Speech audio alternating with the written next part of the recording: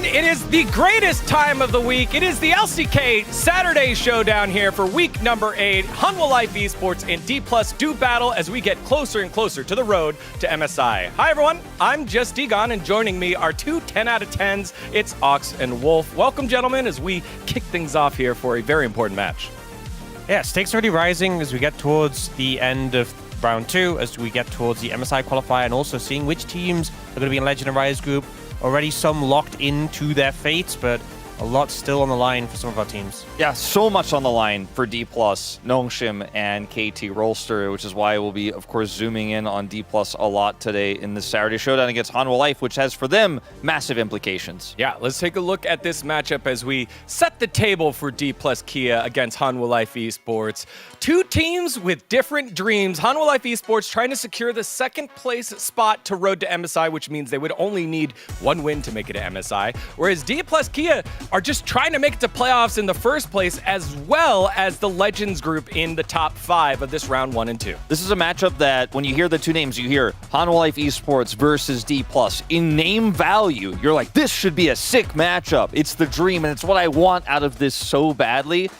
But in truth and in recent form, Dplus would be a massive upset for them to even honestly, frankly, take a game in this series. Then the only thing that really helps is that HLE's form has been a little bit hit or miss. Even in their wins, they've been a bit inconsistent. Like, Gen G's been pretty rock solid, but HLE's been a bit, obviously that loss to KT was big as well.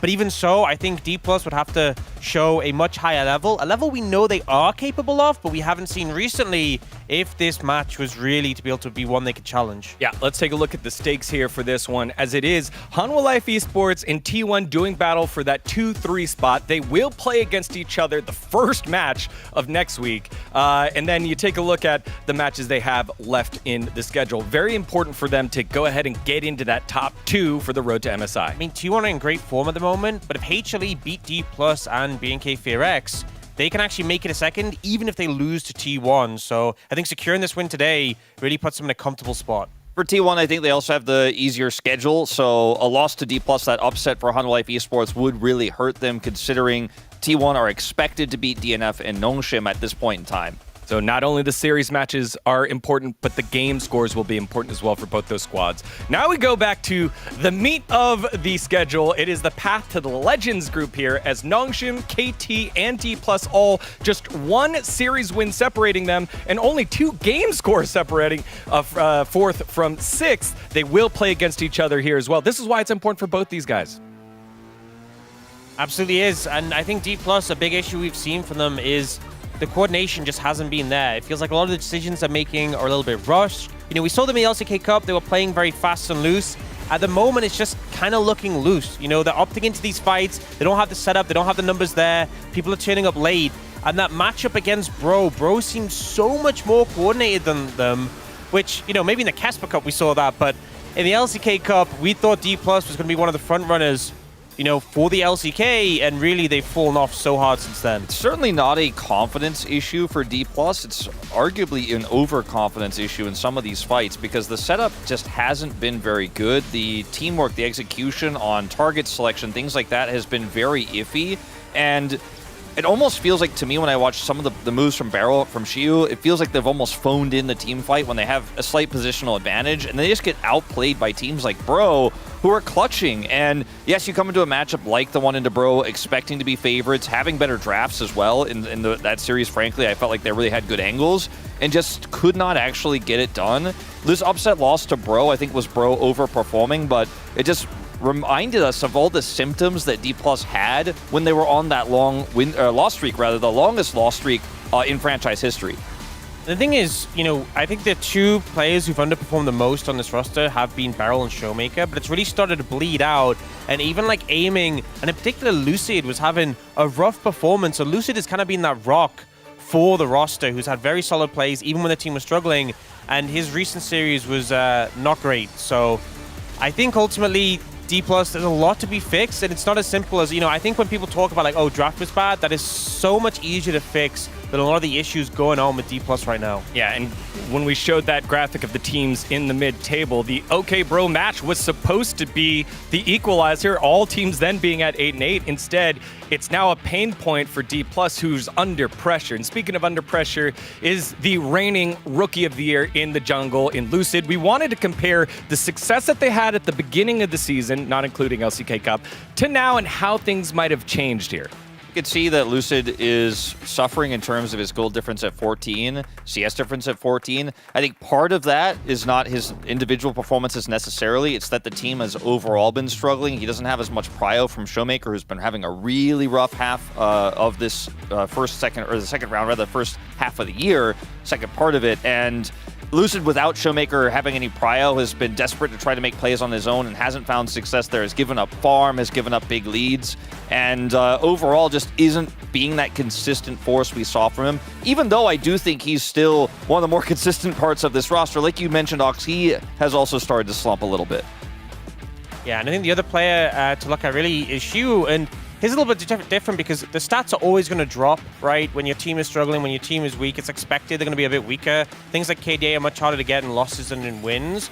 But I feel like overall, his stats haven't really fallen that far considering the team's performance has been suffering quite a bit. And even, coming out with more solo kills, things like Isolate Jets are similar. Goal difference, yes, it's dropped a bit, but more kill participation at 14. And it feels like Shu, of anyone, is the member who's kind of maintained that form the most, but is struggling to find impact when the rest of the map's kind of falling apart. Well, speaking about struggling to find impact, is the world champion, two-time finalist with Showmaker, who, he's known to have such a wide champion ocean, and it's been successful in spots pre-Fearless, but now with Fearless, hasn't quite worked out that way here, Wolf. No, I mean, if you take a look at the champions he has the loss on, it was a lot of the cooking, right? The Vex, the Cho'Gath, the Pantheon mid, the Syndra he pulled back out, and he was finding a little bit more success with more tier-listy meta picks, as you can see at the top there in round 1. Showmaker's been very outspoken in the past about burnout. He's been a player who performs best when he's having the most fun, and we saw that really in LCK Cup. Didn't translate, though, into playoffs for LCK Cup, where he started to play more meta picks, and here in round 2, he's just foregone the cooking entirely. There's a few niche picks here, like the Corki, right, the Annie, but still very meta, but he's struggling on these big picks, like the Azir, which he keeps prioritizing, but he's not finding those big, impactful plays on. The Ahri, he's 1-1, the Ryze isn't working out, and I'm worried that Showmaker is just starting to get into a rut in terms of his own playstyle, his own preferences, and maybe the coaching staff is pushing him in a direction he doesn't like, but he looks very uncomfortable in this meta. Yeah, it's a long season, but trying to solve it now while they decide Legend Group and Rise Group is important. Hanwha Life Esports, they're pretty locked in to the Legend Group. However, they have had kind of a run of form here that isn't as strong as what we'd expect them to be. That's the thing. If HLE was in peak form, I feel like it'd be very hard to even suggest an upset could happen, but they really haven't been. Some of their wins have been quite messy, but suffering some losses recently.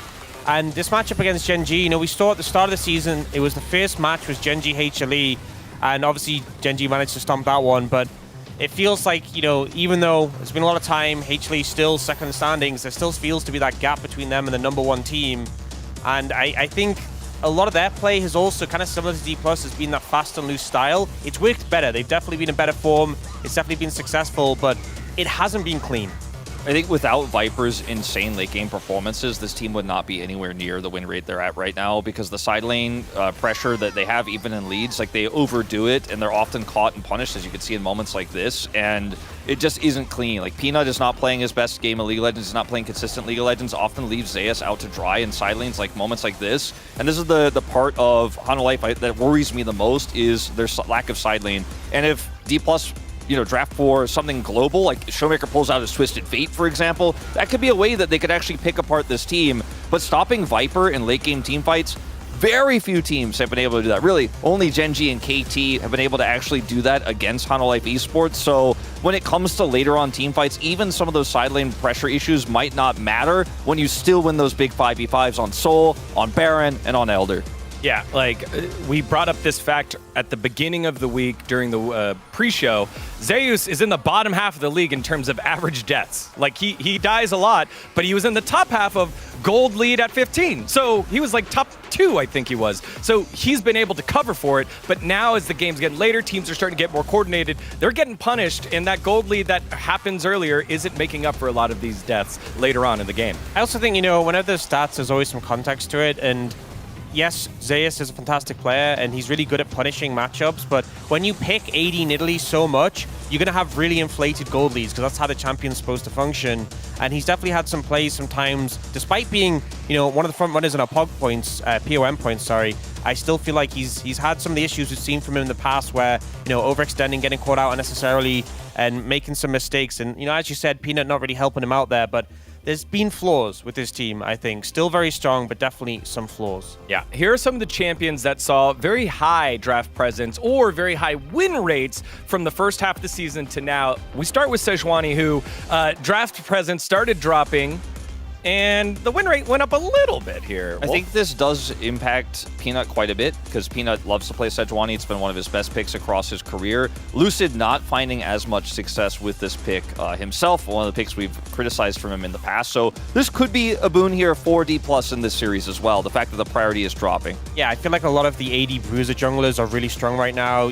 Making use of Sundered Sky, things like Pantheon and Zinza are fantastic. And I feel like so far Peanut's performances on those picks haven't been good. As good. I think he would love to be able to default back to like Sejuani, Skarner, even something like a Maokai. The other pick we've seen Gwen struggling a lot more. She obviously did get some nerfs that came through, but I think with the longer laning phase now, because of the change we had to the grubs, you're locked into lane for a much longer time. If people are picking things that punish you, that bully you out in lane, you're having a harder time as a result of it. And Zeus, despite being one of these people who like to punish, like to pick those kind of picks, it was a pick he also relied on pretty heavily and was able to just carry late game team fights with it, and a much harder time just picking that blind now. Yeah, Gwen part of that top 3 top lane champion pool that we all kind of know and gotten used to. This man knows no such thing as a pull. He'll pull out anything and win. Except recently, starting to get a little punished there. 3 losses on the Ambessa, but even then, Ambessa one of those answers. So notice the blue picks are kind of Zeus specials, the picks that are kind of he's known for, right? The Kennen he's exclusively played his 3 wins on, and then the red picks are the more common, more meta picks that he also has an incredible win rate on. But those as a trend, and most of these wins are lane dominant picks. The exception being the Aatrox he's 0 and 1 on, which he's very famed for. Usually the picks that Zeus gets in draft win lane, he crushes it. Sometimes has issues in side lanes later on, but I think this could be an angle of attack here for Dplus. Either let him play those winning lanes, try to play something that destabilizes there, like a Scion, a tank that absorbs the pressure, and then when he goes to push into side lane, maybe play that Pantheon jungle, put Showmaker on something that has global impact, and try to shut him down in sides. Because his laning stats, like you mentioned, phenomenal, fantastic with these winning lanes, but it's what happens after that where he often falls off. All right, we've set the table. Let's take a look at what the coaches had to say in this important matchup for both these squads for our Saturday showdown. Dandy coming in with, while preparing for today's match, we talked a lot about the current patch how the current patch suits Showmaker well. We'll aim for a clean performance and secure the win. Bengi saying we've been working hard to find a better direction, and this match will be a testing ground for that. Hanwha Life Esports tends to focus heavily on the top lane, so we'll keep that in mind. They're a tough opponent. We'll do our best to come out on top. Similar, you expect them to do research on each other, but Dandy and Hanwha Life focusing a little bit on the mid lane, top lane for Dplus Kia. Yeah, I mean, whether or not Dplus win this matchup, they still aim to be in the MSI qualifiers, and you're going to have to face down HLE if you're going to make it to MSI, so learning about them from this matchup really important, but the win would make such a big difference to their chances of making it into that top 5 into Legend group. Yeah, we've seen a lot of examples across all different types of competition where when you have a game like this in the regular season, but you're going to play them in the playoffs, you try not to show too much so that you can prepare for the games that matter in the qualifier. Now let's take a look at our predictions. I went with Hanwha Life Esports. Yes, I picked Dplus to beat the pros, and then, I was like, well, Hanwha, they'll bounce back against Gen G. It's coming. Go ahead, Dan. Just do it. So I predicted HLE in this situation. I think, despite we said there's some hiccups with this roster, a little bit of uncertainty sometimes in the matchup, still very strong team, and Dplus struggling right now. I think current form is the most important thing for a Saturday showdown like this, and we just cannot say that Dplus has it right now. They were able to break the loss streak, but they are nowhere near Hanwha in terms of team fighting and early laning phase. If Dplus were able to do it, how would you go about it? If you were Coach Bengi, where would you focus the draft, and where do you think the hole is against Hanwha Life Esports in terms of what you have? I mean, I think getting priority picks for Lucid and picks that can gank early, have an early impact, things like the Pantheon that Wolf mentioned, punish Zeus for his overextension, shut Peanut out the game. I think that's really where you find the advantage. And if you get enough of a lead, then there's always that caveat that maybe HLE just teamfight their way back into it, but that's your best shot you got.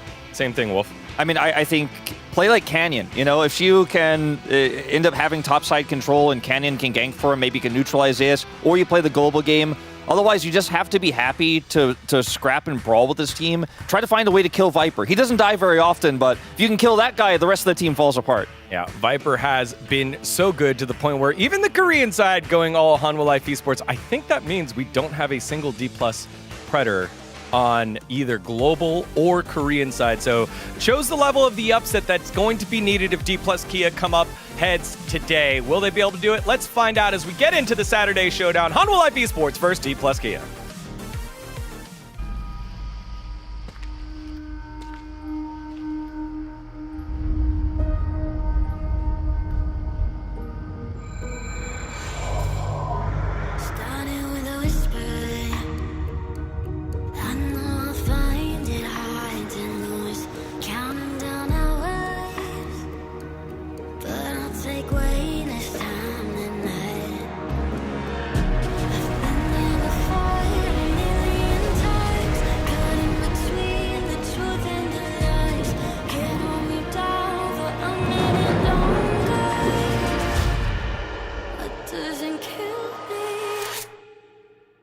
Makes me stronger.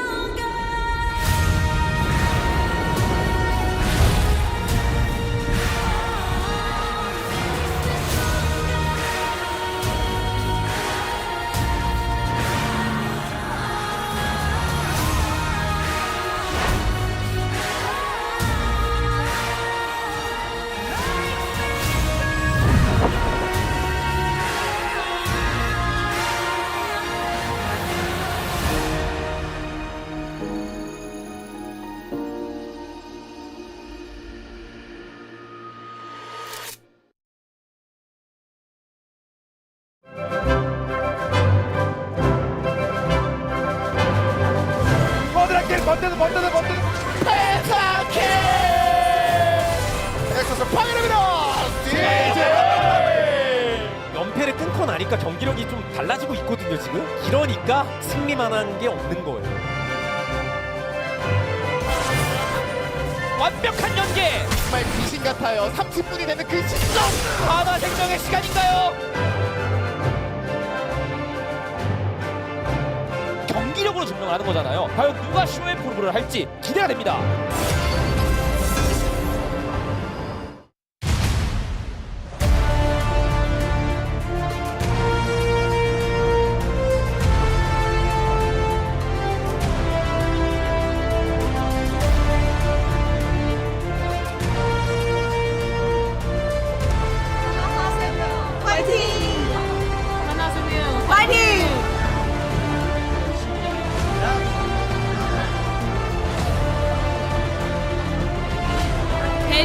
쇼메이커 Dplus Kia 화이팅!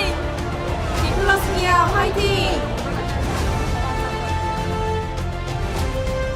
Hello and welcome back to the LCK. We're here for Saturday's showdown. Hanwha Life Esports up against Dplus Kia. And this is a match that always seems to go the distance between these two teams. I'm Valdez, with me is Chronicler, and we're getting into this one. Do you have any hope for DK tonight? Are you asking me in a professional capacity or my actual opinion?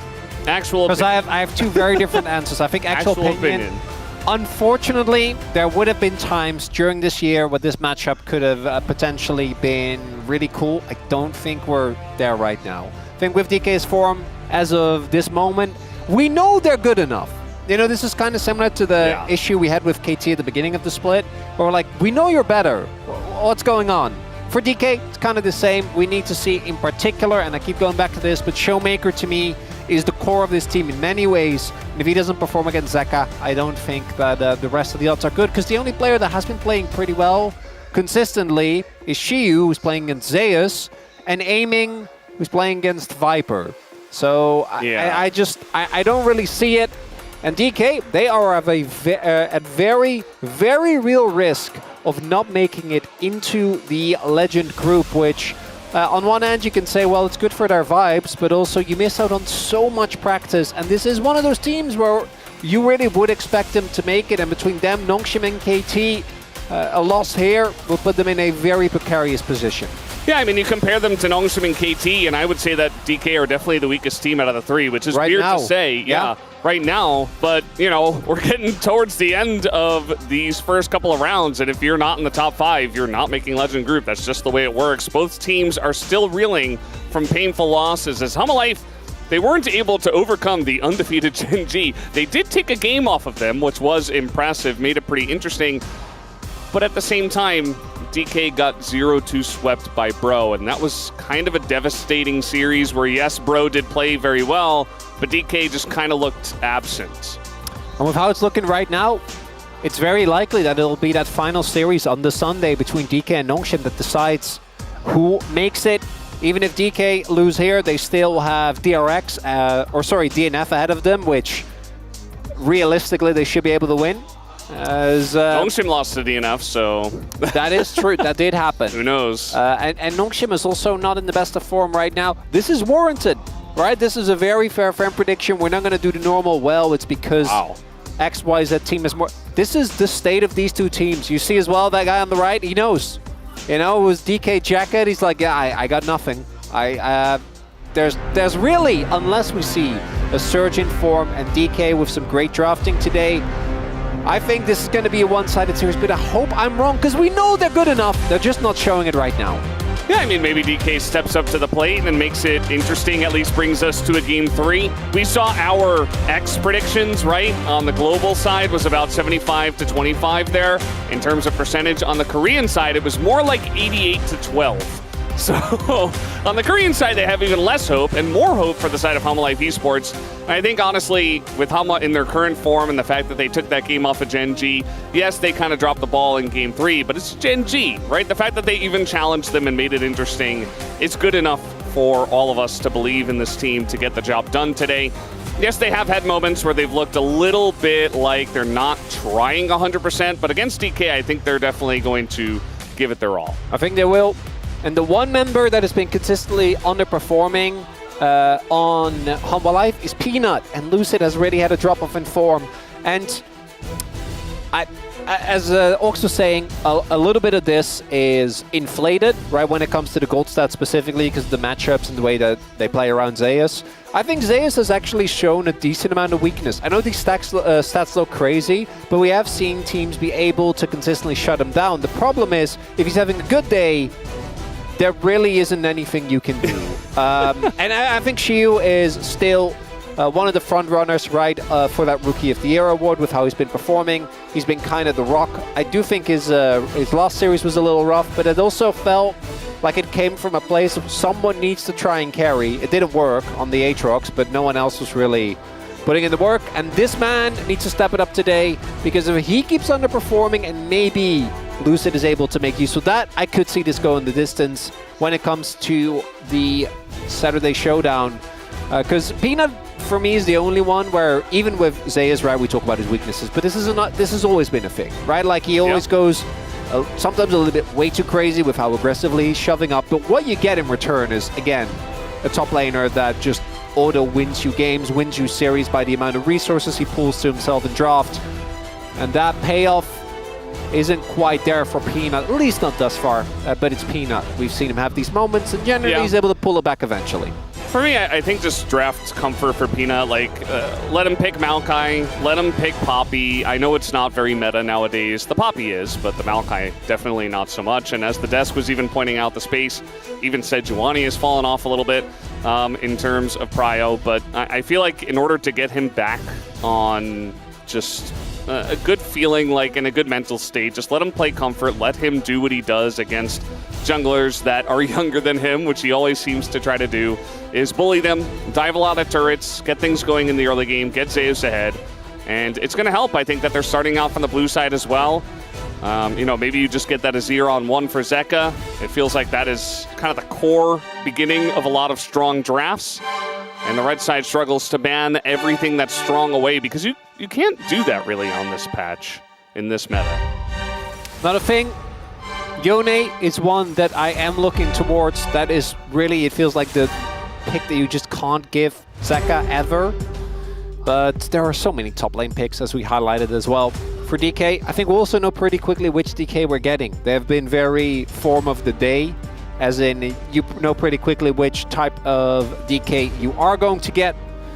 As the Rumble also taken off the board. Not wanting to, I think, prior pick. That's unsurprisingly. There is the Yone ban. And at least another one of the champions that I think should be very high on the prior list. Is the Talia taken away. Really aiming for just a straight up B1 Azir. It's not exciting, but it gets the job done. Yeah, it definitely does. You could consider Xin Zhao, but I think when you ban the Talia third here on blue side, Azir is the very obvious choice. We've seen this many times before. Poppy did get banned against Peanut, so that's not going to be an option here. There are still a lot of strong picks left, of course, with these bans that come through. A lot of stuff for the top lane. Jace still here, Gwen's still here, Nafiri. Oh, I was looking at the Xin Zhao. Yeah. Because in terms of draft prio, picking Xin here makes a lot of sense, and then Showmaker probably goes Ahri, which is not a matchup that we've seen be particularly consistently successful, but it is something that a lot of teams like to go towards. Just pick him a tank. just pick him a tank. Skarner is here. Skarner's fine. Sejuani's fine. I don't mind the Sejuani. I do feel like this is one of the spots where the Skarner does actually makes a ton of sense. As, oh no, Zeus got a counter pick. Again, realistically, as far as counter picks goes, this is one that you're kind of okay with. It is a lot of power for him. It's one of his trademark picks, but we have seen the Gwen be able to kind of manage that matchup if the player is playing it well. Easier said than done, but this is a lot of draft resources invested for Hanwha Life at least, so that's something as, yeah, we knew this was coming, right? The Ahri, no-brainer. Draft for DK so far, not really catching us off guard. And then MF, based on the prio they have been having, I would much rather see something like Yezreal to come out here to try and give a good amount of safety over to aiming, because he's already playing into a lot of backline threat with that Sejuani and Azir. Yeah, what's this last ban going to be here on the side of DK? What are we thinking about? The Braum already taken away. And there's the Rakan, so drops those Xayah stonks as well. And of course Rakan, just in general, a very strong support, especially when Poppy's already banned. And that's not going to be allowed to be picked here for the support role. The ban on the Alistar, denying R for Alistar. Feels like our Korean teams have really settled into this meta. They kind of get it, and they're all on the same page now. So they all do the same thing. Not a lot of surprises. Yeah. Generally not really getting caught off guard too often anymore. So the considerations are many. Senna for aiming. I think Senna is really strong on this patch. It does feel like the Lucian seems imminent, which we have seen do really well. Viper has also played that to great effect before. I do like Senna in these type of brawly compositions where you can get a lot of value out of her heal as well as her range. Innate safety of the pick, I think, always works out well, but I don't love playing a stationary AD carry into Azir and Sejuani specifically. That is something that always will fill me with a little bit of dread, as the Varus, I want to say Varus Nico maybe? Renata, I think is good into the DK comp, but would definitely get answered by a Barrel Nico, which is a really good matchup to try and play. Yeah, Zrel, that works as well. Yeah, that makes sense. No Poppy. No Alistair either, so that Rel Prio is warranted as Beryl. This was the combo that he used specifically to break the Genji win streak last year. That was a different variation though, because that was the farming Nautilus, fasting Senna. This will just be the support Nautilus with a farming Senna, is at least the expectation here. Yeah, that's the way it goes on this patch here, the farming Senna, or diet Senna sometimes if we fall really far behind. Don't want to really see that. But yeah, if Wade were here, he would say, oh, I'm not sure about the Senna and the Ahri, but I think that with the Gwen coming in as well, they kind of have enough damage through that mid game, so it does shore it up a bit. You don't have like a tank in the top side who's not doing enough. If it were just Senna and Ahri, that could be a consideration, but they definitely have a lot of brawling, a lot of healing for that, enough damage alongside of it. So I think this Senna spot is just fine, but as you mentioned, you know, how is Aiming's positioning going to be? It's been rough in the past, but I think he's gotten a lot better with his many MF games that he's played. He's looked a lot better with that. Yeah, Senna is one of those picks where if you're positioning correctly and you're able to kind of bait people in, her both kite back and chase potential is really, really good, but the lack of an escape is something that Aiming fans that have been around for a while will always be a little bit scared of. A lot of things to like. The main issue with the DK draft is this is an execution-based draft. Their execution has not been great. Will they be able to make it work? Remains to be seen, because Hanwha Life is just a well-rounded comp, right? Nice damage profile, can really do a lot of stuff, and delight on an engaged support as well. It just makes sense for them, and it just makes sense for the tier list as well. We are ready. Let's hop into the rift for game number 1. 수환사의 특별에 오신 것을 환영합니다.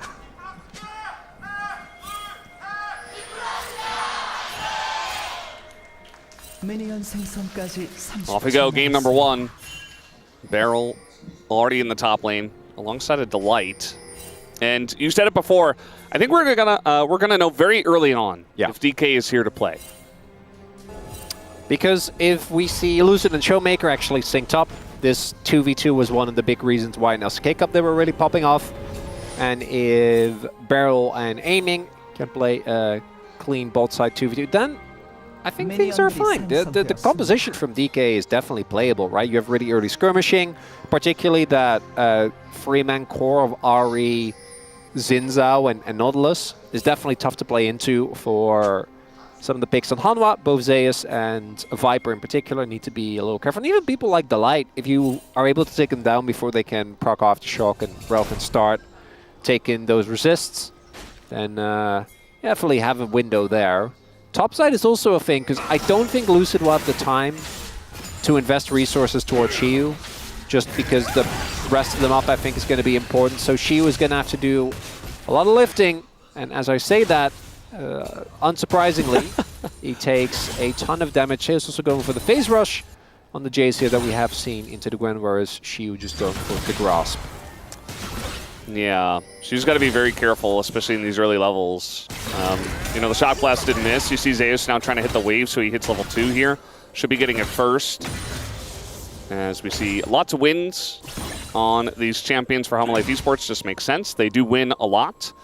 The update on the Preds, by the way, from X went much more in favor of Hanwha Life Esports. They're now almost 82% in favor of them. So we had it at 75 at about 250 Korean Standard Time. As enough about that, we got a flash on in. Stun goes in onto Aiming.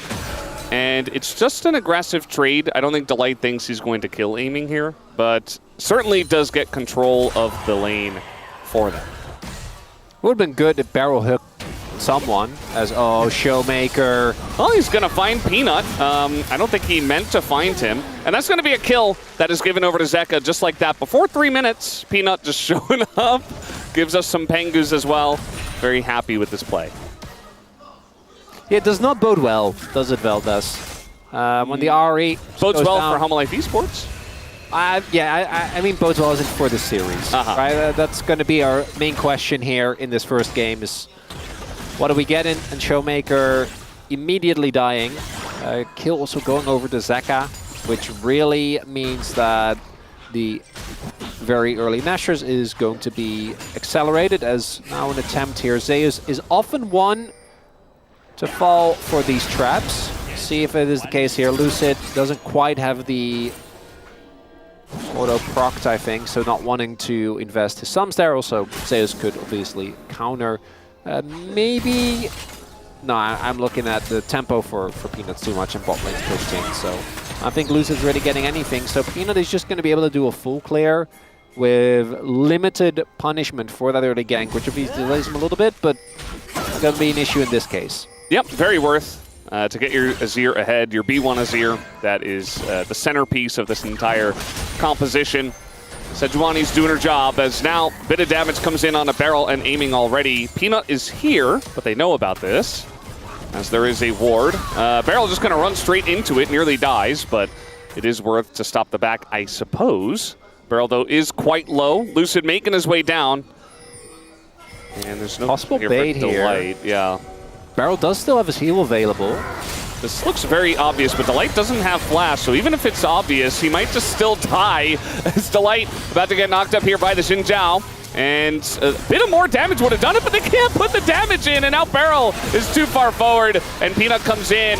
Lucid goes back in, actually, as does Delight, and Delight's going to go down. Peanut does finish off the kill, but now we got a flash forward here from aiming. The root comes in, and Viper is in a lot of trouble. He gets taken out, and the bottom side of the map here for DK is looking strong.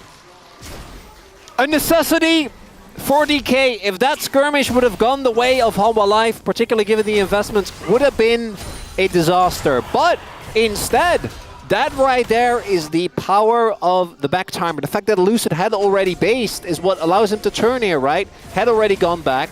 And the same is not the case for Peanut. Initially, this looks rough because so much damage goes into the aftershocked and shielded up Delight.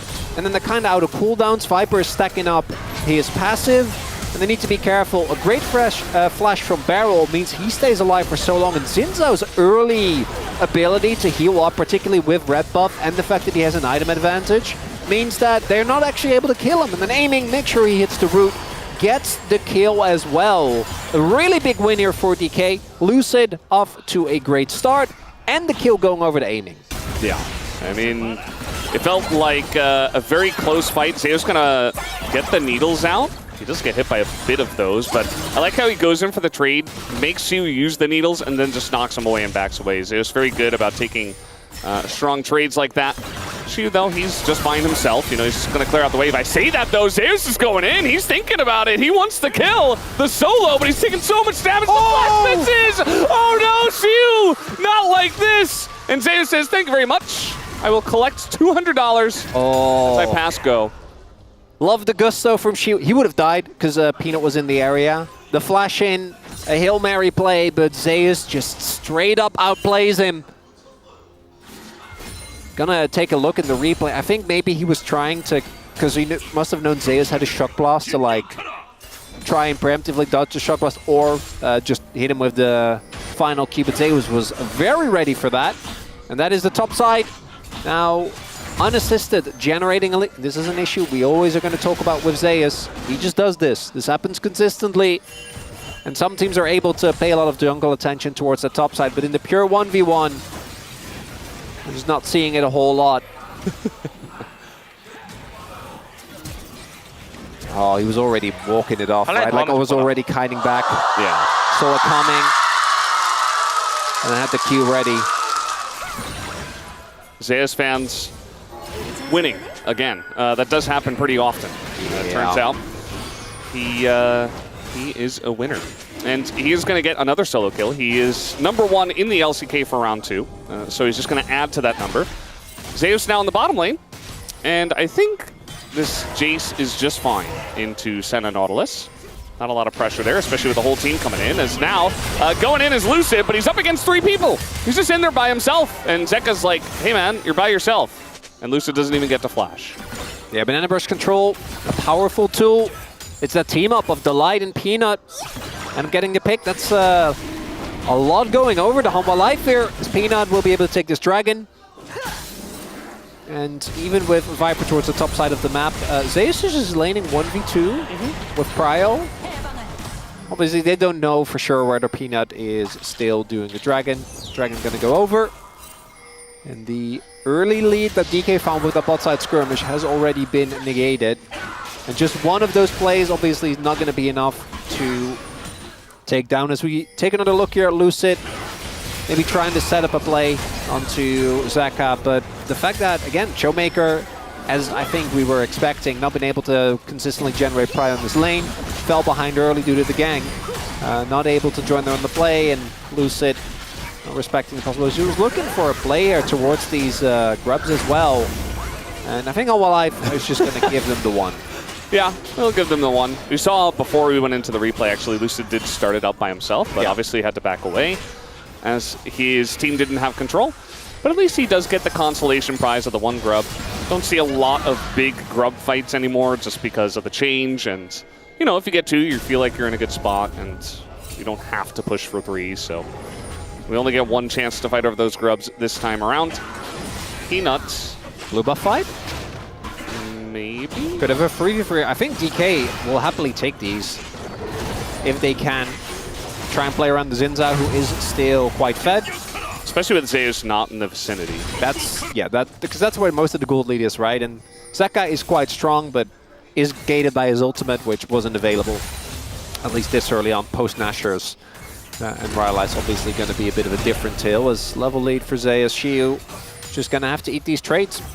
Phase Rush, I think, really paying off here for Zeus. You can see these trades continuously going his way.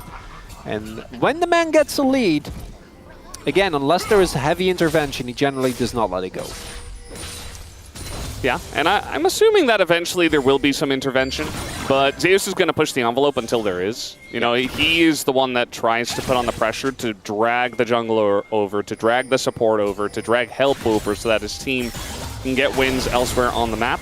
And sometimes he looks silly doing it. He gets caught out occasionally in rough spots, bad timings, but that's generally his play style, so we can know to expect it. And Hanwha have just, you know, sent their top lane, or yeah, their top laner bot, their bot lane top, have gone for the full swap here, and DK have matched them at this point. No objectives on the map.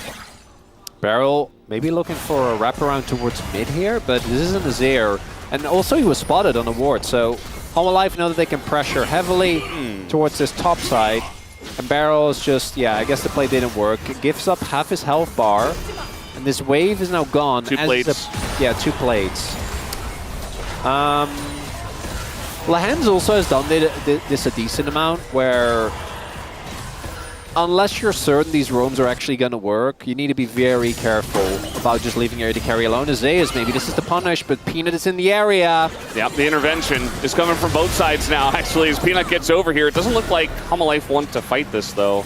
Azayas just knocks him away in flashes, and seems like they do not want to fight the Xin Zhao at this moment in time. Makes sense. If it backfires, Xin Zhao and Gwen are both type of characters that can very easily take over in the longer fights. Lucid also has his Sundered Sky already done. Do you think that makes sense? Is the light not going to get his cancel? Barrel will be able to just hook out of the way of that. And Lucid stuck around for a little bit longer, maybe hoping that Zeus would go for just one more wave, but not going to be the case. One on the spikes now being finished across the map. I need to see, and we keep going back to this, but I need to see Showmaker on this Ahri have an impact, right? The big advantage that she has is her ability to set up picks for the rest of the team. But if she doesn't, you will very easily get outvalued by Nazir, who just kind of, even if Zeka doesn't go for the big swoops, you just kind of stand there and auto. And that's quite good. Especially with the new build, right? You go Rylai's, and you're tanky. You can go Grasp, or you can go Lethal Tempo, which is generally what we see with this build, because you have the tankiness from the Rylai's, you don't necessarily need it from the Grasp. And you don't die, you slow everybody, you do a ton of damage, and it's incredibly safe. And that's what we love. Like, we already loved Azir because he's safe inherently as the champion, but now he's got builds that make him even more safe. It's like when we first discovered Grasp and Chovy was playing it every game, and it was like, well, I guess this champion is never going to be punished ever.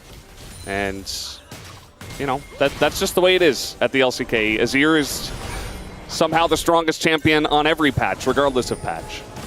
Hey, Corky's there. No, Corky's not even there anymore. Oh, the TP. He does have his Riftmaker, but this is looking dicey.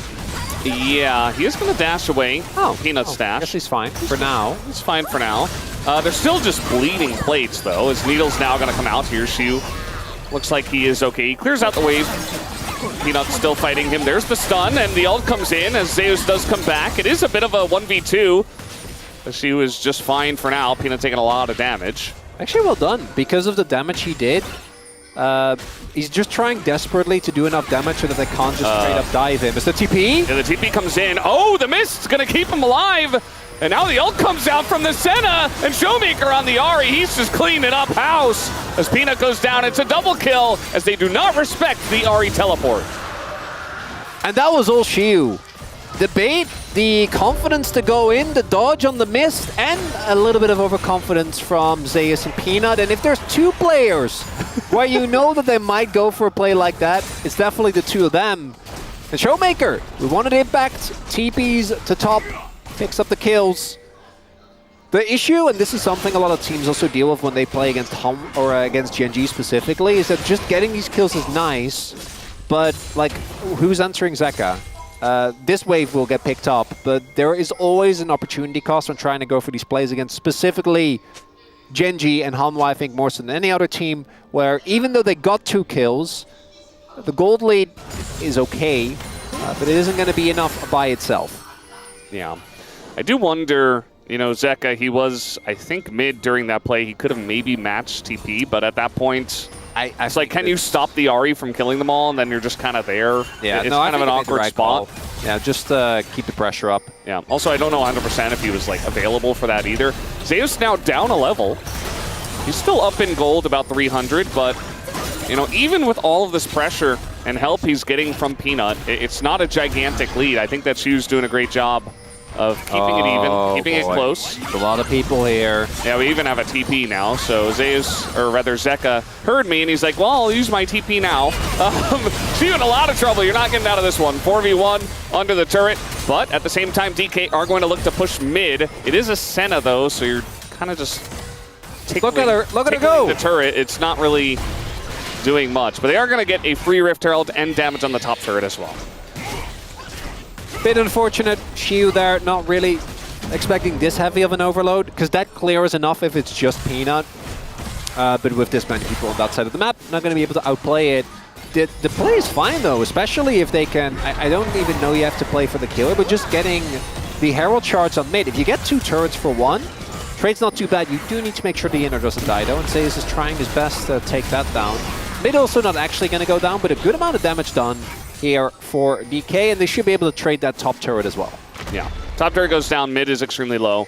The one other thing I'm looking at is the feats of strength, where they're both very close, one objective away, and that's really the only thing they're playing for because each side got 1 each. The feats of warfare going to DK, and the first turret going to Hanwha Life Esports. So next objective could be pretty big. It does feel like on this patch, even though we don't mention it all too often, like the feats of strength are actually quite good with the price decrease. So something that both of these teams should have their eye on. So in about 2 minutes, might see a play over that Mountain Dragon. As Peanut just going to throw in an ult to not die. It's a very long lane. Zeka is here with his turret against 3 people, and now TP's coming in. They're both going to just ult and flash away from that one, as they did not want a piece of Zeka. They got the TP though, so Lucid not having his flash is definitely a price that is paid, but does allow Shiu to now put some serious pressure towards his bot side of the map. A good job by Hanwha though to protect, as well as, yeah, so this Senna build, I'm okay with the Shiv, I get it, right? You just need the wave clear as an AD carry, because you're actually playing an AD carry, you're not playing a support. Yeah. All right, little play here from Barrel and aiming, but it's 2v4 for now. What? Finally, Shiu comes in. That's a lot of damage from the needles already. But Zeus is going to get away. Viper seems to be at safety, and Delight as well gets under the turret, so not really punished. You know, they push up, they take a lot of damage, and Lucid is going to push for more. He's actually going very deep for this. Oh, that is a lot of sums gone though. Yeah. So they didn't get the kills and the snowball that I think they were looking for. As Lucid, I think just trying to cancel backs because they want to try and turn this. Just a little early for Dragon. So they are going to get the mid lane turret though. But that is flash gone for PM and for Viper. And the Viper flash is actually a really big deal because it is DK that is going to be looking to take him out. He's one of the easiest targets. As you take another look here, so Barrel goes for the redirect, so he ults and then redirects to try and get the knocks up both Viper and Zeus. Zeus does get out. I think they probably could have taken him down instead. But again, I think the amount of sums that they get there, plus the fact they get mid lane turret, is still a good punish as the Scuttle is picked up by Barrel. Yeah. It was a heavily contested Scuttle. Zeka was going for it, Lucy was coming in with the smite, and then Barrel just autoed it once, and he got it. There's just so much pressure on this one Drake. Feats of Strength, and the first Mountain Drake, everybody's going to want at least one Mountain Drake, if not more. Yeah, there's a lot of characters that, if you get Mountain, become really obnoxious, right? Jace with his extra resistances, Peanut is an obvious one as a tank, but even Shiu gets a ton of value out of it. Playing a Senna when you have a shield on top of the healing that you provide as well.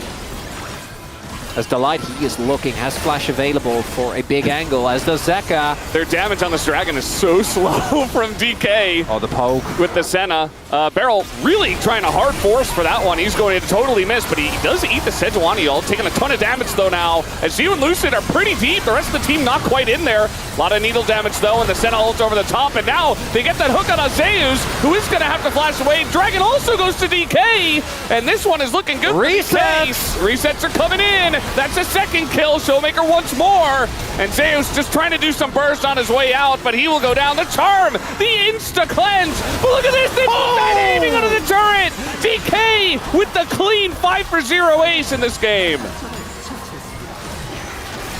Is game 1 DK back? Yes. We're not gonna make any judgments about the rest of the, but game 1 DK was a meme for a reason. And 5-for-0 out of nowhere against Hanwha, of course they do. Make it make sense, Valdez, as a lot of resources are just put into Barrel here, who doesn't really care. And then the re-engage from the light here is on Lucid, who you can't really target, and Shiu still in his bubble. And this is where I think the value for Senna really shines, is in these type of long fights, right? Where you get to get multiple rotations off of the heal, the shield to keep your teammates alive. And then as soon as the Hanwha or the DK combatter gets one kill, obviously Shiu is gonna, or the Ahri rather, is gonna start taking over. As that is, so that's Drake. Yeah. A 5-for-0 and Otacon. I guess DK's back. Well, okay. For game 1. Okay, there we go. For game 1. I wasn't done, okay. Yeah, no, that's my bad. Give me a moment. I pulled the trigger too early. Yeah, but this is a very significant lead. Like, it wasn't going heavily either way, and I was talking about how this Mountain Drake fight was going to be huge. Both teams wanted it for the feats of warfare, for what it could snowball into, which we've obviously now seen, is Otacon, based on the timing of this. And this brawly comp from the side of DK, they just played it out so well. They got so much value in that long fight. And Hanwha Life just could not position to do enough damage. And aiming now 5-0-4. 2.5 items, only almost a third item completed on top of it. The standing implications for this series are so big, right? Because we talked about the DK side a lot, and I think that is still going to be the main conversation because they're at the risk of not actually making it out. But even when you look at Hanwha, they are still quite far ahead. Like catching up to Gen G, we all know, like that's just not something that is going to happen. That doesn't happen. Yeah. But there is a chance, there is a world where Hanwha Life aren't able to get out ahead of T1. T1 are facing them next week. So if Hanwha Life somehow end up losing, either in this series or in any of their future ones, that head-to-head matchup might end up deciding who gets second places. Look at that. Because if you are in the top 2, you get access to the double elimination part of the bracket, right? Because if you're not sure what's going to happen, basically number 1 and number 2 are playing each other. The winner is our number 1 seed for MSI, but the loser has another shot against whoever ends up making it all the way through the bracket, which you can call it a waterfall bracket or a gauntlet. You know, a gauntlet. I like gauntlet. Yeah. Especially because it's a bit of an LCK classic. It's esports. Okay, Shiu, look at this. You know where they're not. You know what? Yeah. That's so smart. So many people die there, like all the time. Oh, he sees that ward. And he waited up. He's fine. Yeah. It's again, it's obvious when you have full vision, but we've seen a lot of players just go for that wave and die. Yeah, there's just a lot of autopiloting, I feel like, in side lanes. It's natural, you know? You don't feel like you're under any threat. So it'll get a lot of players, but that's a really good call. Now, it'd be very DK to still lose this game and just get 2-0'd. So we're not drawing any grand conclusions just yet. But I do think we're still seeing some of the issues for Hanwha specifically when it comes to Peanut, because his shot calling in team fights is one of the big reasons why I really rate Hanwha as high as we do. And this Sejuani thus far not able to hit the key targets, as sums are slowly available across the board. Zeus and Zeka don't have their flash just yet, but it will be up soon after the spawn of this Drake. But you might have to give this one up with the amount of control that DK have and the item finishes. As Showmaker, I have not seen that in a long time for this player. It's almost like he's sending a message. I don't even know. I mean, it's worth it if you're close to 10 stacks. It is worth it. Yeah. Especially from ahead. So I think it's still a good call, but a lot of players at this level just won't buy it. It's more They're, like, commentary on Showmaker's form than it is on the buy. I think the buy is always good, because if you end up losing the fight, then yeah, you sell it, and the loss I don't think is too bad. I still feel like a lot of our players will just ignore that and sit on a Dark Seal for a very long time in favor of completing other items. But Showmaker is not one of those players. As we're looking at Mountain Soul Point here, given for free to DK. There is a TP. Oh, they're just gonna try to rush Nash. Yeah. As aiming is coming on over. They do have Varus, lethality, or not lethality, on-hit Varus with, of course, lethal tempo. They'll be able to get in here. So they have so much damage. Like, look at that health bar. There's nothing that Barrel can do. As Showmaker comes on in, but the smite is going to be good. That is the Baron over, but already Viper's dead. And Peanut as well, just gonna go down. Zeka left here, as the rest of the team is just abandoning ship. And Zeka, it's only a matter of time for him to go down here as well. So 3 kills in the trade for Baron. I think Hanwha Life will be okay with that, but let's see what DK can get off of the back of these kills. Maybe looking for a cheeky kill if someone walks into a brush here. Yeah, that's not really worth, right? Losing out immediately on 3 of your Barons and also losing Soul Point for a Mountain Soul. I think that even though this was a great play from Hanwha Life, because I don't think they were, as mentioned, in position to contest. It's the best you can get. But as Veldis is so nicely pointing out to Triple me, kill for Showmaker. that is 21 stacks on the Magi. So now that conversation is it's a lot more straightforward. And he has an arm guard. Yes, so He's actually not dying anytime soon. it really shouldn't. And the damage of Baron is actually relevant. Showmaker goes in first, just gets his kill without too much of a hassle. And then they're a little awkward, the dash to get on top of Zeka when Zeka just swoops out. But happy to invest the flash. Was that necessary? I don't know. But I get the vibes with how the play went. Good punish there from DK on a bit of a Hail Mary from Hanwha Life. I'm going to use flash, is what he says. I mean, he's just calling out a 0-0-0. Doesn't really say anything else on top of that. But over 20 stacks on the Giants. Especially with, and the new Otacon, I think, is really nice in terms of power, where it doesn't feel nearly as insane as what we had before with the Revive Otacon, particularly in the early weeks. But in moments like that, I do think you can really see it, right? Like, the fights do feel a lot more snowbally when you get it, but you still need to set up the fight and actually get something going. As we do see Zeka. Uh-oh. He's going to go for the sweep here, but already standing on Malignant. There is a turret to come up, but he's all alone. We got TP coming up here, though. And DK saying, all right, thank you for the TP. We'll back away. Delight deciding to go in, and Barrel's going to flash away from the chains. Lucid now goes in without his team, but is incredibly strong. Has a Senna behind him, but I think he might have gone too far. He's going to be picked off, and Delight is still alive. Needle's coming out here. Shiyu looking to lead the charge as he does get backed away. Peanut taking a ton of damage here, but no further kills just yet. Both of these teams on the tightrope. Barrel does get the hook in here, but the follow-up not... Okay, there it is. Was a bit off screen. Shiyu now is just going to run them down. And aiming is able to flash away to get away from Zeka. And yes, Barrel dies, but it's just more kills for Showmaker, more stacks for him, and more kills for the team. Viper trying to take some of those stacks away, but again, the arm guard is here. Rest of the team, though, kind of running away from him. Aiming coming on up, but a little bit scared of him. Showmaker going in, going out. And they really want these kills, but they're very scared about doing it. There's another one. Showmaker gets the reset. The arrow? He's holding on to the arrow here. He knows he wants to take those stacks away, but he's not going to be able to. And that's just another kill here to Showmaker as DK are wiping the floor with Hanwha now. Doesn't necessarily deserve an award for cleanliness. A bit messy there, but It was a dirty mop. It was, yeah, that was that was a bit of back and forth. That could have really easily backfired. But DK know that they are quite strong right now, so happy to take the fight. The re-engage here, I think, is understandable with the root, but Lucid definitely needs to play it a little slower. You are very tanky as Inzao, but if you're on top of Viper, then you will just auto you down, as does happen. But I think the cause will just make the fight happen no matter what. As long as they do get at least a semblance of front to back, they are fine. But it's really the poke from Zeus, the damage from Zeka, and the fact that Delight just stays in this as well, just waiting off of the side to maybe go for something as maybe a bit of an overstep here, but the charm onto Azir. Yeah, here we go again. Zeka out of position, taken down. They don't have any more stacks to give over to Showmaker, so they just give the kill to anyone. This is Hanwha Life on blue side as well. Yeah, we'll see it again here in game 2, it looks like. Peanut going in, he's still level 13. Not really able to do too much. Throws an ult in just to try to survive, but that is Viper not able to play the game. Peanut as well taken down.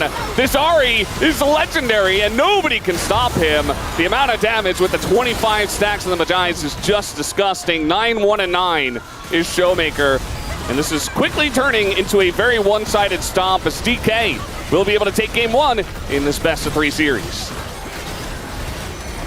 A Saturday showdown that might actually deliver Veldas when DK's involved. Bit of a shocker, you can see as well, the faces for DK still very locked in. They've been into this position many a time. But for me, particularly the fact that they're able to actually go into these skirmishes with confidence, given the underperformance that we've seen in them, is quite nice. For me, the quiet standout is again Shiyu. I think he was the one that set up the play towards the top side of the map, right? He was the one that, despite a lot of attention, barely fell behind in the 1v1. I think the biggest lead at some point was like maybe 1,000 after he got like 4-man dove for the second time. But it's the entirety of DK. Definitely a team effort there, everyone at their moments, even though aiming didn't do that much heavy lifting on the damage front. Like, playing a Senna into the enemy comp, not easy, and as long as you stayed alive, and I'm pretty sure he didn't die a single time, you provide so much value for your team. Yeah, he didn't die, kept everybody alive, did the most damage on the team in a relatively quick one, as that is a very angry Showmaker that has entered the Rift. And we did see that they're 9-1-9 on the game. And that's going to do it for game number 1. DK actually taking a game here, 1-0. We'll take a break.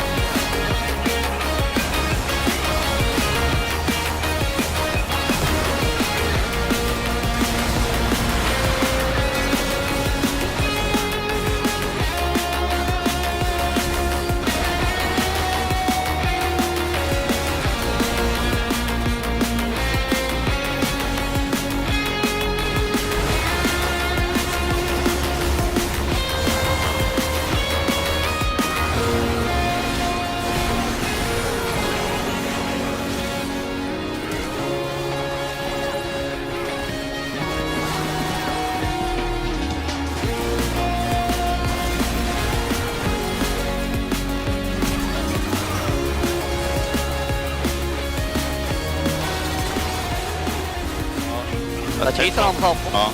아직 공칠게, 아직 공칠게. 매혹돼. 야, 텔포. 나 춘했어. 와봐. 쟤를 잡아봐, 일단. 난 누웠고. 나 해도 돼. 야, 이거 미드 다이브각까지 보는 거 어때? 보자. 야, 제이스 이거 가용도 40초라 적당히 하고 가용 가는 게 제일 좋아 보이긴 해. 교엔이랑 한 턴만 딱 써보는 거 어때? 내가 해줄 거 없다. 형 맞춰. 야, 3조경은 채울 수 있어. 세주. 야, 나 3조경이야. 보자. 데이트 어떻게? 데이트 노펠. 보자. 바루스? 네. 데이트 노펠. 야, 데이트 한번 봐줄래? 내 매혹되고. 내 프로필만 해. 나이스. 야, 20초. 나 솔라리랑 힐 다 있어. 보면 매혹. 데이트 피해 이번에 그 솔라 쏠게. 괜찮아. 쉬어야 잘 좀 좋다. 그렇게 내가 따는 건데. 괜찮아.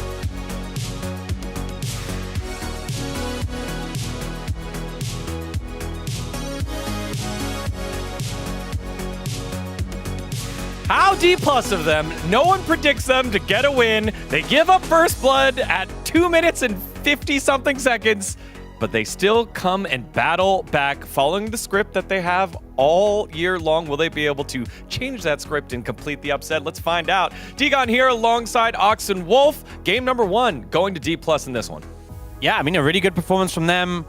I am hopeful that we can continue to see some of that form in game 2 and 3, but I will potentially for game 3 if they do lose game 2, but still a little bit concerned. Can Dplus maintain this? We've seen them win game 1s before and not follow through in the series. And for HLE, not a good showing, and starting to raise some real questions about this team as we approach the MSI qualifiers. Yeah, no, it's a bit worrying for Hanwha Life fans. I think the consistent inconsistencies, frankly, that we've started to see. When it was just a few times getting caught in side lane and stuff like that, that's one thing, but happening in these weird team fights where they just get outplayed by Dplus is another big problem.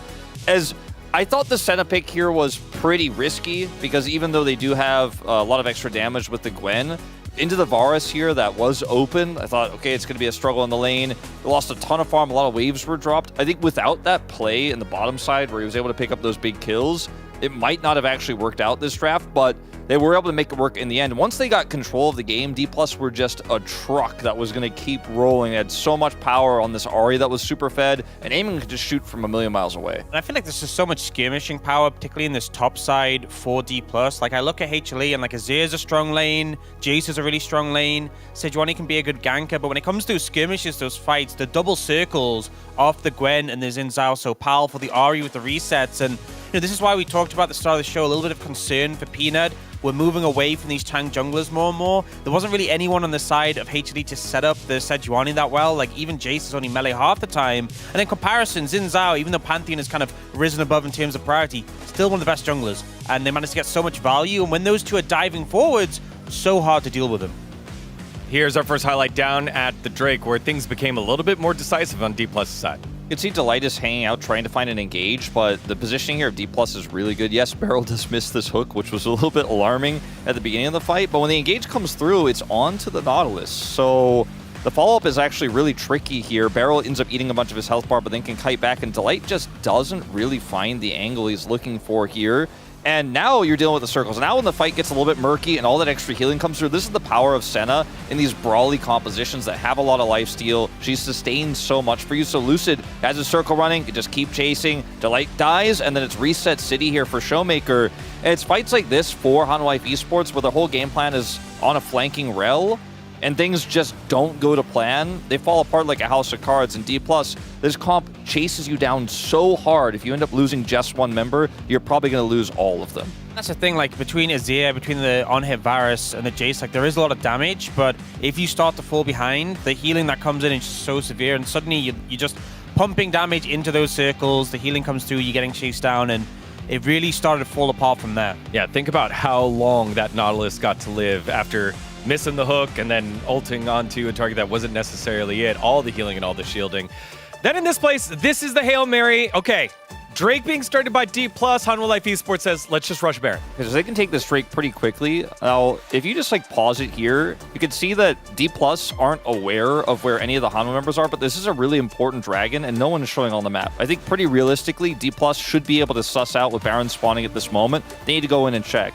Beryl is going to head over there, and even though they have a lot of damage with this composition, the timing of the Baron spawn means they actually even have to wait a second before they can start it, and that makes all the difference because Dplus are able to suss this out, get over here, identify the Baron as being taken, and rush over to get those exit kills. And unfortunately, because you're playing into an Ahri, that cleanup is always going to be there. Showmaker just bought a Medjay's, was on 9 stacks going into this, so it's not just the fact they lose the Baron in the fight, he ends up just stacking up the Medjay's so much. And I actually think this play from HLE was the correct play. You have to go for something like this because the game was in such a desperate situation. But as Wolf said, the spawn being a bit late, maybe if Dplus were a little bit less sharp to respond to this play could have maybe got them a bit closer to being in this game. But just a good reaction from Dplus. Honestly, this is the sort of thing I could see them tripping over like a couple of weeks ago and really falling prey to. But today they just seem so sharp when it comes to reacting to what HLE's trying to do. When Dplus has the momentum, they play at their best. And we've seen that so many of these game ones throughout this season, right? Where you get the upset win and everyone's playing super on form. Then when that momentum gets lost in game 2, sometimes the series does fall away from them. But I do feel like Dplus look like they are starting to realize, like, okay, we can play at our best. If everyone is this sharp, if everyone is this on point, we can beat Hanwha Life. And that kind of energy going into game 2 before the potential disaster that could happen there is where you want to be as a Dplus fan. Yeah, and there are areas to grow for both of these squads. When you look to the early game, Showmaker with the first blood that happened, and the top lane Shu with the oopsie flash on the Gwen trying to get the engage there. Hanwha Life have usually found those openings and blown the doors open, but they weren't quite able to this time, so something that they can build upon moving towards game number 2. Dplus trying to shake things up for that middle of the pack group, and Hanwha Life Esports, it's their grip on second place, and it's slowly starting to be pried away. Will it be a 3-game series, or will Dplus call game after 2?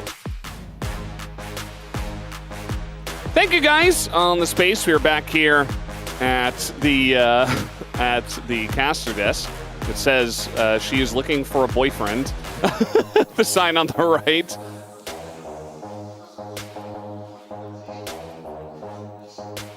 New York loves Peanut. That's New York? That's me. That's you. You know who's also from there? Spider-Man. Okay, you're not costing the Fox, okay? I'm right here. I but knew you were Ox was going right to bring there. it up. Well, yeah, he's on Ox the was space. there. I just saw him. I know, and he would make that joke. Yeah. Yeah. Yes, New York loves Peanut. The nut god. I mean, I think collectively Peanut is very well beloved. Not playing too well thus far, but hopefully they can turn that around. And let's be real, any real DK heads know that it's going to come down to game 3. There's absolutely zero shot DK win game 2. So we're going to see what the setup is going to be for that second game. There's a lot of the power picks already gone. That is one thing that I do think really is something that DK can be happy about, is look at those picks on the enemy team and just think about how good they are for each of the individual players and be glad about the fact they're gone, because literally every single one, I think the Varus is the only one, like, I feel like Viper is just can literally do anything, so I think in his case I'm not too strong, but Zeka Azir, Peanut Sejuani, Zay's Jace, taking those off the board, it's definitely going to feel good. So what is the... What are we wanting? Poppy, yeah? No, I mean, they're going to ban it here again. Well, I hope so. Yeah, because otherwise that is a B1. Yeah, especially Peanut in his current state. I said it before, I think you just want to get him comfort, and Poppy would be that comfort. So now that Sejuani's gone, it's like, do you play Maokai? Well, of course not. You're going to first pick Talia here, and then you're making a decision. And the Showmaker's going to, what, like Victor? Yone is banned. Ari's already gone. Could play Ryze. Yeah, actually, that makes a lot of sense. They've been prioritizing that pretty heavily. Pantheon Pantheon's Ryze? up. Pantheon Ryze for Lucid Showmaker? Yeah. Makes sense to me, Valdez. It's 2 semi-globals. Right off the bat, you can match Talia. It's got a good lane into the Talia. You can just wave clear and not really care about what she's doing when you get Catalyst. She doesn't have enough damage in the Pantheon. Yeah, this is like it's a great opener. This is a fantastic start for DK in the draft. Really doesn't bode well for the game, I gotta say. This is all it's lining up too well. It's too good. Yeah, no, I'm gonna stop memeing because I can't both simultaneously hold the opinion that curses aren't real and then say stuff like this. Yeah. I feel like that that's true. The Wukong would make a ton of sense. We've also seen that the Wukong Talia combo a little bit more reliant on hitting level 6 than a lot of the champions you generally like to see with the Talia. But Xin gone, Pantheon's gone, so, and Vi is banned. So not a lot of other point-and-click-esque pickups that you can realistically go for. This is both a pick-away. Lucid has not recently picked the champion up a lot, but we do know that he plays it. As, oh my, that is a sign blind for Zeus here. That is very weird. That doesn't... That just feels weird. Like, why is Zeus playing Sion? What's it going to be, Shu? I was also thinking maybe something like the community. Ambessa. Ambessa is what he would often, what he has prioritized. Really good into tanks as well. You know, it's also good into tanks and just got buffed. It actually is. Cho'Gath, there it is. Now, it could also be mid. I don't think it will be. but Showmaker has played it before, and Rise could play into Sion technically. I think it should be top though. It really should be. Curious to see what type of setup it is going to be. Because, you know, theoretically, particularly with Rocket Belt, I think right now in a really good spot, could be that that's the type of build you're going for. My expectation is that it's just going to be straight tank. And obviously, playing Sion into the Cho'Gath, quite rough. Actually, channeling a Q is hard because he has his knock-up, he has his Feral Scream as well. And then the fact that you have 1k true damage on an ultimate definitely means that you're not going to be nearly as tanky as otherwise you would be as the Xayah. Going to get taken away, and then an Ezreal Prio is the most likely here for aiming. You could also go, like with a comp like this, I think you can also go for, well, you can go MF. I think you can also go for stuff like Jhin. I just don't think that aiming will go towards that. His Senna performance, though, was really, really good. A barrel counter pick also seems quite likely. Unless they, like, because I'm looking, I don't think there's a lot of engage support. Like maybe Leona on 4. Yeah. If you ban Braum here, but they're not. So, and you're not blinding Braum. I hope we've seen that a bunch of times, and it always fills us with flaming hot rage. Do not do it. The MF banned by DK is an interesting sight, just because it is aiming and MF. So then you're really looking to Ezreal though, because you don't want to give him the lane. There is the Braum ban, so at least we don't have to see it blinded, which is good. You could also go Ashe if you want to.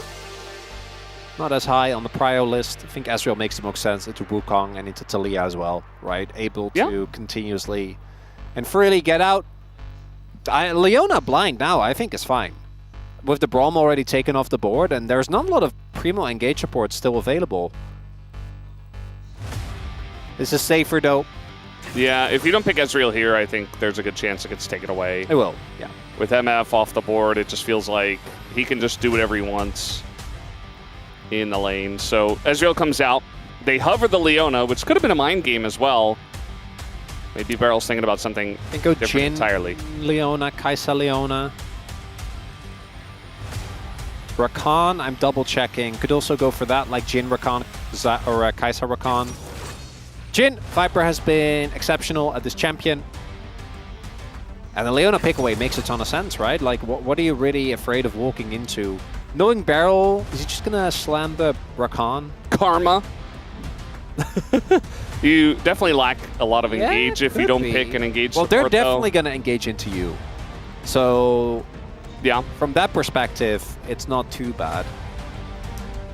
Could also try for like a Nico. Nico for the lane? Yeah. And Nico again, for the lane, and it gives you some sort of engage. It does. It also is, I think, really good into a lot of what Hanwha have. Because Hanwha's composition outside of the Jhin is very short range, so they are going to have to kind of run into you. I kind of like the DK comp here. I think the amount of kite back that they have available into a composition that doesn't really have a choice. Again, outside of Jhin, who can obviously do a great job of setting up from a distance. To go in, and there is a ton of mobility, there's a good amount of skirmishing power. I do think this comp can fall apart if you fall too far behind early though. Like both Ryze and Ezreal, when they hit their spikes, I think that they just scale insanely well for the rest of the game. Yeah. But pre-spikes, they can be a little bit dicey. And also, this top Cho'Gath, I want to see what Xiu can do with it. I feel like he's going to have a great time in the lane and just get to do whatever he wants, basically. Farm alongside of the Sion, maybe even threaten. And at the same time, just go even in the lanes, don't fall behind, and then you are hitting those spikes pretty regularly. I think that Peanut and Delight are going to have to be really crisp on these engages because, as you mentioned, the kite back is so insane from DK that if you're not getting perfect engages onto, like, Ryze or a Pantheon that's out of position, you just kind of fall apart and you get kited out and you don't really have a way to close the gap. So definitely going to be a little bit of onus on Peanut, which hasn't been a great angle for Hanwha Life Esports in the last couple of weeks. So definitely going to be looking at that Wukong for me. And as it looks like we are ready, let's hop on the rift here for game number 2.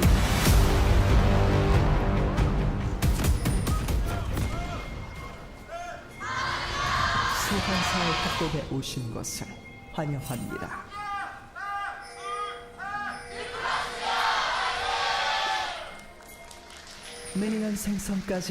All right, here we go. Game number 2.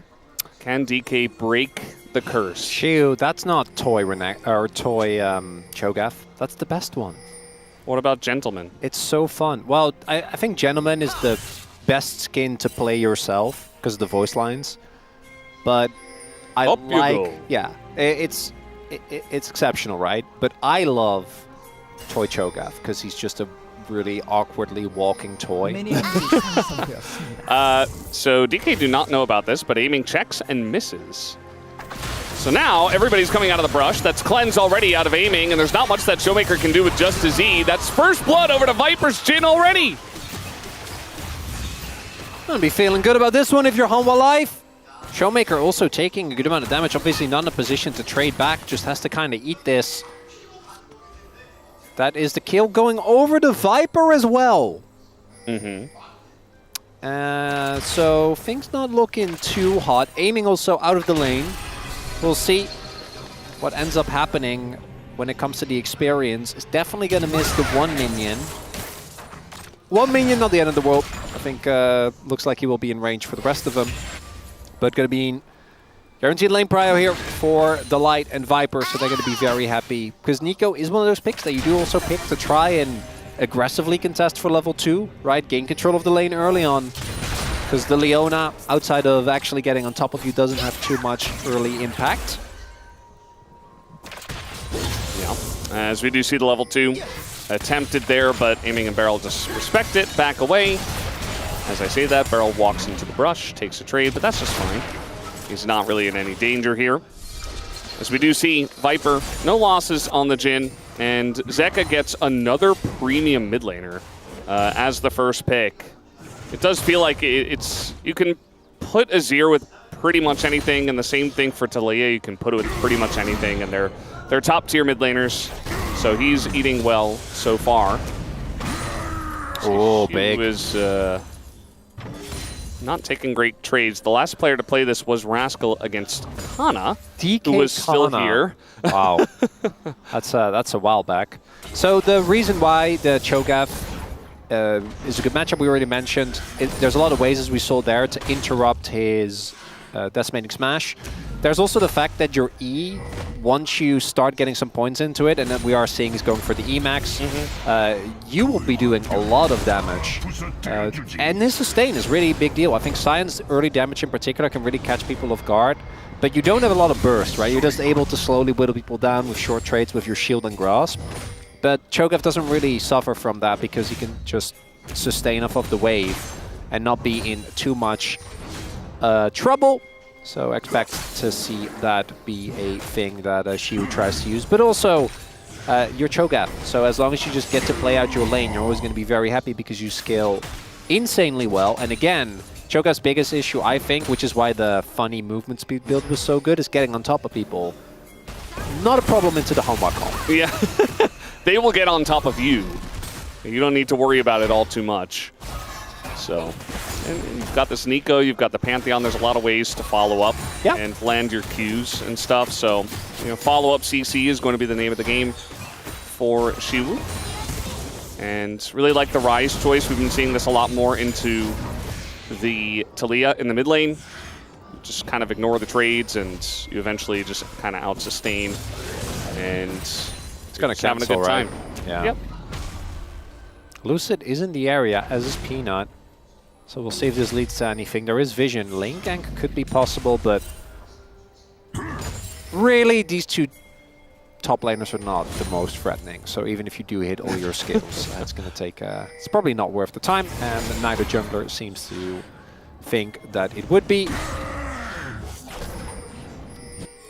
You're right about the Scion, though, and Shiu is going to respect that. We do have Delight.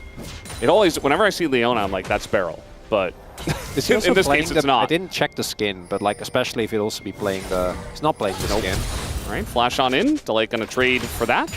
Wave is pushing into Viper and Delight. They're going to be happy about that as well. Shiu going to have to back away from this lane. Yeah, wave state definitely a bit abhorrent there. But it looks like DK is just going to accept a dragon instead and then keep Shiu in that awkward matchup. Even without the Q-Max, Cho's ability to farm from a distance is okay. So he'll be able to at least get a little bit of resources See what the wave state is, though, because if Lusa doesn't make his way up at all, I don't know at what point Shiu is going to be able to fix this.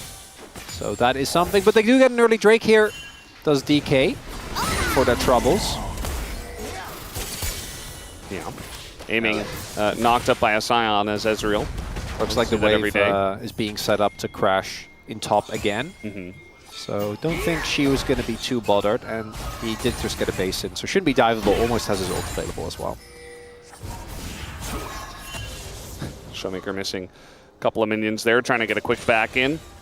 And Shiu just hanging out with his buddy, the turret. He's been playing this one very safe. I feel like a Cho'Gath that falls behind early turns out to be very useless very quickly.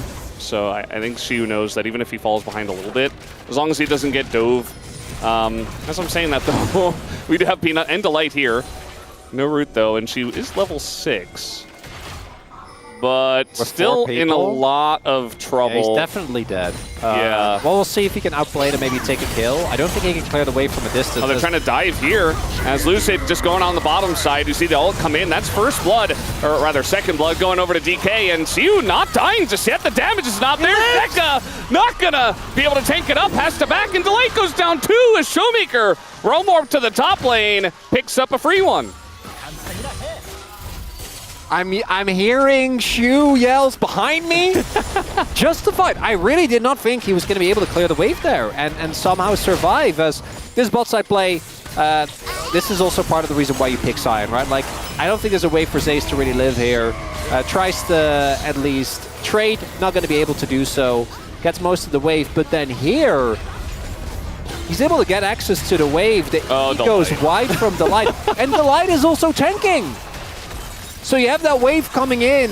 It's well played by Shiu. Also a bit of a disaster from Hanwha Life, right? Like, why are we taking turret aggro when he was clearly not going to be able to get the full wave? 잘했어. 먹어라. He's just saying, you did well. Take the kill. I think is what he's saying. He did. He did take the kill. So that's now not a Cho'Gath who's behind. He's actually very happy. And if Cho'Gath is ahead, that's generally not a good thing. When you have a team that has notorious tank hater Jhin.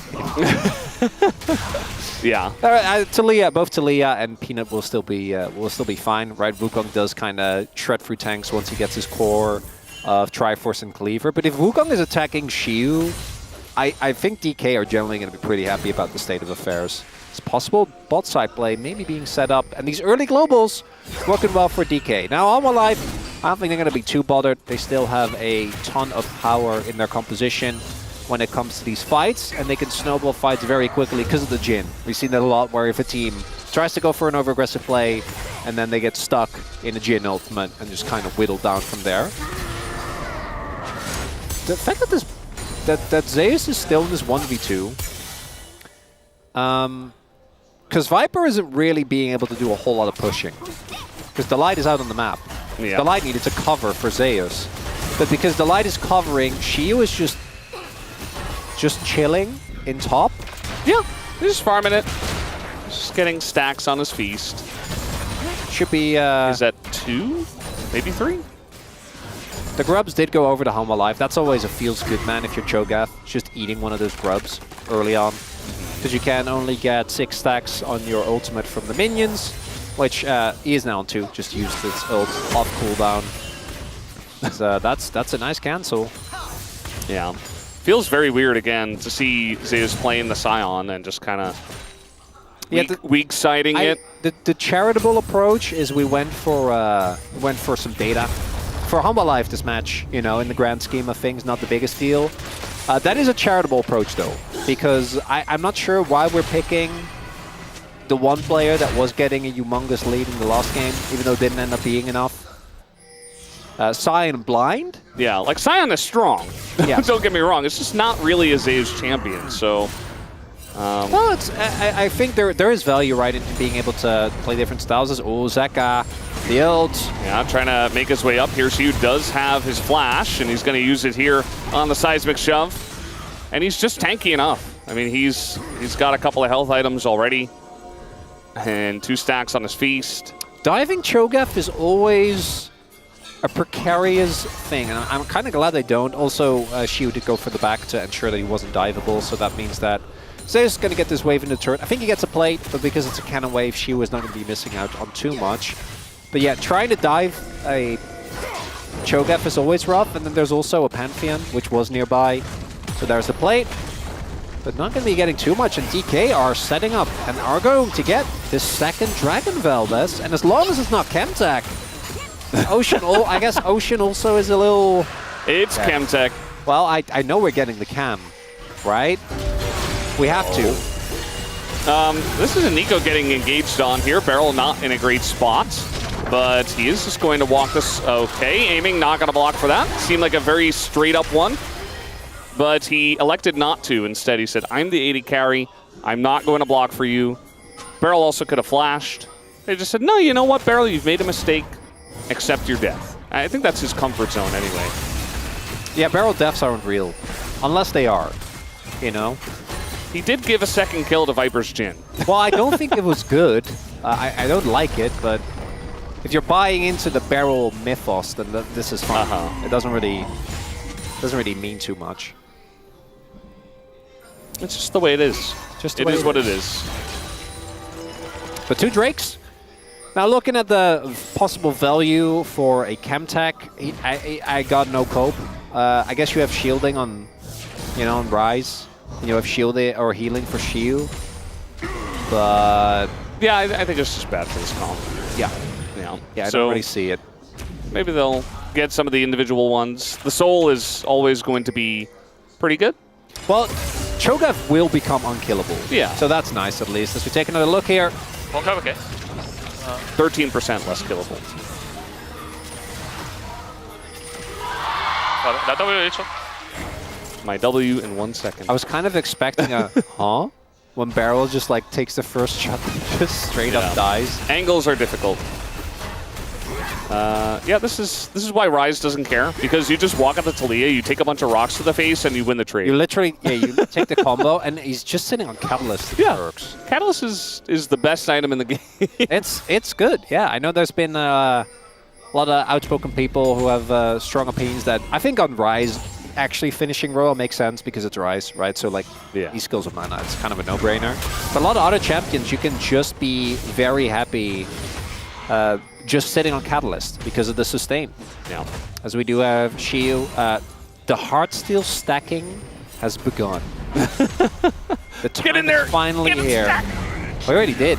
So he's already at For the 19. grasp. The grasp. He gets in, gets another one. Can we actually got another one? Can we get a grasp check from our space? Is that a thing we can get? I want to know who's been grasping better. Always a good thing to look at. Showmaker in a bit of trouble here. He's going to try to flash away, and even with the Roa against 3 people, he will go down. We do have Lucid trying to join on in, but he's going to get knocked back. Delight in a rough spot as the spear gets him, but at the same time, it's 2 for 1, and they get free time with this turret. Even picking up 1 plate before it does go down, so Hanwha Life going to like this trade. Pretty big win there for Hanwha. Nicely done. Able to both punish Showmaker and then Lucid in an attempt to save his mid laner. Ends up going down. Viper, I think, picked up an assist there as well for his troubles. And she, like he's winning the lane, but winning the lane just means he's pushing in waves and he's scaling. So he's not really going to be able to do Does just that. Cho'Gath have scales? Like a dragon would? Oh, I don't. I think it's more like it's like spikes. Like plating. Well, it's more like a Zerg, like like the insect. What is it called? Exoskeleton. I think. Something like that. As Showmaker, I wonder if he flashed the initial Leona stun, and maybe it would have been okay because he would have gotten over the wall. But unfortunately, if he gets over the wall, maybe. But if he doesn't and gets bounced, then probably not. Delight just dies here. Not sure exactly how that originated, but it does mean that this Rift Herald will go over to DK.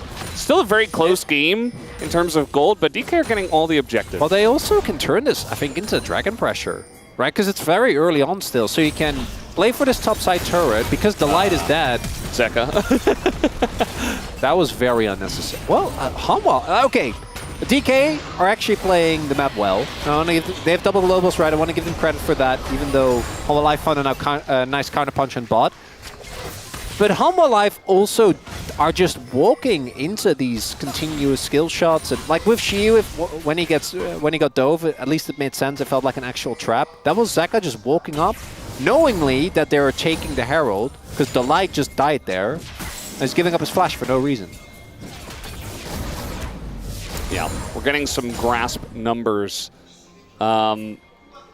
Oh my god, they're even! They're exactly even, right? At 15 minutes, they both had 13 stacks. They both got 65 max health. Love to see it. Kind of does make sense, like two beefy boys just attacking each other at the same time. We do have a setup here for the first Chemtech Drake. Rift Herald going mid for pressure. And Hanwha Life, I mean, this is just one Drake. We'll see if they do. This is the Realm Orb comes in.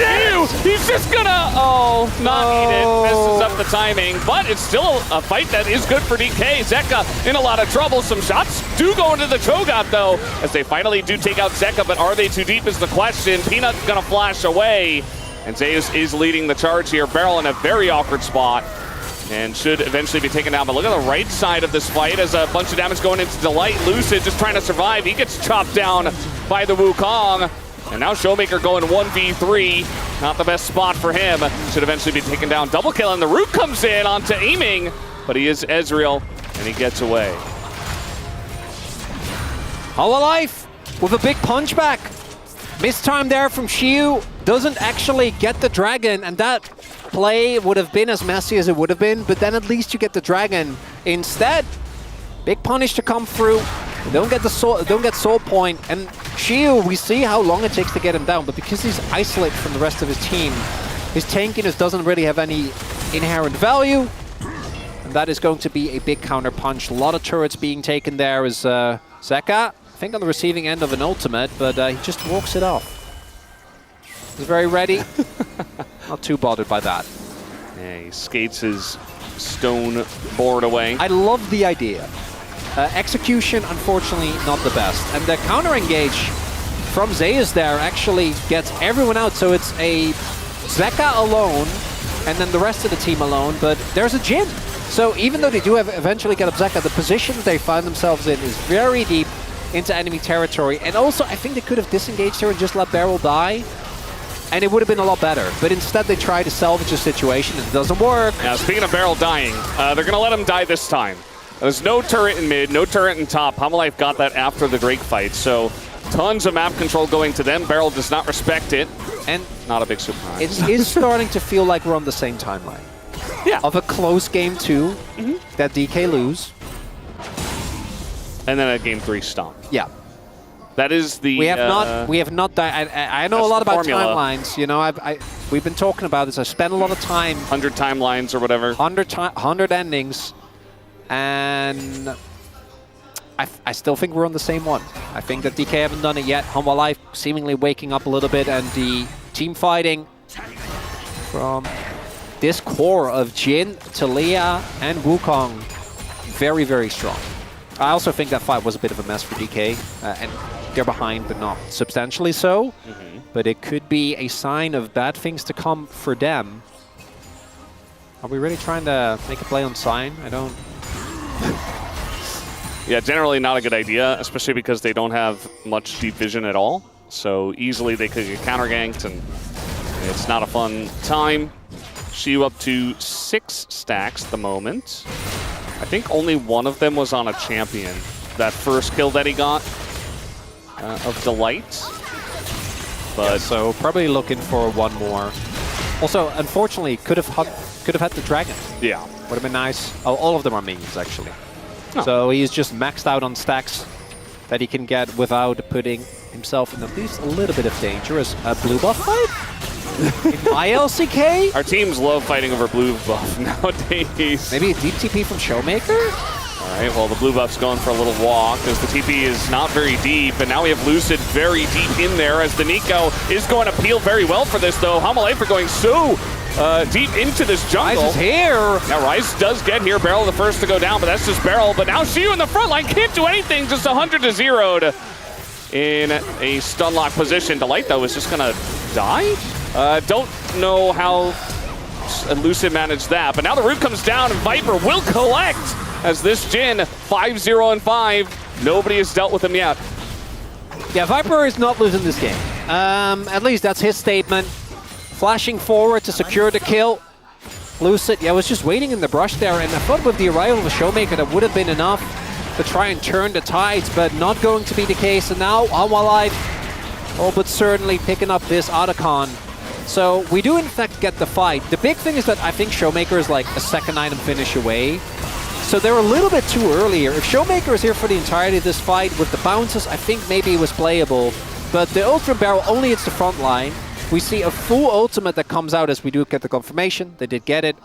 And now, Hanwha Life sitting on a big gold lead, an Otacon, and a DK that I think is just going to try their very best to play for this dragon and get the soul point.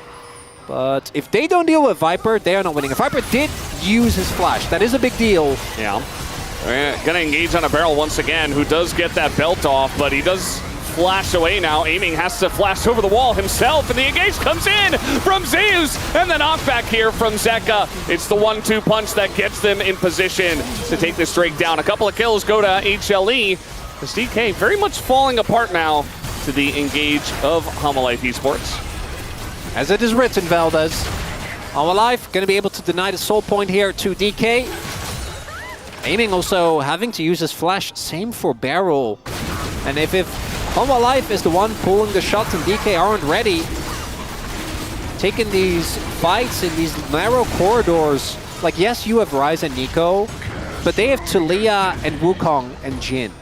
So, as we take another look, a lot of damage goes down on the Light Shield, misses the knock-up, which means that the engage can come through. Great wall here from Zeka, which puts Lucid and Shiu in a really awkward scenario, and then the knock-up followed up by the Talia. More than enough damage available. Lucid can't even use Zeus to taxi out. Damage isn't there. I guess Showmaker, currently sitting on about half a level deficit, will be able to catch up a little bit once that comes through, but feels like the moment might have passed for DK. I still think their late game is good, but this mid game is just not making it work. Aiming's just being bullied right now. He tries to step up to the Jin, and Viper shows him who's boss. It's Viper's Jin. That was all Jin. This whole game feels like it's been a lot of that. Viper does kind of decide for his team sometimes that he's just going to carry and win. That does happen relatively often. And this game really fell apart for DK through the mid game. HLE just taking a bunch of great team fights as they normally do. Barrel gonna block with the clone. He's okay. They're actually doing damage to Zeus, guys, I swear. Yeah, we talked a lot about Cho'Gath. We didn't really talk a lot about the fact that Zeus is also, unless they really focus him and Shield gets in a position to eat him, doesn't really get to do a whole lot.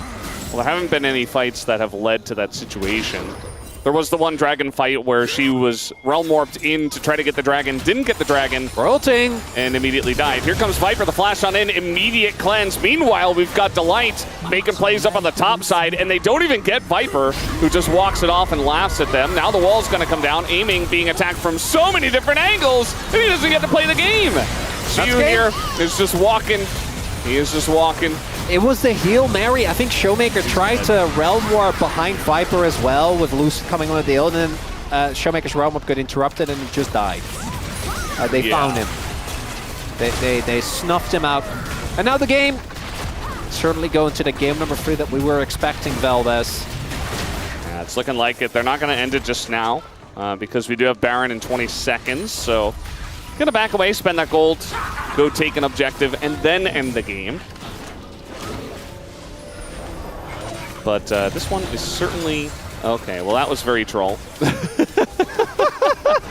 Look at Peanut's face!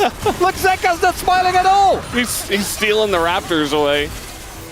Yeah, this was... So we take another look here. Oh no, this is the aiming pit. Okay.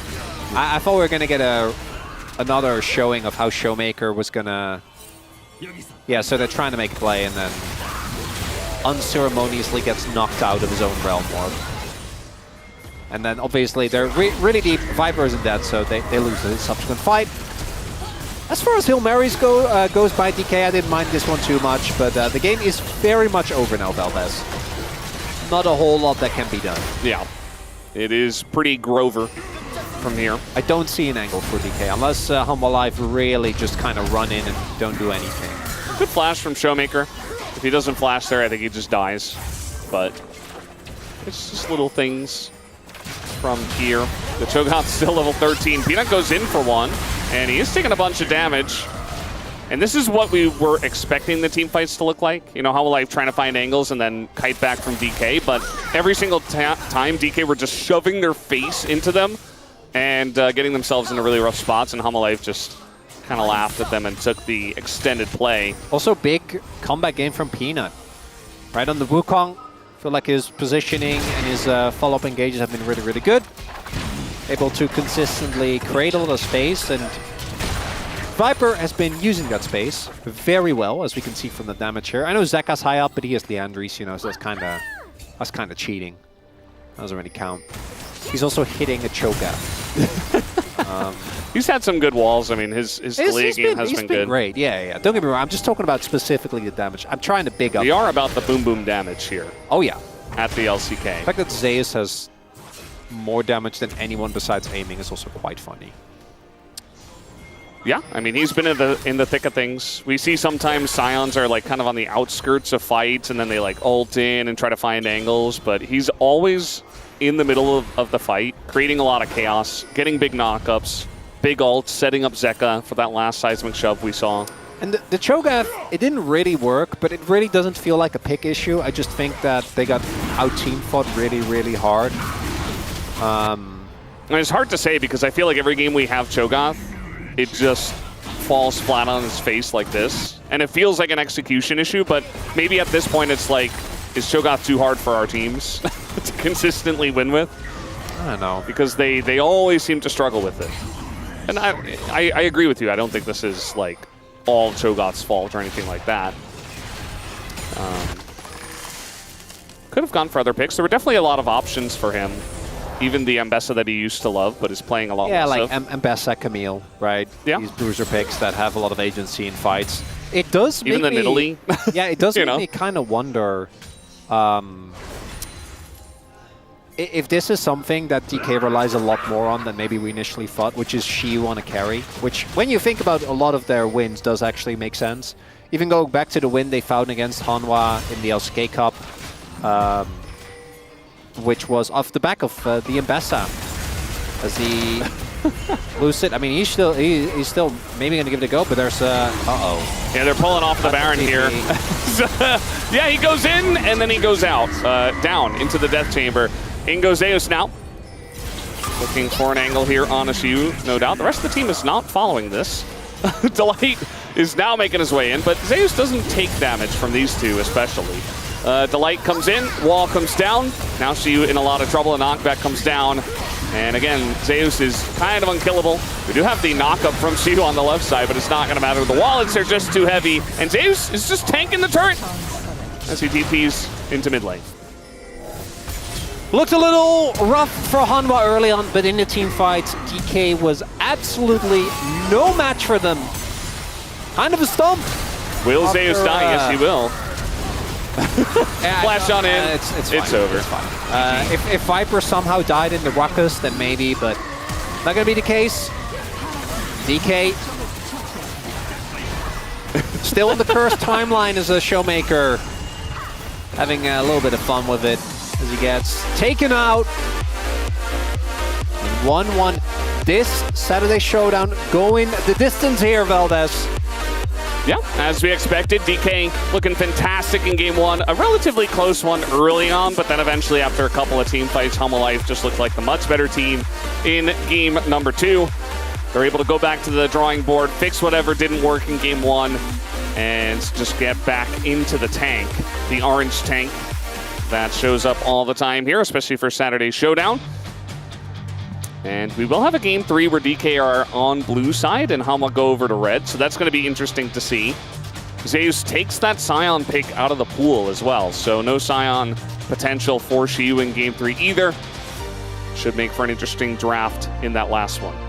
To really stay on the right timeline course, DK is going to try some crazy draft, and it's going to look cool and not work. And Hanwha Life take the win, and everything is back where it should be. But I'm hoping. I'm hoping for at least a competitive game number 3. Me too. We'll see if it does happen here. It's 1-1. We got a series on our hands. We'll take a break and have the space. We'll be right back.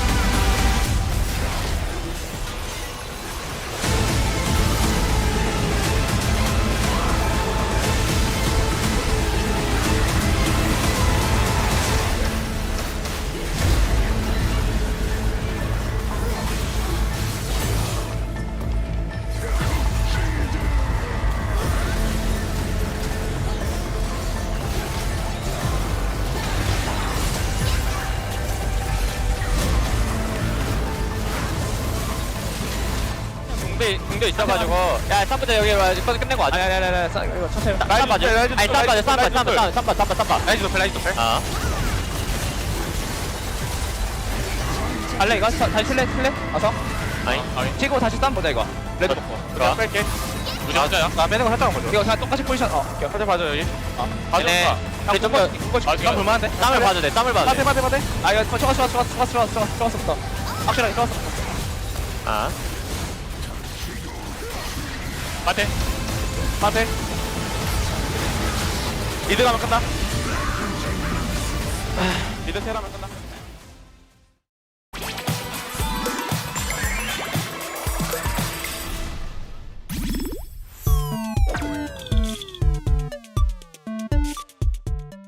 젠지입니다. 아 젠지 강하긴 강하네요 진짜. POM으로 선정된 듀로 선수 만나서 인터뷰 나눠보겠습니다. 승리 축하드립니다.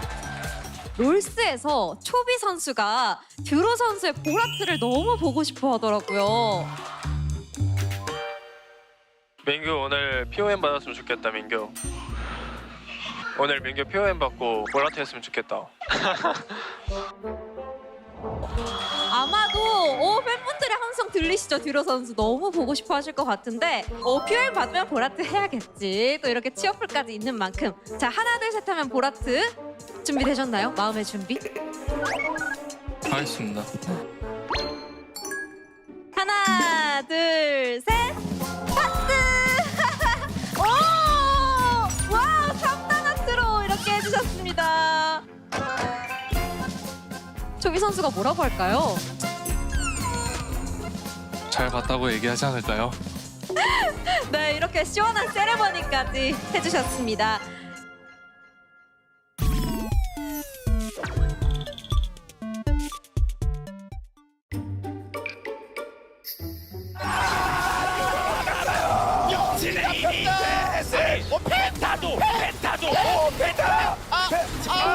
펜타! 에이스! 야 펜타 아 뭐하는 거야. 와우! 아 미안해. I'm sorry. 아 몰랐어.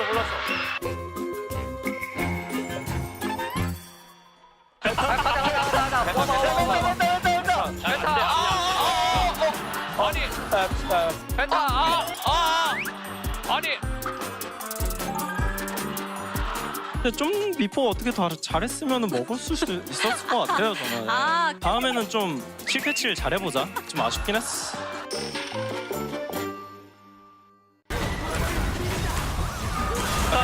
펜타 진짜 주세요. 와!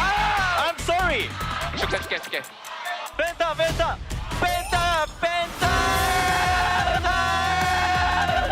야 이걸 먹네. 나이스. 감사합니다 형들. 야, 조용아 내가 한 대도 안 터졌다. 사랑합니다 형들. 아싸 펜타킬 했다.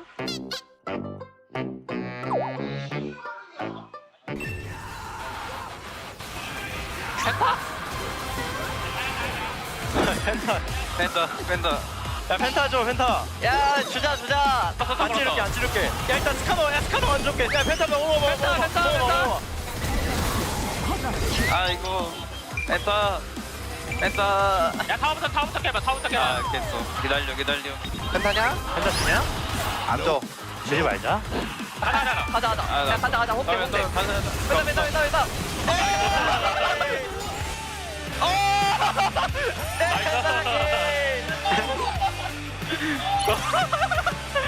야 최초 아니야 이거?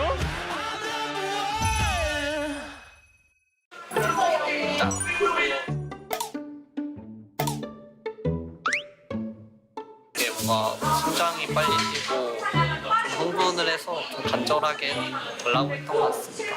되게 루시 선수가 펜타키를 좀 간절히 원하는 것 같아가지고 오히려 주고 싶은 마음이 컸었던 것 같아요. 오랜만에 되게 연습도 하고 펜타키도 해가지고 되게 기분 좋은 대회였던 것 같은데 앞으로 더 연습 더 많이 이어나가 보도록 하겠습니다. 감사합니다.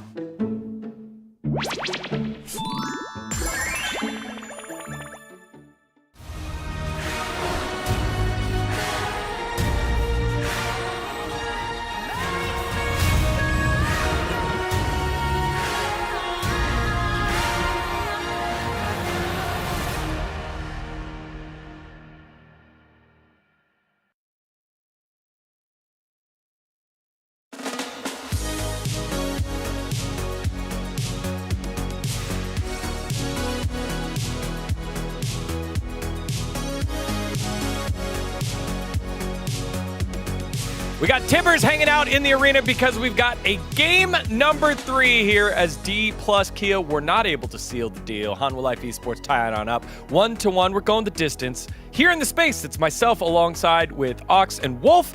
And gentlemen, it was good until it wasn't, and then it was very much just kind of like watching Cho'Gath try to get Heartsteel stacks, and it was not good. It wasn't good pretty early, actually. Yeah, I'm getting some neck pain. I'm feeling some whiplash between game 1 and game 2 there. It's just like game 1, we're like, hey, let's get a little concerned. Dplus looking good, you know, finding some good fights, even with some hiccups early. And then game 2, it felt like the coordinate. This is the Dplus we've been seeing recently. It felt like the coordination was gone.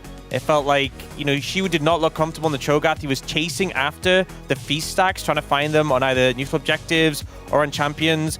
And look, you know, we've all played Cho'Gath. We all know you want the feast stacks, but I think the priority definitely needs to be the fights themselves. Some thoughts we had about draft. I thought it was interesting they banned the Neferi and not the Pantheon, letting that go over. That, to me, seemed like a big risk. And then blinding the Scion for Zeus, which seemed such a different route from what we've seen for this team before. I didn't really feel like the Jhin would have necessarily been the best option for AD carry when you pick the Scion, because otherwise this comp kind of feels like a pick comp. But ultimately it did work out. For me, my issues with the Dplus comp is that you picked Pantheon, but then you didn't have any side lane power. And part of that was because Showmaker didn't have control of sides, but you also picked Cho'Gath to try to counter the Scion, and that isn't really a strong side laning champion either. So the Pantheon's agency in this game was super low. And then also they decided to get Ezreal instead of the Leona, so then they had to pick Nico for Engage, which really limited their options in this draft. And I feel like when you saw the execution for Dplus, this was not what they really wanted. Like, this is not the comp they were really looking for. I also feel like with the Alistair Braum ban, it was so telegraphed that Leona and ended up having so much value. And Beryl on the Nico. Beryl's been pretty inconsistent recently. Put him on a pick like Nico, which, other than Peter, I feel like everyone's had their, you know, moments on Nico where it's looked a little shaky. Beryl looks pretty shaky in this game. Yeah, he did. Here at 16 minutes, though, first highlight, and only one here from game number 2, where, again, it was just a one highlight game. This was their shot. So, I mean, this was a really big moment here. Obviously, Dplus looking for the fight. It's a dragon fight, of course, and she was in the pit. She's in the pit, trying to secure.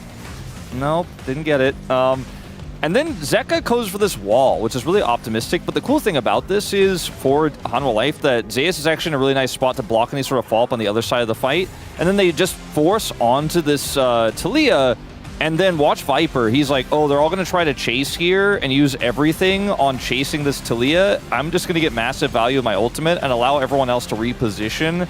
As, by the way, still chasing.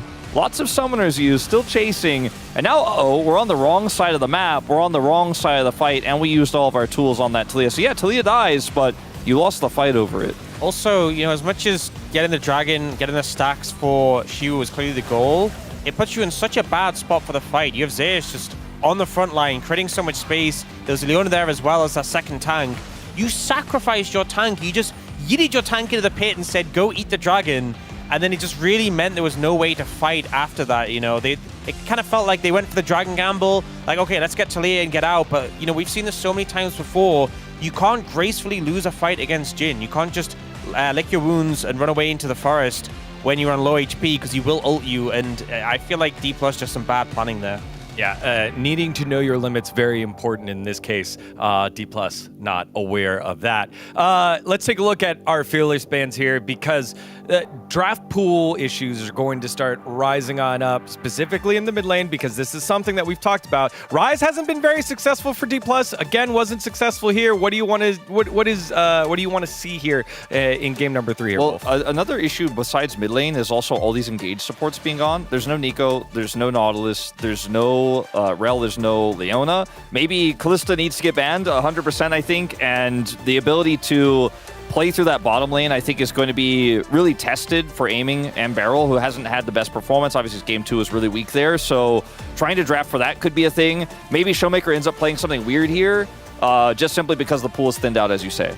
I also think it's pretty good for Peanut, because we've seen a lot of these high-prio AD bruiser junglers go. You obviously had a good game on the Wukong there, but, you know, as these top-tier junglers start to thin out, we start to move towards more of the tank junglers being viable. You know, if he wants to bring out a Skarner, this is a point you feel more free to do it than earlier in the series, where he's faced with some strong opposition. Yeah, tank junglers, I think we've seen in the AD carry role a lot of hyper carries, some Jinx, some Zeri with the Lulu and the other enchanters there. That might be something, as well as the fact that Dplus Kia have selected red side here for game number 3. Yeah, I want to see Shiu end up having a stronger counter pick. Like, obviously, yes, Cho'Gath is a counter pick to Sion, but it isn't something you can play through. I feel like the Pantheon was super wasted there by Dplus in that last draft. Maybe they either have that tricky Showmaker pick that's at the end of the draft that he's been hiding, been saving for this, or it's going to be that counter pick for Shiu. I also think this makes sense. You know, you get in game 3 in the Fearless, a lot of those really high prio first picks have been taken away already, and you're up against HLE, you're up against Zeus, who loves to thrive on that red side with the counter pick. So I think this is a bold strategy from Dplus. We don't often see teams picking red side, but I think there's definite benefits, and I hope to see them capitalize on that. All right, here we go. If you've been following along with Dplus Kia all season long, you know how the script goes. We've set it up multiple times. Will they flip the script, or will they follow along? Win game number 1, lose game number 2, heartbreaker in 3, or will they be the ones breaking the hearts of Hanwha Life Esports? Let's get into it. Game number 3 starts right now. Thank you very much, Spacers. We are back here for game number 3, as we just had the opportunity there, the ability to see Zekalisa, just beautiful, in the audience. Very honored to have witnessed that. That says, are we losing? No, we win. And if they do win, they'll have a much better time of making it into the Legend group, and DK have selected the red side here for game 3. All setting up perfectly for what we know will happen. Crazy counter pick doesn't work. Free game Hanwha Life win. And I'm excited to see if the timeline holds true, or if we finally get into some new territory. If the script can be rewritten, or whether it just cycles on endlessly as the Annie does get taken away. Do like that. I think that makes a lot of sense with how Dplus have been playing. Is it a Nidalee B1 for Hanwha? That's what I'm wondering, with how deep we're getting into the Fearless draft, plus the fact that it is a flex pick, would make a lot of sense to me, Valdez. Yeah, I think that's the way you got to look at it. You know, with a lot of stuff taken out of the pool, you want flex picks, you want something that is still high tier that gets left through on the bans already. We do see that one of the bans has changed, but on the red side here that DK has enjoyed for now the 3rd game in a row, they're still going to ban the same stuff as Rumble gets banned here. So Kalista or Poppy are the two that were always banned in the games prior, and one of them is going to get through, and maybe two if you leave them both open. Maybe you leave open both, and then you just pick the opposite. Obviously, I think you're going to feel better about picking the Poppy into Kalista than the other way around. Poppy's going to remain open. Poppy in Italy, and yet there it is. I am not surprised. The win rate is absolutely ludicrous, and that is for a very good reason. There are only a few teams that pick Italy. They either pick a jungle, and then your jungler is like Canyon or Cuz or Peanut. So then you win. 16 and 3. Or you end up picking her in top lane as a counter pick, in which case she also will stop. Xiu, going to prioritize the Yorick here, is on a carry, but it does make me wonder, why are we going red side to blind pick our top lane? I do not know this, and I don't know if we will get an answer anytime soon, Valdez. Well, it's probably into the Nidalee, right? Must be my guess, yeah. Yeah. But like, we'll in that, like, are you really excited about that? No. As a matchup? I mean, not even going to take away the Poppy. They're just going to go for Kindred. They must have something planned. I don't know what yet. I mean, sure. Like Galio? Is that what we're looking towards? Hanwha Life still have so many ways they can take this draft. They want to get a really solid 4-stack, probably, and let the Yorick split push. And Kindred's very good at absorbing pressure, obviously, if you get hard engaged on. But you see that Hanwha Life, they're not even looking at hard engaged just yet. They have the split push of the Nidalee and now Corki in the mid lane. Ooh, the Corki pick. Jace was played. Yeah, that's not real. Corki mid does fill me with confidence. That's not a champion. Neither is Kassan. What is happening? Well, it's the old Corki Nidalee mid jungle. Corki Nidalee Cassante. There have been patches.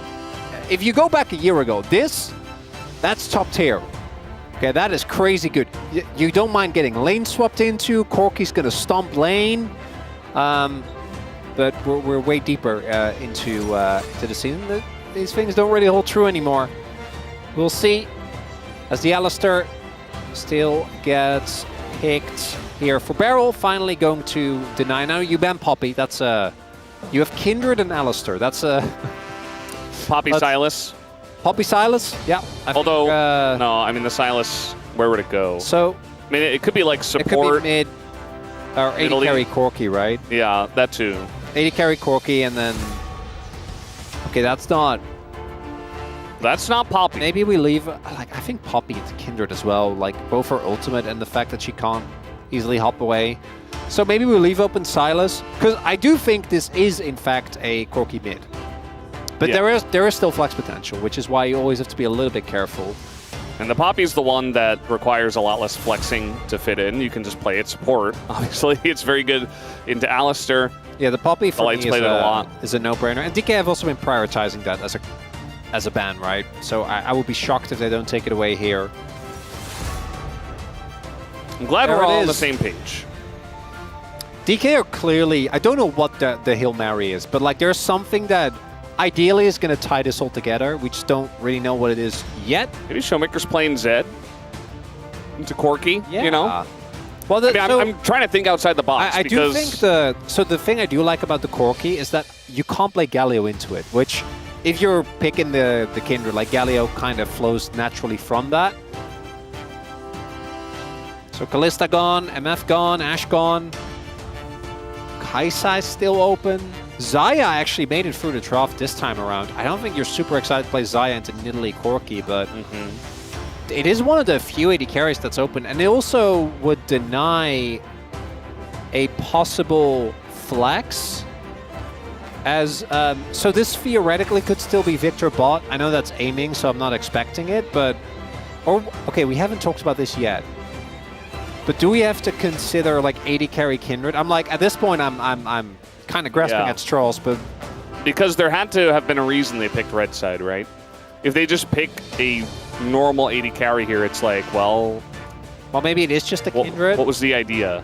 So they're going to... Are you going to like... So they're going to go Xayah Rakan. Yeah. Which you knew. And then you just go, what, Jinx? You know, Jinx? I'm thinking about it. I don't hate it. So that would be a reason why you want the Kindred. So Ziggs, you have a lot of AD damage. Yeah. I think it makes sense. Also, you can... And you're playing into Xayah, so... Xayah, yeah. Smolder? Notoriously hates playing into the Ziggs. Jinx to me makes a lot of sense. I think the issue I do have with the Ziggs is that I think itemization becomes very easy. And this is a great matchup into Xayah. All right, you're actually able to generate a good amount of early prio. I don't mind what DK have, but I also think that they kind of like the Corki and the Cassante for me are. I'm not the biggest fan of. Either of them really feel like, even though we have gotten into game 3 of Fearless, they're not necessarily warranted. I know Cassante now has a lot more early laning pressure than he used to. But you're still just picking a tank into Yorick, right? And like, I know you were able to brawl a lot more earlier than you would have been able to do otherwise, but questions, Valdez. If we get to team fights, I think the composition of DK is a smash hit, right? Like, imagine a 1-4 where you have Victor, Jinx, and Kindred. So they need to engage because you get outranged. But they can't. But they can't engage because they're playing into Alistair and Kindred and Vic. That sounds great to me. But it is also a bit of a finesse situation. And does DK have finesse? I think it depends on the day and depends on the game. But in game 3, in a best of 3, generally, not feeling too hot. Not the most finesse. Not the most finesse. And when they try to go for finesse, it kind of falls all apart. This draft here, it looks more like a Gen G draft, you know, with the Keen on the Cassante, you got the Chovy on the Corki, but it's Hanwha Life Esports. And that's what's going to happen here in this game number 3. Dplus get a very interesting draft, and we're ready to hop on the Rift.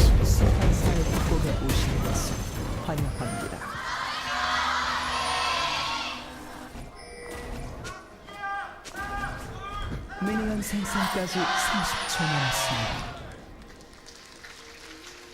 And here we go, game number 3. Match 77, near the end of week 8.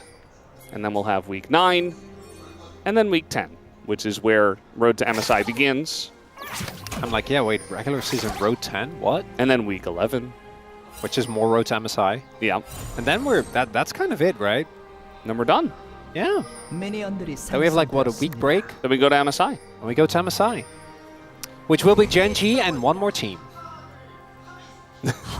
I'm on board with you. Right? If Gen G don't make it to MSI, that is just crazy. Would have to be a generational collapse, but we're in the LCK, so it's just not happening. Yeah. Who knows what happens at MSI? Yeah, that's a totally different discussion. Yeah, no, we're not. That's way too far. We don't know the patch. We don't know the form. I'm with you on that one. But getting to MSI. Yeah. Now T1 versus Hanwha. That's an interesting conversation.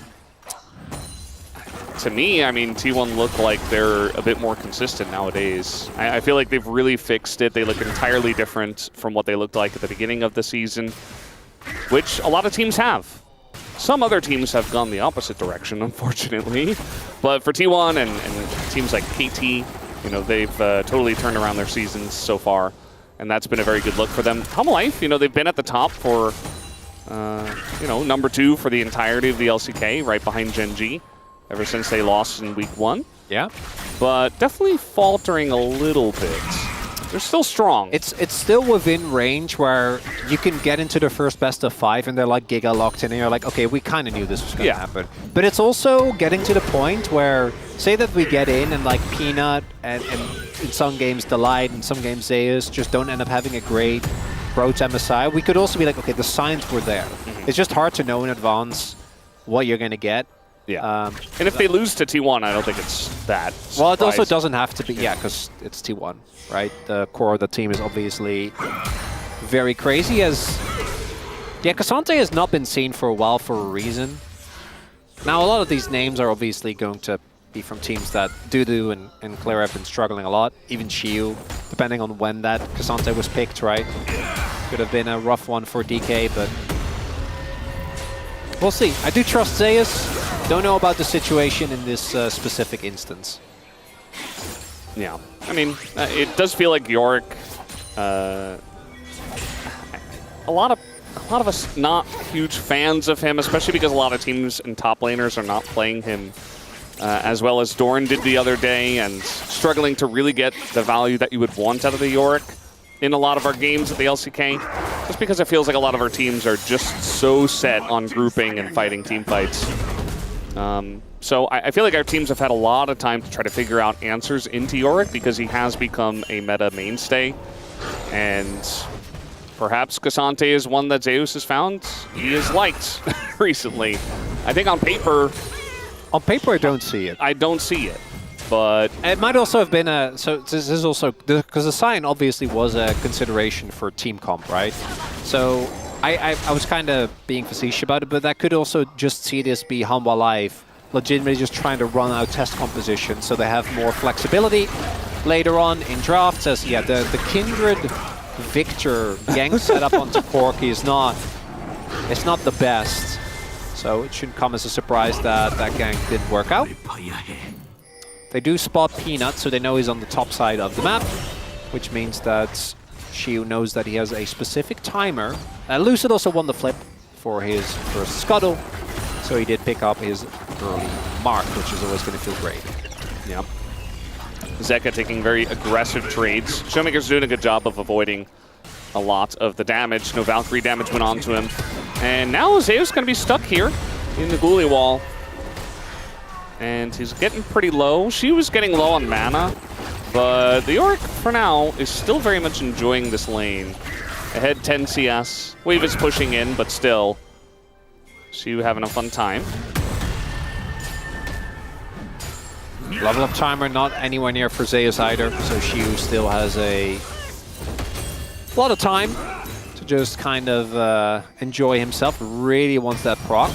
We'll get the demolish, and that might be a plate going to him as well. And Zeus, I don't think hits 6 off of this wave. Gonna be close, but doesn't look... Oh, there you go. Does hit it, so... Now Shiu needs to be a bit more respectful. Really wants the back, because as you mentioned, he's completely out of mana, as Barrel did walk into the river for a little bit. I'm wondering if he was also shadowing towards mid, because he was actually pretty substantially behind in XP. Does now hit 4 though. Yeah. Everybody just farming it out, especially our junglers. Peanut a little bit faster on the clear. He's going to get started on this dragon. Doesn't look like Lucid had his sights set on that at all. No, with the bot lane the way it is, which is somewhat surprising. I do think that the early level of Alistar really makes it tough, but Jinx obviously does have a range advantage over the Xayah. But we saw the early trades went pretty well for Fiber and the like, so looks like they are not going to be too bothered. And the early leads for Hanwha, slow and steady being built out here. Yeah. First Drake Infernal feels pretty good for this comp. Got an Ocean Drake next. Zeka engaged Corki. Jumps straight into the Chaos Storm. But still a pretty good trade. And he's got a refillable, whereas Showmaker does not, so feels like he'll be... That's the second mark for Lucid. Just gets these. It's very low effort. This top lane, we always just come up here and we're like, is anything happening? Nope. No. It is Cassante versus Yorick. Shiu did buy Cole, so he's really chilling. Yeah, I'm going to chalk it up to just picking the Cassante for... just for comp, right? Just have a good front line. You do have Rakan, but Rakan is in the tank. Mainly just a tool for engaging. Yeah. And you do need some sort of front line when you want to try and play into the DK comp. Because otherwise, if anyone gets shredded, your fights go from... Like, I know it's not really a reset comp, but when you think about it, between the Showmaker ult and aiming being Jinx, it kind of is. Yeah. If DK start to win fights and they get even one kill, it goes very quickly. I don't think that Hanwha Life can win from there, to be honest, unless like aiming is really low or Showmaker's really low, and you know you trade 1 for 1 and then Hanwha Life start to win the fight or something like that. Because Xayah, I mean, should not be dying. There's not so much threat onto the Xayah really, and so you can play pretty far forward and have your ult just to bail you out.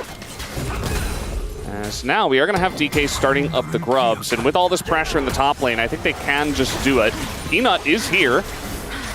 Just going to say hello. Zeka making his Both way over. supports, roaming over as well. Kina did get that one. Yeah. We didn't want to continue is the big question. Doesn't look like it. Might available for mine, this, so yeah. yeah, he's never... Should never lose that, especially not with the execute on E. And Shiyu is just like, yeah, this is nice. No one is visiting my lane. I'm just living my best life. It does feel very comfy when you're playing a Yorick and there's like no pressure from anywhere outside of your lane and you're just locked in. You know what your game is going to look like from this minute until the end of the game, or what it should look like, which is you pushing the turrets and getting the structures and trying to win that way. Zeus hasn't based yet, by the way. I didn't notice earlier, but he has been sitting on... Oh, does he get the back cancel? Nope. Close. I mean, he would never die, right? But like the back cancel is quite nice. Oh, look at this. Little spawn of the Scuttle Crab. Lucid's right here, gonna pick up a third. Just like that. It's always so exciting as Kindred when you just get these heists and you're like, oh, are they gonna let me get away with it? Oh. At what cost? Well, the cannon, but that wasn't really, there was no... No, it's all related. It's all connected. Yeah, just like curses are real. All right. Yeah, aiming can't really do anything against Zeus at this point, because I want you to look at Zeus's items and then look at aimings. We're talking third item, probably. Don't you think it would be uncomfortable to have a chain vest and a bramble vest? Well, the bramble vest does look like it goes on top of the chain vest, right? Like if you just look at the it's got shape. arms. Yeah, so you put on the chain vest. Actually, doesn't have to be heavy, depending on the material used. So it's like an undershirt, kind of. Yeah. And then you've got like the overshirt. Yeah, exactly. Huh. Yeah, it kind of fits then. It works. It would be pretty warm in this weather, I think. Phonetically consistent. Yeah, it's again one of those things, right? If you wear it directly onto your skin, then you get sweaty. Ooh, sound great. How are you enjoying Korean summer so far? We all know Korean summer is the worst, so let's not have this conversation. I don't like being negative, and I can only be negative about Korean summer. Has a 141 armor, I have been told. Yeah. How much he's sitting on. So he's not taking damage anytime soon. For me, Korean summer is basically the same as New York summer. I know you didn't want to talk about it, but it's basically the same. So I'm just like, yeah, this is what it is. This is the worst. This is what happens. It's very humid. It's very hot. Yeah. But I do like rainy season. We've seen this before. Why is Saya playing against Yorick? How have I? This happened yesterday. It did, yeah. How is it happening? Maybe again? Viper didn't see those games. Yeah, he is going to get the root though. Little Baitarino perhaps. Doesn't quite pay off though as Viper nearly dies, but he gets the. Oh, we got a rocket flying through. Viper. Yeah, oh, he's gonna run into it. Oh, he was fine. Then he started running into it, and now he has to flash. That's so big. That also denies them a ton of tempo. I think the Dragon's going to go over to DK as well. Aiming true to his namesake. Just a mark here, too. Lucid's just getting free marks this game. 4 marks for free? Can they get it? He just smote. Well, Peanuts. But they do still have control of the area. Like, this is worth fighting for DK. Yeah. I think they can wait for the cooldown. Smite. No. Yeah, they're going to get it. 4 marks already! For free. 4 Pyoshiks. For free. For free. For free! I mean, there's been no action in this game. It's 0-0. Yeah, 12 minutes. DK's kind of chilling. They have Kindred and Jinx. And Victor! And Victor.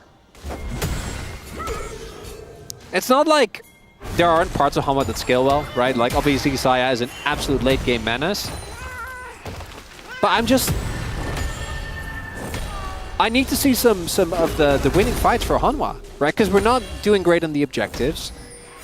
Now, we did get the Chemtech, which I think for both sides this time is a lot better. Yorick with extra healing is really funny. Because his healing is already scaling with his own missing health. Yeah. On Hanwha's side, I guess it's for Nidalee, it's nice. And there's a decent amount of shielding with the Cassante, so that's something, but... So, Chronicler, what are Dutch summers like? Are they very rainy? No, well, not really. They're just they're not that hot, and they can be rainy. They're not notorious. Like, so. how hot does it get? Well, I don't know in freedom units, but well, like I don't speak freedom units. No, that's anymore. right. You're Korean. Yeah. Like 20, like between 20 and maybe 30 degrees. So 30 maximum on like the hottest day. Well, that was when I was there. We're 5 years deeper. You mean it's getting hotter? Yes. I feel like that's a whole nother conversation, but I have been told that does, in fact, humidity isn't really a thing because the Netherlands is next Isn't to it very always? windy. No, it's not really that humid. Doesn't it rain a lot? It does, but like compared to Korea, where the humidity really, it never leaves, right? Yeah. It's like a wet blanket. Yeah, that doesn't really happen in the Netherlands. Oh, 5th mark. Just as easy as that. Okay. In the face of Hanwha Life Esports. I know this isn't something we can easily know, but what would be the highest amount of marks a Kindred has ever gotten in a game before a kill has? Like, are we gonna? We need those numbers. Are we gonna? What? Like, obviously, you can get more stacks in a Kindred game if you're just chain fighting and you're getting the marks from killing people. But I'm actually wondering, like, we're up to 5 stacks with no first blood. Yeah. We do need those numbers. Remember yesterday, Ox and I were talking about how we need all the numbers for everything. That's one of the numbers I'm actually curious about. What is the highest number of marks that has ever been gotten by a Kindred without there being a first blood? Because we're now getting to the point where he's going to have to start, like, joinking camps. Yeah. We already saw as a lot of damage. Yeah, Peanut does build AP on jungle Nidalee. Ghoulie wall. Nidalee doesn't care about that. And they just push a little bit, and then they back a little bit. This specific build really, I do think lost a lot of impact, though. There's a reason why I think we've still seen Azeros in particular go Leandries, but go it later. Because the early AP on your first item finish, I actually think matters a lot. I think once you get deeper into the game, like 10 AP is not going to be a difference maker. This is going to be the turret going over. And Corki is still in a really good spot. Showmaker not really able to keep up with Zeka when it comes to the CS, but missing a lot of them. They are going to look for Herald. And I would say that DK do have an advantage if the game just goes like this on for another 10 minutes, right? The Cole cash out is going to come. We're going to have Showmaker transform his... and there you go. Seraph's transform. They get a free objective as well. And the only read I can make with this is that Hanwha feel like their scaling is equal. Because otherwise, I don't think they would play like this. I mean, they have Corki Zaya. Well, again, it's definitely... It's not bad. Even Nidalee, I think, scales a lot better than she used to. Yeah. Sante, I feel like as a tank, he used to scale very well. I feel like nowadays it's like, I don't know. If this goes really late game, I think he's just going to get shredded by the Jinx, mainly. Yeah, or the Yorick inside. Well, yeah, or that's the Kindred. Or once Showmaker gets or the like, Victor. Yeah, there's just a lot of damage. Not the Alistar, though. That is. He's okay against the Alistar. Okay. I'm glad we got that. That is great. It looks like he's like riding a chariot of cats. That's a cool move. Like they're the horses. I respect it. Got the maiden they right behind. They are kind of nightmare fuel. The cats. No, they're really cute. No, because they're like hunched over. Yeah. They're just big boy cats. Yeah, I guess. I'm not... From the top angle, it looks kind of like creepy, but from the front angle, I think it actually looks pretty cute. I guess. I'm not really with it as a... Are we gonna fight? Hits. Are we actually going to fight? One item spikes. I think Hanwha Life are feeling pretty good about this. Jinx not that scary just yet. I mean, you gotta press some buttons. You gotta press some buttons. You gotta force Kindred ults. You gotta do something. But it is very difficult to engage into this comp against Kindred and Alistar. As now we got in the front line, Shu in a bit of trouble, but he is Yorick. The redemption comes out. And that is going to get them healed up quite a bit. But Lucid's still here. Beryl running out of his ult. He's got to back away. He goes back in and just dies first blood at 17 minutes and 47 seconds. And Lucid is sticking around, trying to get the smite here. We got the ult down. Oh man, the Feathers did way too much. But here comes Showmaker. Gets a couple of kills. And Peanut can't do anything against this Victor as the shield comes in. And oh man, the spear's going to miss. Maybe if it hits, he can do something. Showmaker, desperate for that, does nearly 6,000 damage in the fight. Woo! What a fight there, Valdez! Nailbiter, DK get the dragon and win the fight, but boy was it messy. Victor is going to be so accelerated though. 3 kills for Showmaker as we take another look. So the cancelled engage from Barrel there, very nicely done. Gets Viper's ultimate out immediately. Then Shiu gets taken low. Barrel pulls a barrel, and in hindsight, I guess it all worked, but really shouldn't have gotten away with that. So takes a lot of damage, then walks back in for seemingly no reason. But then here, they go all in on Kindred! That's the, you're in! That's, if the fish, you know? You're a bunch of fish, and you're like, what if we just jumped into the barrel? Right, there's a Jinx outside the pit! Yeah. Just waiting there for you to get low so she can start resetting. Maybe that's what Barrel meant, you know? His name kind of sounds like Barrel. He's like, if I die, I will be reborn as the barrel. We are helping. That all the fish jump We into. are keeping these lies intact. We can't, like, that was just bad. You could just wait and then wait out your cooldowns and then later give your life for something useful. I see you, Barrel. That was a very good angle. Now that I've seen the lines, I understand now. Oh. It all makes sense now. It is hard to make sense of it sometimes, though. Lucid coming in here, and he's got Showmaker with him. That is a ton of damage on a Peanut. Yeah, oh, he has Lichbane. There's a TP behind them. It's Corky. That's flank. Corky. I mean, Zeka is level 13, but he's, flanking Corky. Now on the front line, though, Showmaker, he's just being bullied. He gets burst down, and Barrel's like, I'll go with you too, why not? Maiden is here. Shiu does not want to split push, as he has been here for all of the fights. Is that Otacon? Might just be that. Yes. Showmaker went really deep trying to kill Peanut there. It doesn't work. And the price that is going to have to be paid here by DK is huge. A mid-game disaster for them. That's going to be Otacon going over here for sure. Are we surprised? Not really. I kind of was waiting for it. As we take a look, so this all comes at the back of Showmaker going way too deep, and then the rest of the team is caught out of position. And they kind of have to try and salvage this. The fact that Shiu TP's in as well as Yorick is just not it. Just keep pushing. The play is lost. It's fine. It's rough, but at least you would have gotten that topside turret. Now you still get it, but it takes a lot longer. And with that Otacon, Hanwha Life still showcasing. If Showmaker is out of position like that and he gets taken down, a lot of the damage, 40k not there. Yeah, they did get it. Right? Okay. Yeah, you're waiting for like a... Yeah, the rocket? I'm like, what? Rocket. They used it already. Remember that one patch where they're like, I think they took away like a damage limit and then Jinx was just stealing objectives every single game? Yep. And then a patch later we're like, okay, that was a bad idea. We shouldn't have done that. That was funny. As long as we realize it fast, you know. Yeah, true. Doesn't stick around too long. I mean, Showmaker is still very fed. He's still a fed Victor. Like, he's still behind on gold, though. He's down like 30 CS. This does happen a lot. It's because he goes for plays like that, right? Like, going that aggressive, trying to take down Peanut, and then it not working out. Yeah. You ask why our... That is adorable. Yeah, we're riding the robot back in. Bumping into the cats. Yeah, you ask why our LCK players can be very passive and our teams can sit back and wait for the right timing. It's because when they don't do it and they try to go for the big angles, they get punished because our teams are so good. The angle that Zeus was taken to cut Showmaker off, like they saw it 10, 15 seconds ahead of time and they punished big time.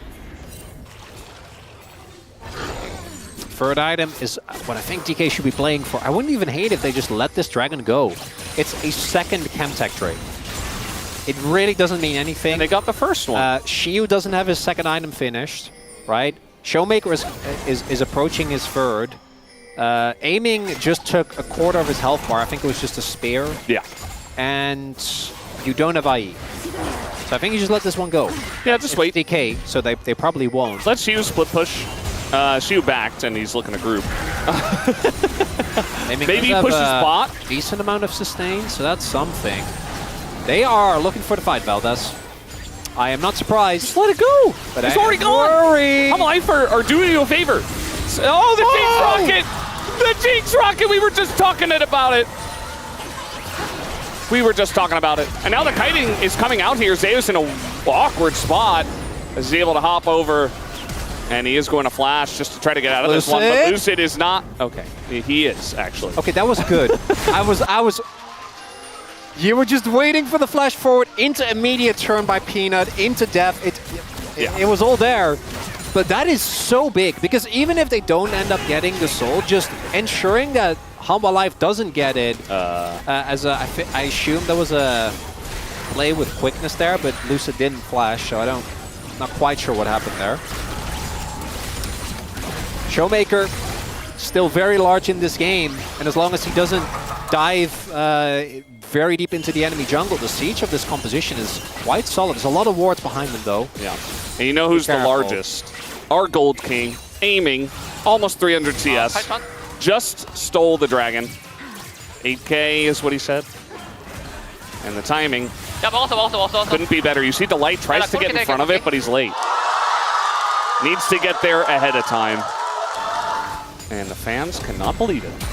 Understandably. And this game, still on a nice edge, Valdez. Actually a close game. After what was, I think, two relatively kind of blowout-y games. Game 1 was, or Game 2 rather, was close for a longer amount, but still once Hanwha Life started winning, we did kind of know. The flanking Yorick is the deadliest. There is a Gigacon, there's also, it's Xante, so actually locking him down is quite hard. It's Lucid. Just gonna, did get it. No mark, because the mark's on blue. But he's at 5, so, you know, getting more marks is nice, but getting to 4 basically is mandatory. If you don't get to 4, you're really in a tough spot. If you do get to 4, everything beyond that is great. Does make your game a lot easier to play out. Yeah, would like to get to 7. We'll see if he can manage that in this game. I think he's still got his target set as Peanut, which I don't know if that's the best target. Might be Zeus or... Yeah. Maybe the light. We'll see. I feel like if you're winning fights, you're killing one of the frontliners first. Otherwise, Hanwha Life are very out of position, right? So, probably what scenario are you ever killing the Viper first? Even Peanut, right? With his range, should be very tough to reliably get on top of. But we did see earlier, Hanwha Life still have a ton of aggressive power if they can get on top of someone like Lucid, who jumps in. Not scared of anything, apparently. Redemption. There's a lot of healing on the side of Hanwha Life. They got AP Nidalee, Rakan, and Redemption. Yeah. So traded there. Are we playing for like the Krug mark? Is that what's happening? These spears are... They don't really have anyone that can take them that well, right? Because even Beryl, who's like the tankiest, can't really just keep eating those. Yeah. Even Beryl takes a bunch. Yeah. Aww. She was like, I'll get you Mark on another camp, buddy. That's nice. That's teamwork. Yeah, because let's be real, if Lucid shows on bot Krug for a Mark, then Hanwha Life will take Baron very quickly. With Nidalee and... Worth. Well... he's done for aiming, though. That is an absolutely colossal spike. Maybe when Showmaker also finishes his third, that could be the start sign for DK, because they have still been playing it pretty slow. The fact that the poke of just Peanut, though, and obviously a little bit from Zeka, but I feel like it's mostly just been the spears, is enough to make a lot of these poke wars go in favor of Hanwha. He's kind of crazy. With Victor and Jinx, you're really expecting there to be a little bit more parity in that regard. And this game, we're reaching a breaking point, Valdez. If either team takes a bad team fight now, it's not just a Dragon, it's a Baron. Yeah, the game will open up very quickly if we do have a one-sided team fight. You see that DK, they would love to fight over this Chemtech Soul, but I do wonder if they will try to collapse on it. Showmaker finished his Zhonya's. I mean, a bit of poke coming out already. And Lucid did put it on Xante, as we mentioned earlier. Yeah. And there is the Corki. Corki Nidalee. There's a reason we've seen this combo so much. This time, though, there is a big thing, which is shown by that little icon in the bot lane there. That's the Maiden. Yorick, they're a big side lane threat. And outside of Rakan, the engage from Hanwha Life isn't that crazy. It's mostly just a poke. So I think they should play for this and just have Shiu push inside. They're not going to do that. He's going to flank. We're fighting, Valdez! Flanking Yorick! Oh no! My LCK! It happens more often than you think. It's every day. And might just be flipping this objective. Hanwha Life are being pushed off of this by the Yorick, in fact. Guliwall going to put Zeus in a really awkward spot. And this is just going to go over to Peanut as the smite comes out early from Lucid. And now Viper was flanking? I don't know, he's very out of this fight. He's not doing damage, and they just press forward. DK, they want to take out Zeka, but the knock into the wall, this Cassante is doing quite a lot, but the rest of the team is just being burned. And that should be Zeus eventually going down here to Aiming, who did get excited. And now we have the TP to the bottom side as Shiu picks up the triple kill, and now he can split push. I don't know how that happened. That fight was a bit of a mess. I am unsure. Why was Viper flanking? How did Lucid? Because I'm pretty sure he missed the spike by like a lot. I think it was like 200 when Peanut got it. 200. A lot of mistakes in that fight. Not quite sure what happened. We're gonna see it in the replay. But when all is said is done, DK didn't need this dragon. They did get the bot lane in it. They should be able to get a lot of tempo out of this play. So she was threatening the backline, and then Viper takes the Giga Cone, just trying to 1v2 Showmaker and Aiming, but like because of Lucid and Shiu, it's not like him taking those members out of the fight, there's no damage. And then right here, things look very dicey as the bouncy house comes in for a little bit. The Ghoulie wall was actually insane. Yeah, Shiu is actually... And the stun, even the Victor. We joked about the initial flank, but he actually generated a ton of pressure. Yeah. He was able, I think that was one of the reasons why we saw Viper just go to the other. Because if the Yorick ever gets on top of you, you are just screwed. Yeah. Like, even if you will, you're not really getting away from him. And now DK playing with a lot of confidence. Yeah. I mean, Yorick is not the best team fighter, but if you get the perfect Giga flank, anyone is the best team fighter. Also, like, also with the ghouls and Sorellas, you are so annoying. Yeah. And they might now go for a bait on this Baron. I would advise them not to, because I don't think you can just sit there and take the poke. But they do have Barrel with Flash, so the engage potential is there. This is still Hanwha Life, very much in this game. The expected favorite, 80-20 in the predictions. DK actually taking them down. Yeah. Much easier said than done. I don't think any of us predicted DK to do it. Literally, and you shouldn't.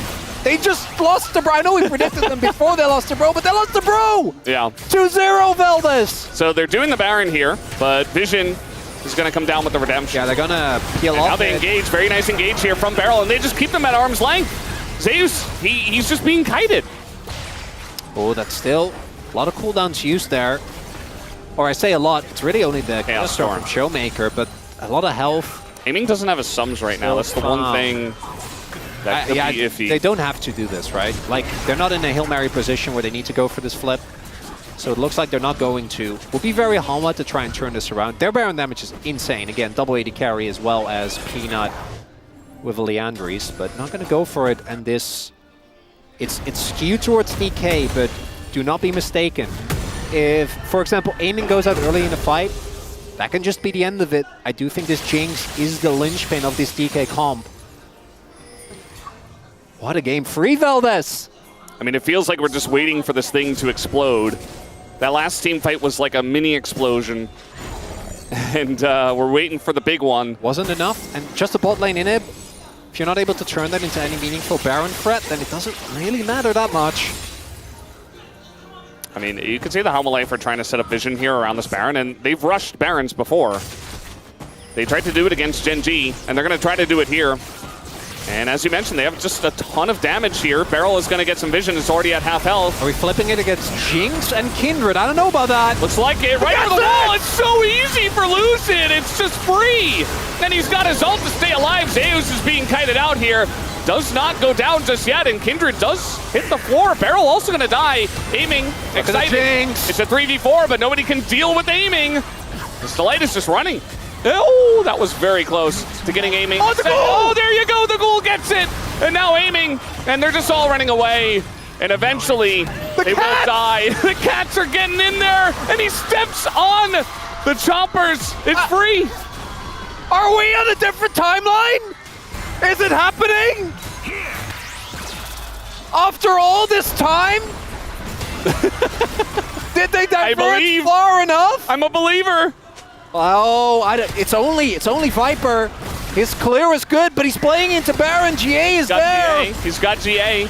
Maybe he can try to go in and clear the wave, but against Baron, I don't think it's going to happen, but he has to try. He just has to go in, and, well, eventually he dies. But that was a foregone conclusion, as he will res and immediately die again. This game is over as the Nexus goes down. DK take down Hanwha Life Esports in 2-1 fashion. And the fans lose their mind, understandably, because this came out of absolutely nowhere, Feldes. This team just got 2-0'd by Bro. They got 2-0 by Bro. They did. And Hanwha, there's some shaky parts. We have to talk about the performance of some of the individual members. I think Peanut, again, not having the best time. The draft in Game 3 did not leave us with a lot of confidence. But I don't know how long it has been since DK has been a team that's above them in the standings. But I'm willing to bet a lot of those stats will go back to 2021.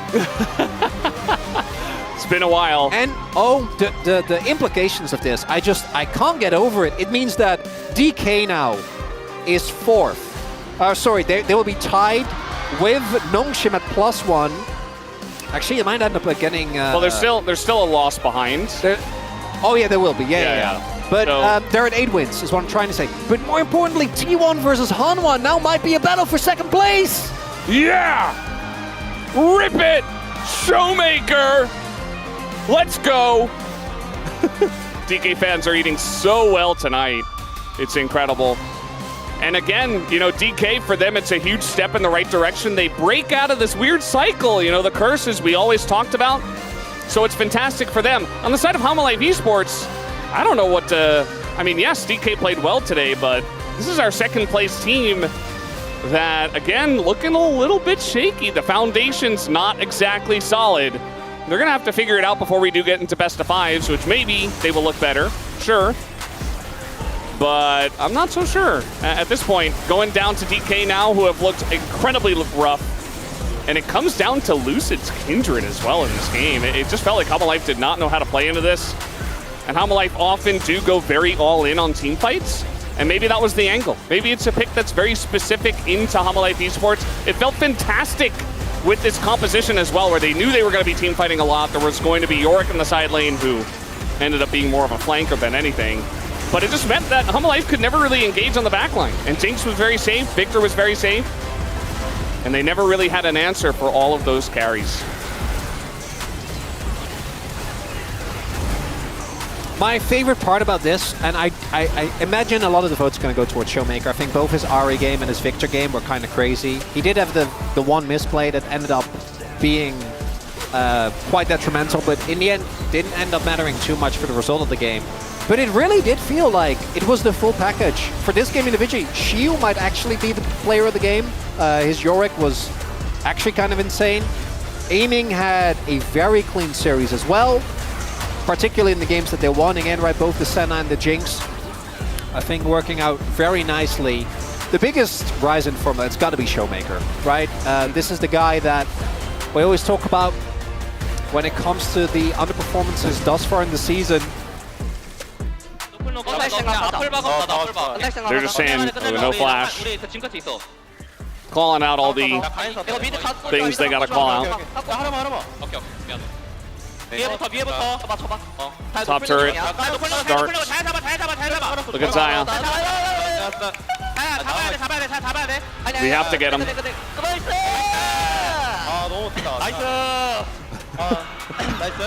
Nice.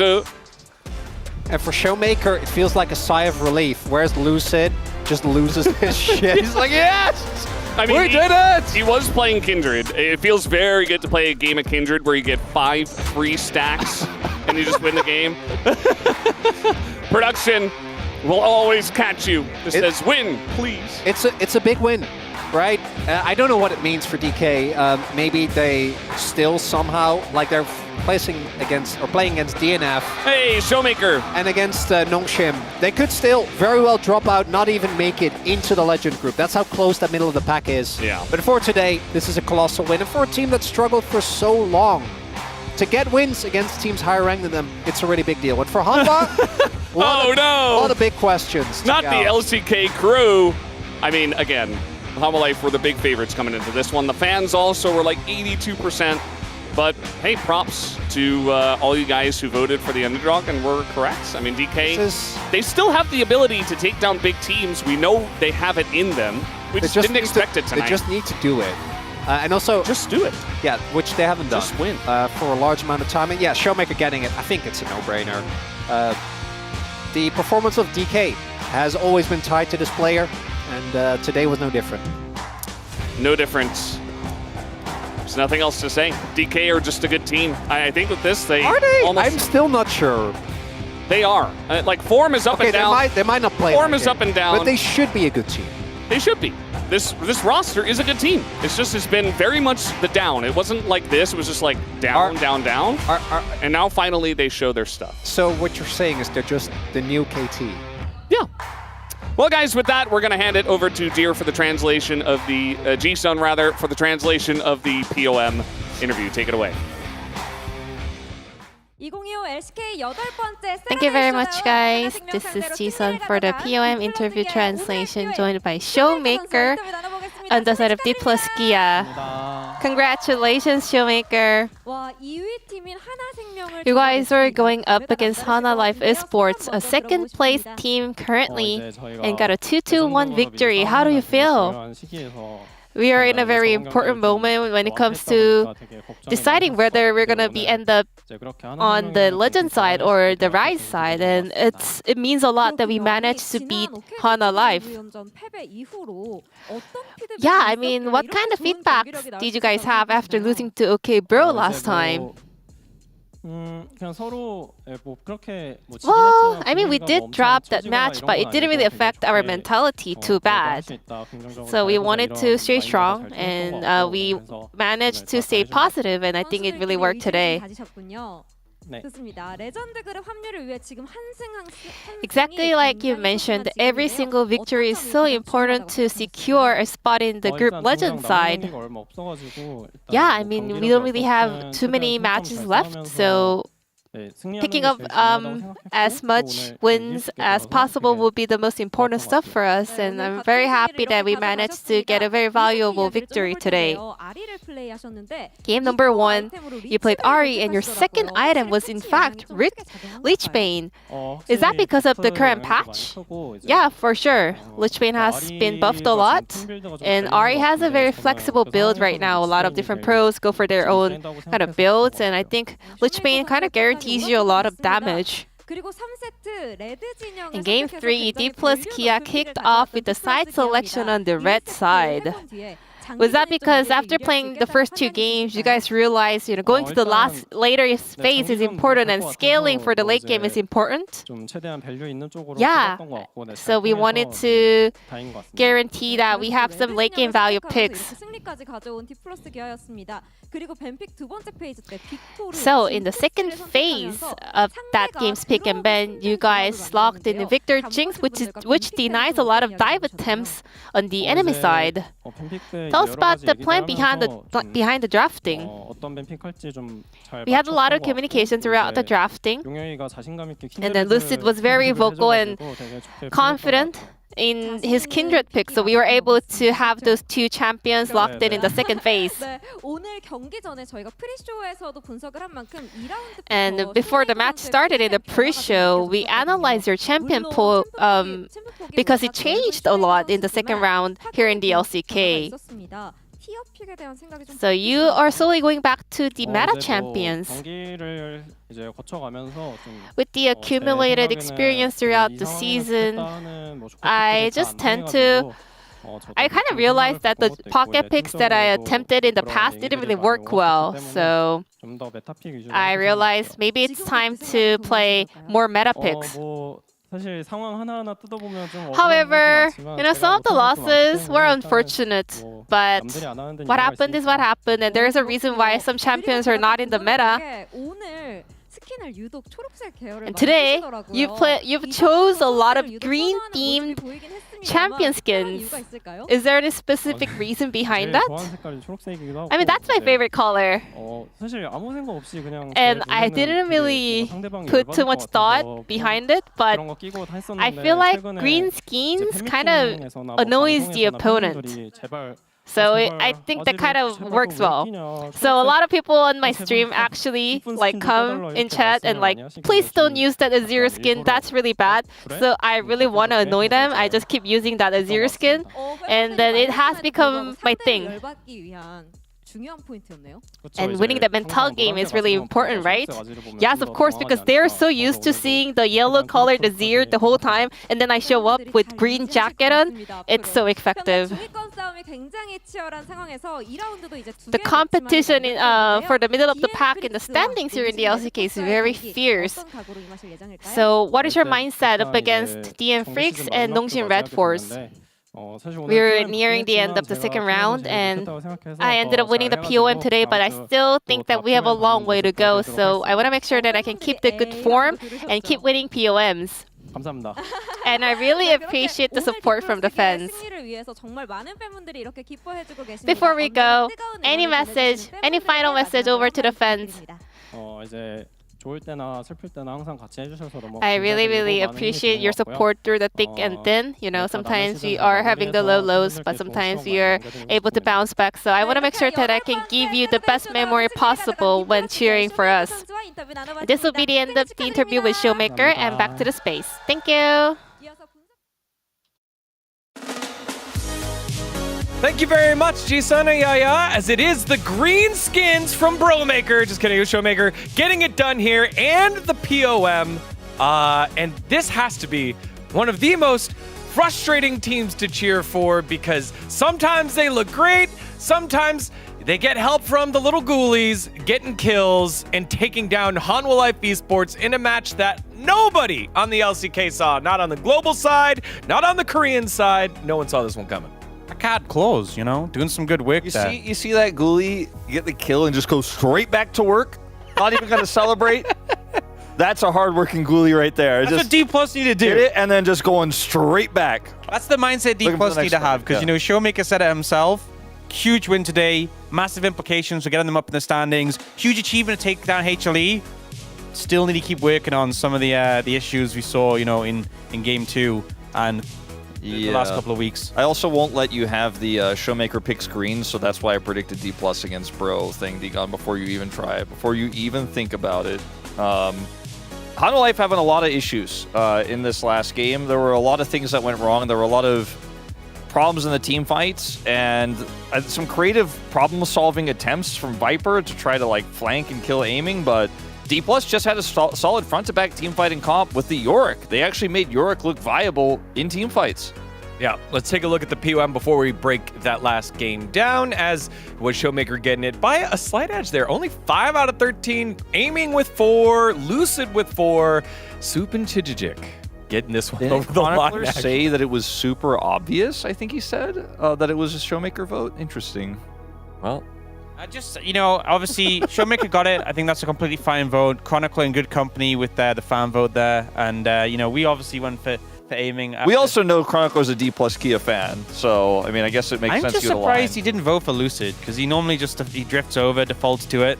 Yeah, I guess it's tough when we have the #1 Lucid fan here on. That's how you know I'm a real fan. Yeah. All right, let's get to the comments here. Wolf, what did you have for us? Long-range orbital cannon aiming blast. When he played Senna in Game 1, got a lot of range, did a lot of healing, did a lot of damage in those scrappy fights. And in Game 3, outranged the Xayah and flashed Viper's flank and got resets and blew people up. Bye-bye. Ox? Yeah, similar thing in the long-range thing. One of my POM comments earlier was Viper the sniper, but now we have the sniper who killed Viper. There you go. The sniper. Viper the sniper. Yeah. Yeah. The sniper who killed Viper now. Yeah, I got it. I just realized this now. Why is no one giving Chronicler, known a DK fan, the same amount of grief from earlier. He didn't pick them to win. He didn't believe in the upset. Can't believe Degon, we all know. Really just don't want to live this week down. Degon, Chronicler said the beating heart of Deep. We all know Chronicler takes predictions a lot more seriously than some of the other cast members. That's true. Know. The thing you take most seriously is your bro fandom. Yes. The thing he takes most seriously is that little crown on his head at the start of every week on the pre-show. Yeah, he's crying at the moment. He doesn't want to be around. He actually can't watch the pre-show because he knows we're going to disparage him, even though everybody got it wrong. Yeah, Brendan's going to be like, everyone got it wrong. It's not affecting your lead. He's like, it doesn't matter. He's throwing away the champagne he had stored away for this one, and he's just having a rough time. Take a look at the create side here. Pony going with aiming blew the treads off the orange tank. Wow, the treads off of it. Yeah, fellow aiming voter. Tanks don't use wheels, they use treads. Congrats to Sunny and Shoni. I like that one by Prince. Yeah, Sunny just got his first big title, so... The first ever Asian, not even Korean, Asian, to captain a European team to a European title. Congratulations, Sunny, and congratulations, Prince, on a great comment. Cloud Templar, a monster with both a rookie's boldness and a veteran's poise. That's wow. Good. And here's the last one from GoGo. Showmaker, the man who always delivers when his team needs him the most. I think always take a bit... Yeah, I might take only issue with the word always. 60% of the time, he delivers every time. I might change it to something like occasionally right now. Let's take a look at the highlight of that last game. 1723 Drake is our highlight number 1 here. I feel like a lot of the decision-making was a little bit scattered here from the side of HLE, and this is kind of reminiscent of what we saw in that game 1. Chronicle pointed out on the cast, they end up super heavily committing onto the Kindred in the latter end of this fight. You know, it's a bit scattered here. We see Beryl finding some space with the Alistair. And again, the Kindred, I think, is really what we have to emphasize. The start of the fight where they're getting the poke down and they're using the Redemption heal to keep them up, this is actually how you would want to set up with a Nidalee and a Corki. Diving in is where they made the mistake. Yeah, and I think for a lot of the compositional issues here for Hanwha, their comp just kind of has 2 carries that are fairly short range, especially the Xayah, right? And you're trying to fight into this Jinx who's going to get resets in scenarios like this where you go into the Kindred ult. Like, going into a pit like this is just exactly where Kindred wants you to be. But also the fact that the Cassante was playing in these fights trying to look for the same sort of front-to-back power and just not quite being able to reach. It felt like just a big reach issue, whereas the Yorick can just put the wall down. That gives him a little bit of a grab. If he grabs somebody and Jinx kills them, then she gets the reset by default. So there was just a ton more agency, I feel like, in Dplus's comp. I feel like really HLE kind of... This series has been more prominent than ever. It feels like their identity has kind of been a bit lost. And, you know, they're sticking Zeus on tanks now. You know, we've seen Cody Peanuts trying to move. He's like, okay, I can't just play tanks in the jungle because that's not really the meta at the moment, other than like the occasional Sejuani game. But then it just feels like they don't have that clear identity we've seen for them, you know, in the LCK Cup, in the first stand. And I think a lot of problem solving needs to be done, a lot of reflecting, because I think they kind of drafted themselves into a hole a bit in this one. And if they'd obviously gotten a big lead, it would have been fine with the Nidalee, but they didn't. Nope, they weren't quite able to in this one. A lot of takeaway for Hanwha Life Esports. Dplus Kia, part of both aspects of upset week as we take a look at the standings. They are now on that 1-game winning streak and still slightly behind, but you look at Nongshim, you look at KT, 8-7, 8-7, 8-8 here for Dplus. T1 really being a huge benefactor of this because it could actually be what lands them if they can beat Hanwha, of course, next week in that 2nd place spot. And also, a pretty scary moment for Nongshim. I feel like of the 3 teams contesting for that final spot, if Dplus can play like this against them and in their remaining series, then you're starting to feel a little bit worried that even though right now you're in 4th and you have that 1-game lead, that you could slide back to 6. It is going to be such a crazy week next week. I will say as well, it also feels pretty bad for the teams on the bottom end of the standings, because obviously a lot of them were starting to slip away from making the Legend group, but it's top 6 who go to the road to MSI, and with that win for Dplus, 8 wins is now that cutoff, which is a pretty hard task for Bro and BNK FearX to reach. Yeah, they'll have to be perfect from here on out. With that win, though, T1 in the Legends group, and we're going to see them up against upset-minded DN Automotive Freaks. We'll have that series for you after this short break. See you in a bit.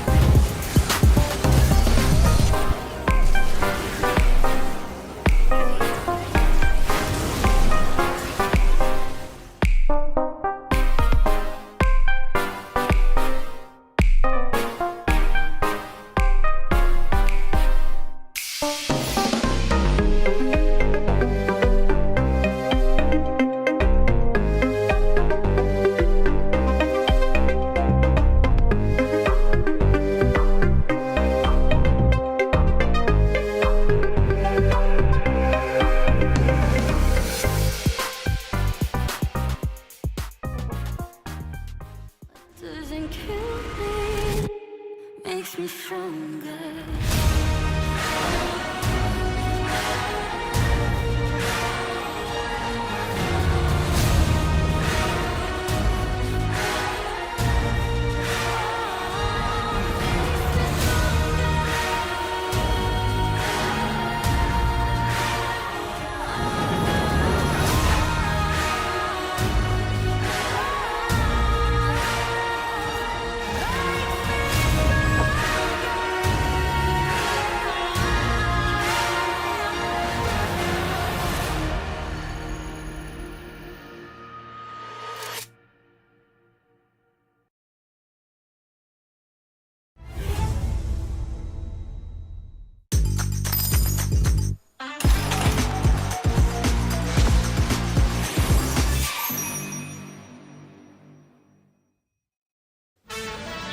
Welcome back, fellow agents. I am Secret Newsroom Agent Codename Cartographer checking in. Just as the weather is starting to heat up, we've got some hot stories to share, so stay tuned. Let's check out our first report. Let's begin with our intel from the LTA. Team Liquid, a roster packed with familiar Korean veteran players like Impact, Umpty, and KoJJ, has undergone a dramatic transformation. Team Liquid has signed rookie jungler Yuji. Born in 2002 and originally from Mongolia, Yuji recently led his college team in Maryville Esports to victory in NACE and was awarded with Player of the Year. With this NACE championship, he was certainly in the spotlight. Yuji made his LCS debut against Shopify Rebellion. Let's see what he brought to the stage. Around 18 minutes into Game 1, both teams were posturing around the dragon. As Palafox's Ahri let his guard down for a moment, Yuji instantly flashed in with a W, pushing Ahri out of the fight. Team Liquid followed up with overwhelming firepower. APA's Rift Herald placement was perfect, and Yon's curtain call sealed the deal with a clean ace and teamfight win. With an impressive performance, Yuji successfully wrapped up his debut on the big stage.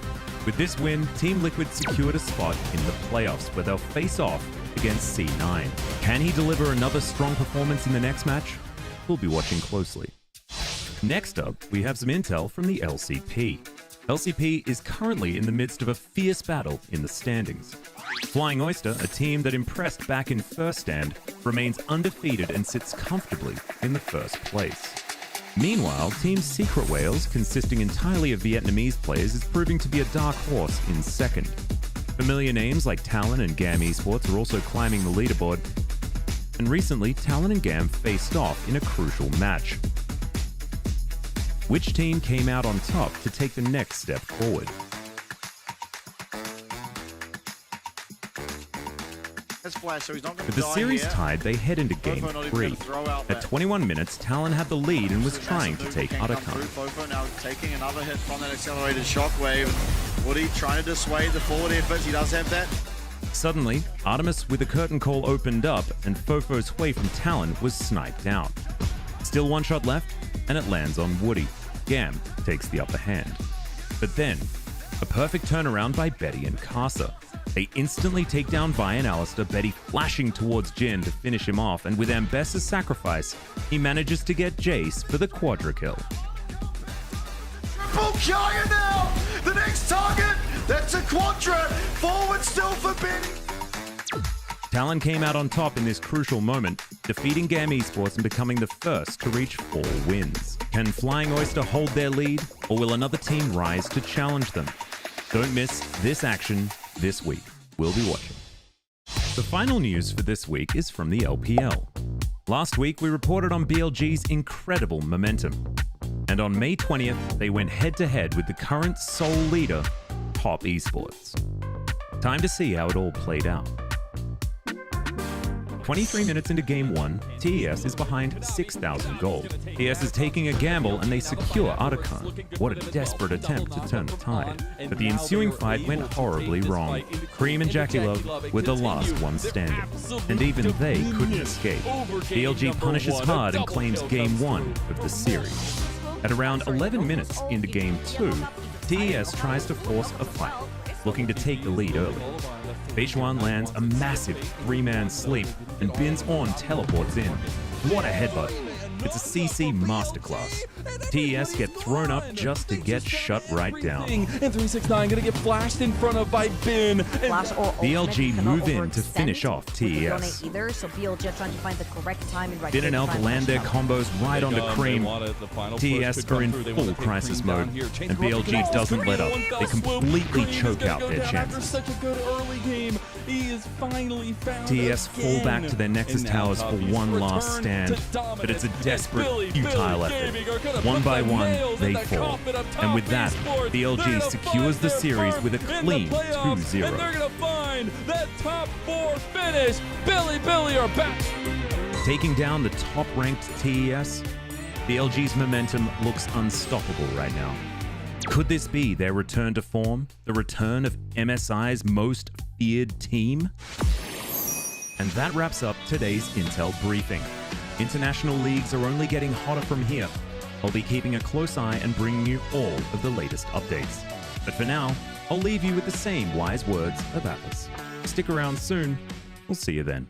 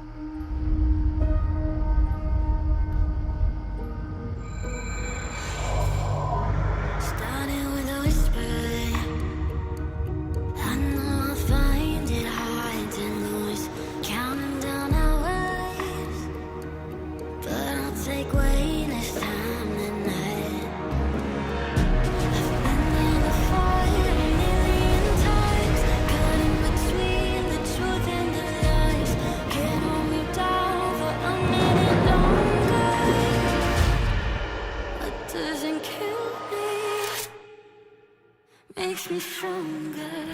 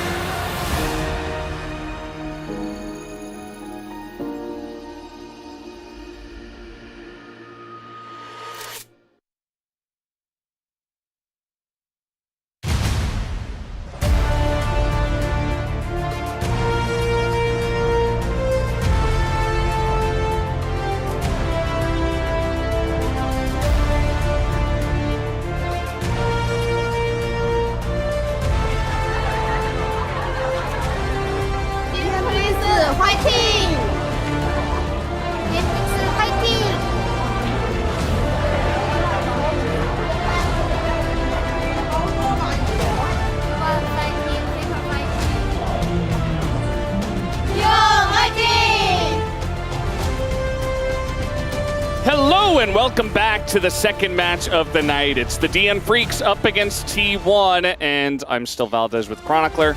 Our first match was pretty good.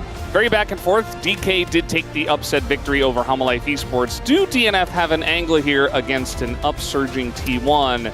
Not looking likely, Chronicler. Well, I thought no, but I also didn't believe in DK at all.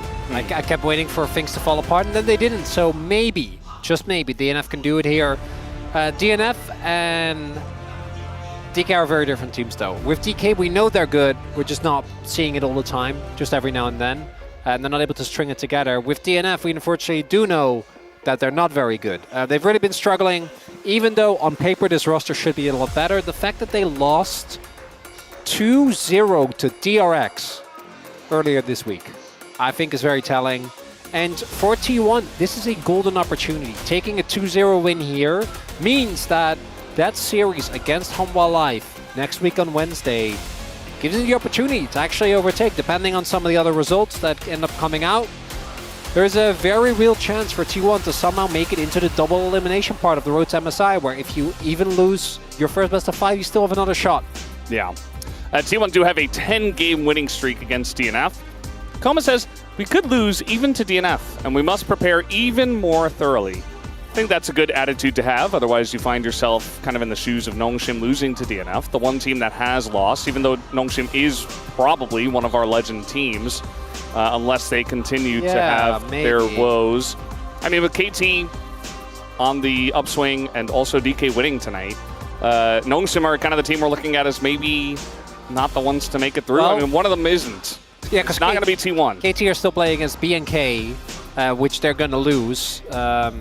And then also DRX, which are going to lose, and Genji, who they're obviously going to beat, because it's KT. Yeah. So we'll see. As the first clash in 2025 is, yeah, this should not come as a surprise. Bulldog has been on DNF his entire career, and Faker has been on T1. And in 2023 and 2024, DNF did not win a lot. As mentioned, a 10-game win streak. I don't expect there to be a difference or any change in that, unfortunately, for Bulldog here today. There were parts of the split where it looked like T1 was actually really struggling when they were still rotating their roster through when it was the beginning, but they have very clearly adapted to the new roster, to the swap. Dorn coming in for Zeus, Yuma back in as a starter, and it has looked like T1, they're a little different flavor, but 4 out of 5 players are still the same. And outside of a single series against Kenyan, Owner in particular, been the standout. Yeah, absolutely. And in saying so, T1 should definitely be the big favorites coming into here. I think it's definitely a different feel from the Hanwha Life DK series we had, which you never know with those two. But for this one, DNF have a big hill to climb. And Bulldog, he tries to do the meditation like Faker. I think that Bulldog did look a little bit better in his DRX series than he has in past series. So hopefully able to channel a bit more of that newfound energy into playing better and better, because they really need anyone who's not Berserker to step up to the plate. And in terms of, you know, round 2, his damage percentage is high, his damage per gold is high. He's dealing damage. He's doing stuff for the team, which is definitely a improvement. It's an improvement compared to what we saw in round 1.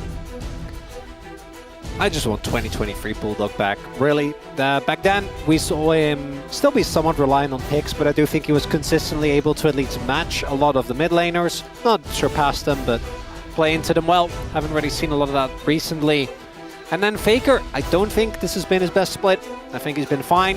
Obviously, is still not really a liability to his team. We saw that at KDA. I think also just his general laning has been solid, but he hasn't really been the standout.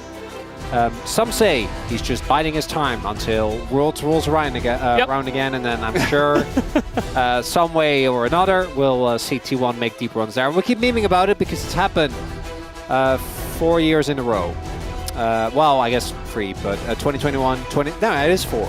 Yeah. Because 2021, there were also a single game away. So, yeah, 4 years in a row. Despite how the performance in spring or summer looks, T1 will always get it together. And this is the man that stopped one of those runs. But we have not seen that form from Pioshik, unfortunately. I think he really has struggled. Not even last year on KT, we see him so consistently not hit the Pioshik peaks, even after his time in NA, where obviously that was a bit of a up and down experience for him. Last year on KT, was he the standout? No, but he was serviceable. I don't think we've seen a lot of serviceable play from him, unfortunately, this year yet, Valdez. Yeah, I mean, in terms of form, these two players couldn't be more different. Pioshik definitely at the bottom, whereas Owner is close to the top. Berserker, in terms of his form, it's been nice to see that he's continued to be consistent, even throughout all the losses. We had a chance to talk to him on the space one time after their victory, and, you know, just talked a little bit about how they were dealing with the mental pressure of not getting a win up until that moment when we were interviewing him, and how happy it did make them, and how they're still working on a lot of things. It's still relatively early on in the LCK. That's one thing you can say, with rounds 3, 4, and 5 coming in the latter half of summer. So, you know, still time for this team, but eventually you do run out of time, and I hope that they don't, because when we saw this roster at first, we knew it had potential, but they just haven't shown it yet. And potential can mean many things. In this instance, it's a team where you're like, they should be middle of the pack. You don't expect them to punch up, but these players throughout their careers, if you take the peak of all of them, that's a playoffs roster. And they're not that far off either, but obviously that is very far from where we are now. For T1, I think Koma knows that even in the LCK, as Nongshim also learned, even when you're playing as a 10th place team, that at that point, what, 0 and 12, I want to say? That was definitely not great. Maybe 0 and 11 or 13. But Nongshim dropped to them, as I don't know what the Korean connotation is. Yeah, interesting there. But, you know, T1 win. That's a pretty basic one. The sign before that said that she had come from the future, and she knows that it's a DNF victory. So we'll see if she's actually a time traveler. Powerful. Or if she's just making signs in the audience. DNF start on the blue side here. Might help. Maybe. Really, it hasn't been the laning. It hasn't been the drafts. It's just been very consistently the level of play that we've seen from DNF when it comes to the mid-game. The objective setups, the rotations around the map, the side laning, the team fighting, all of it just not quite the level where it needs to be. For T1, we did see obviously a lot of struggles early in the season. We had Guma and Smash still rotating. We had Doran heavily underperforming compared to where he has been ever since, I want to say like 2022, right? When he moved towards that. 2022 he did already move to Gen G, right? Yes, 2022, 2023. And we'll see if T1 can just rely on the current form of their players to end this swiftly and inch ever closer to Hanwha Life, currently still pretty decently ahead of them in the standings, but the fact that they're playing a head-to-head match makes this, even a single game drop, could be a big dealer for T1's chances at locking himself into the double elimination part of the road to MSI. Yeah, it's definitely a big win to get into that top 2. Hanwha Life, if T1 wins tonight, Hanwha is only a game win ahead of them. They are like 4. It's 4.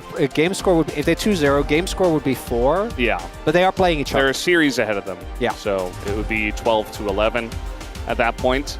Looking for the Gwen here into the Rumble. So Dorian going to be picking that one up. And the Talia, which was hovered earlier, does get sniped here by Faker. So we're not picking Xin Zhao.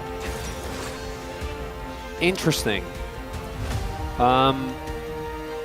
Nameplates off. DN Freaks draft. Impeccable. Get Yone into Talia, which is one of the few matchups where I have seen the Talia really struggle, because Yone has many ways to circumvent her E, and obviously once you get on top of the Talia, she does not really do a lot. Then you have the Yone Sejuani combo, which is crazy, and Yone Rumble. And I was really hoping that it was going to be the Xin Zhao. But we do instead see Owner on Skarner. Not super that's not an exciting topside, Valdez. That is not, like, it's fine.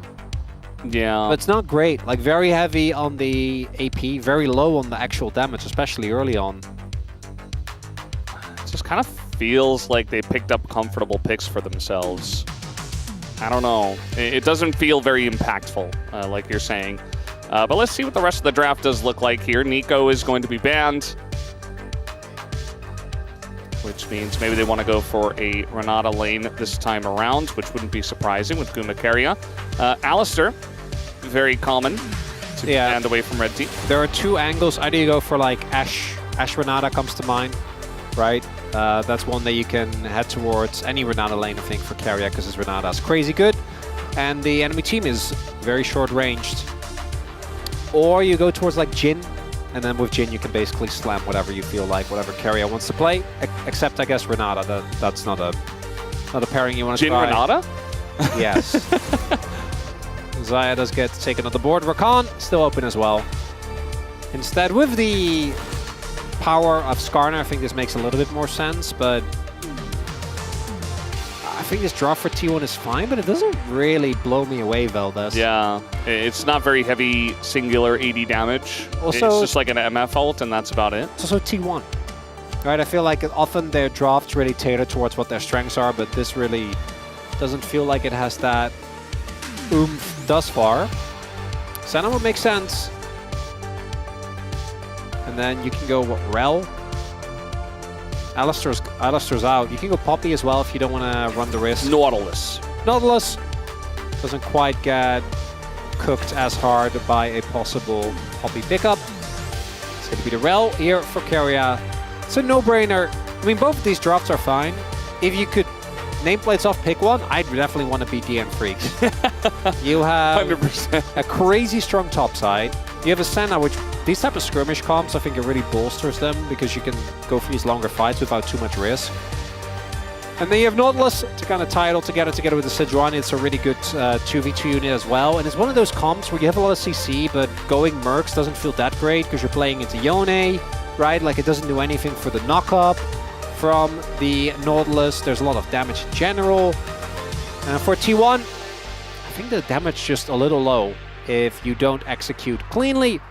Now it's T1, so we're gonna give him the benefit of the doubt, but I could definitely see issues for this combo. You start falling behind. Imagine if MF is behind and you're forced into early skirmishes and you're Skarner and then Talia is just sitting on like Archangels and then the enemy team Yone just ults in and just kind of booms you. Yeah, I feel like T1 from the red side, they kind of... It's fine. It's just fine. I don't know. Just makes me uncomfortable.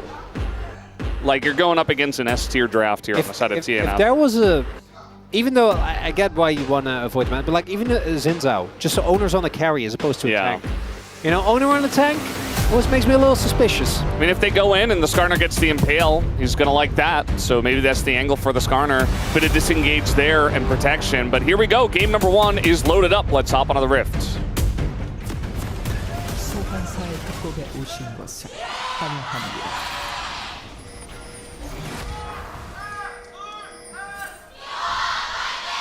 미니언 생성까지 30초 남았습니다. All right, game number 1, match 78. DNF. They're already locked in the Rise group. They don't have a lot of upward movements. They're almost locked into 10th place as well. I think it's not 100% because they still have 3 games left, and so do DRX, and DRX only have 4 wins, whereas they have 1. So potentially, technically, they can still make it through. They would have to win all 3 of their matches, and DRX would have to lose all 3 of theirs and have the other tiebreakers match up, which I haven't done the math on. So for them, it's really just about trying to get yourself into a place where you feel comfortable as a team, because they have not looked comfortable as a team, especially their team fighting their macro. That I think is where it all kind of falls apart in the mid game. You mentioned it before, the drafts are fine. This draft is excellent. The laning is fine. Sometimes they even win lane.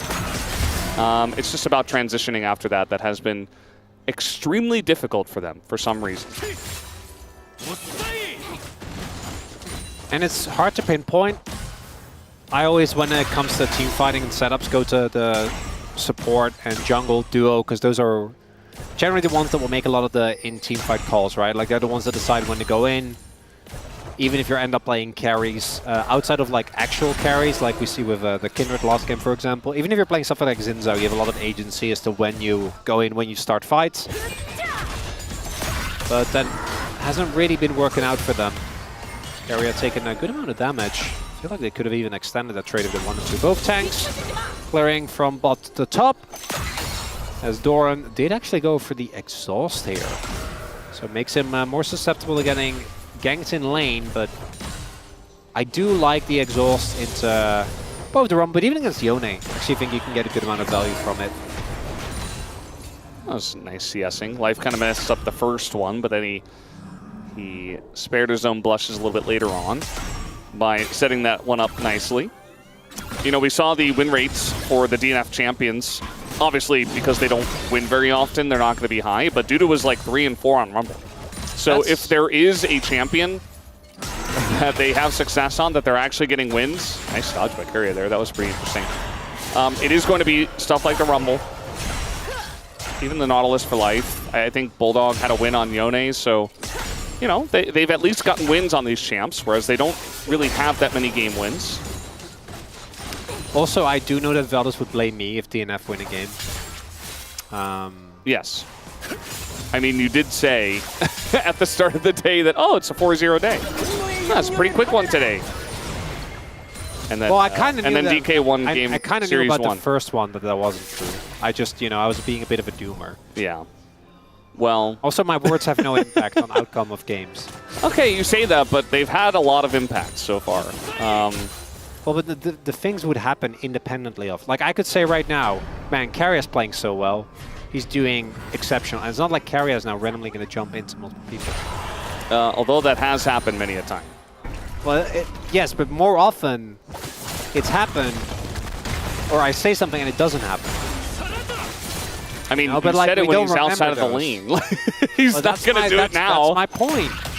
But there's a lot of scenarios. We talk about a player, we're hyping them up, and nothing happens. But our brain wants to see patterns in chaos. Okay, I understand where you're coming from, and in general life, you're correct, but at the LCK, it's not true. Because curses are real. Because we yap too much? They are real at the LCK. I've seen it so many times that Well, it's because you've been here for 8 years. I'm a believer. Yeah, but for 8 years, you've been here 5 days a week. Yeah. Talking about League of Legends. So there's going to be a lot of times where you say stuff and then it will just naturally line up. I mean, I don't have 100% caster curse ratio. I feel like you are nearing it, though. You're very, very good at it. Much better than the rest of us, which we have data on. Yeah, I mean... Why am I getting there he is. It's just the way it goes. What do you mean it's just the way it goes? It is what it is, Chronicler. It's okay. All right. Not a lot of action there in this early game, huh? Yeah, I mean, DNF are definitely one of our teams that they're more of like the passive style. And I think that when you run out of confidence, you do lean towards that more often than not. Just wait and hope that they run into your turret at some point. Yeah. Yeah. Or you're just not very proactive because it doesn't feel like anything's going right for you. Well, that's the actual reason, but... Yeah. You're just going to be more passive. Hope the opponent makes a mistake that we can capitalize on, right? Instead of creating opportunities. Mm-hmm. Like this one, which is actually very good for DNF. Nice hook there by Life. It's not going to lead to all too much with the Senna just sitting back and farming. Not too bothered by that Ascena, though. Just enjoying yourself, slowly farming up. Berserker up in gold, but obviously Guma is sitting on a call. So once that is cashed out, unless we see Berserker answering kind, and call Senna feels kind of bad. Not going to be the case, I don't think. Berserker, though, going to just be looking to get as many souls as possible and scale up as Pyoshik does get the crab. Crab fight victory for DNF. He like an announcer voice, like crab fight victory. That's what I did. Dudu nearly dying here. The exhaust is almost there. Doran probably wishing he had flash, as the exhaust didn't do a whole lot. Kind of just slowed him down, and then he just ran away. Or hit your needles. That would have... Well, yeah. Would have helped. That's what the exhaust is for, right? But if you use the exhaust and you don't hit the needles, then the exhaust just didn't get much value, did it? Really didn't. Doran does have TP advantage, so he's able to just get straight back to his lane. Should be able to further cement his lead. Dudu with the Swifties. Does have a little bit of extra movement speed, so that's nice at least. Maybe that was why he could dodge it. You know, we had Hanwha Life DK Game 3. We had our first blood at like 17 minutes and 45 seconds. It was late. It was late, Valdas. It was very late. I do wonder if it broke the record. It did, actually, because it was 17 minutes and 26 seconds previously here for this season of the LCK. So it broke the record. This one looking a little bit like that. Maybe. So we have Bro and Brew. Yeah. What are you brewing today? DNF and drink. Yeah, DNF and drink. All right, my drink of choice for tonight probably tea. For tonight? Just a cup of tea. When I get home, because I can't drink coffee when I go home. Right, it'll be too late. What about right now? You just drinking water? Just water. Yeah, me too. I'm just a water drinker. Nothing too crazy. Yep. Water Walter with us today. DNF is just going to flash away from that one. Life just says, no, I would rather not fight. Whereas T1 are very much wanting to fight. Double stun comes through. Now Berserker's going to flash away. Life in a really rough spot, but it is a Nautilus. As Bulldog comes over, the Nagamana carry is big. The bullet time, though, in a Pyoshik is bigger. And eventually he will go down as Faker picks up that kill in the 2-for-1 trade. T1 definitely going to enjoy that right before the Grubs do spawn. Doran, I think, has his ult still primed, yeah. I'm waiting for it. This time, okay, that one was very off, but very close to getting the kill once again. Feels like Doran is getting very close, but not quite there. Dudu can also still equalize if he was already in trouble, so wasn't too scared off. That lack of confidence is something I think we see right there. So the first disengage is right, because Faker has his ult, right? So like Bulldog can never join the play in time. Okay, full dodge here. As Bulldog gets away from the Skarner, who does not have Impale. Used it in the last fight. Pyoshik does get a crab, but yeah, so the first disengage I think was good, like the flash that we see just before this happens.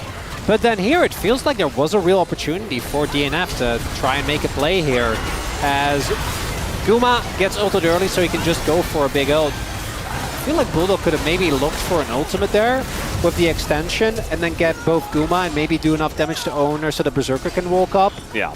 Instead, it was just Impale on top of bullet time and it didn't get stopped. Yes. Yeah, and I don't... This is one of those things, like, I feel like Bulldog should have just ulted there, but maybe the team call was, no, we need to disengage. Like, we don't know what's being said in comms. That does feel like a missed opportunity, as Pyoshik might be walking in... Oh, no, he is a ward. He is not walking into the trap. He is fine. Yeah. He said Sejuani. Impale's ready. They can just go for Dudu. Yeah, I mean, this is a 3v2. Stun comes in, there's the Impale, and you see Pyoshik is going to help him out. Dudu able to flash away. And so he stays alive underneath this turret. Impale and the Magnet Storm down now. Still a big window, getting a flash. Well, there is a member there. Maybe a punish on Doran here. Does get slowed. He is the Gwen, so... A huge gasp from the audience as Gwen dashes. Maybe just walk up. Feel like you can maybe at least get the exhaust. Realistically, I don't think you kill Doran ever there, but particularly with Senna that only has Shiv. We talked a lot about the Shiv. I think the Shiv makes sense.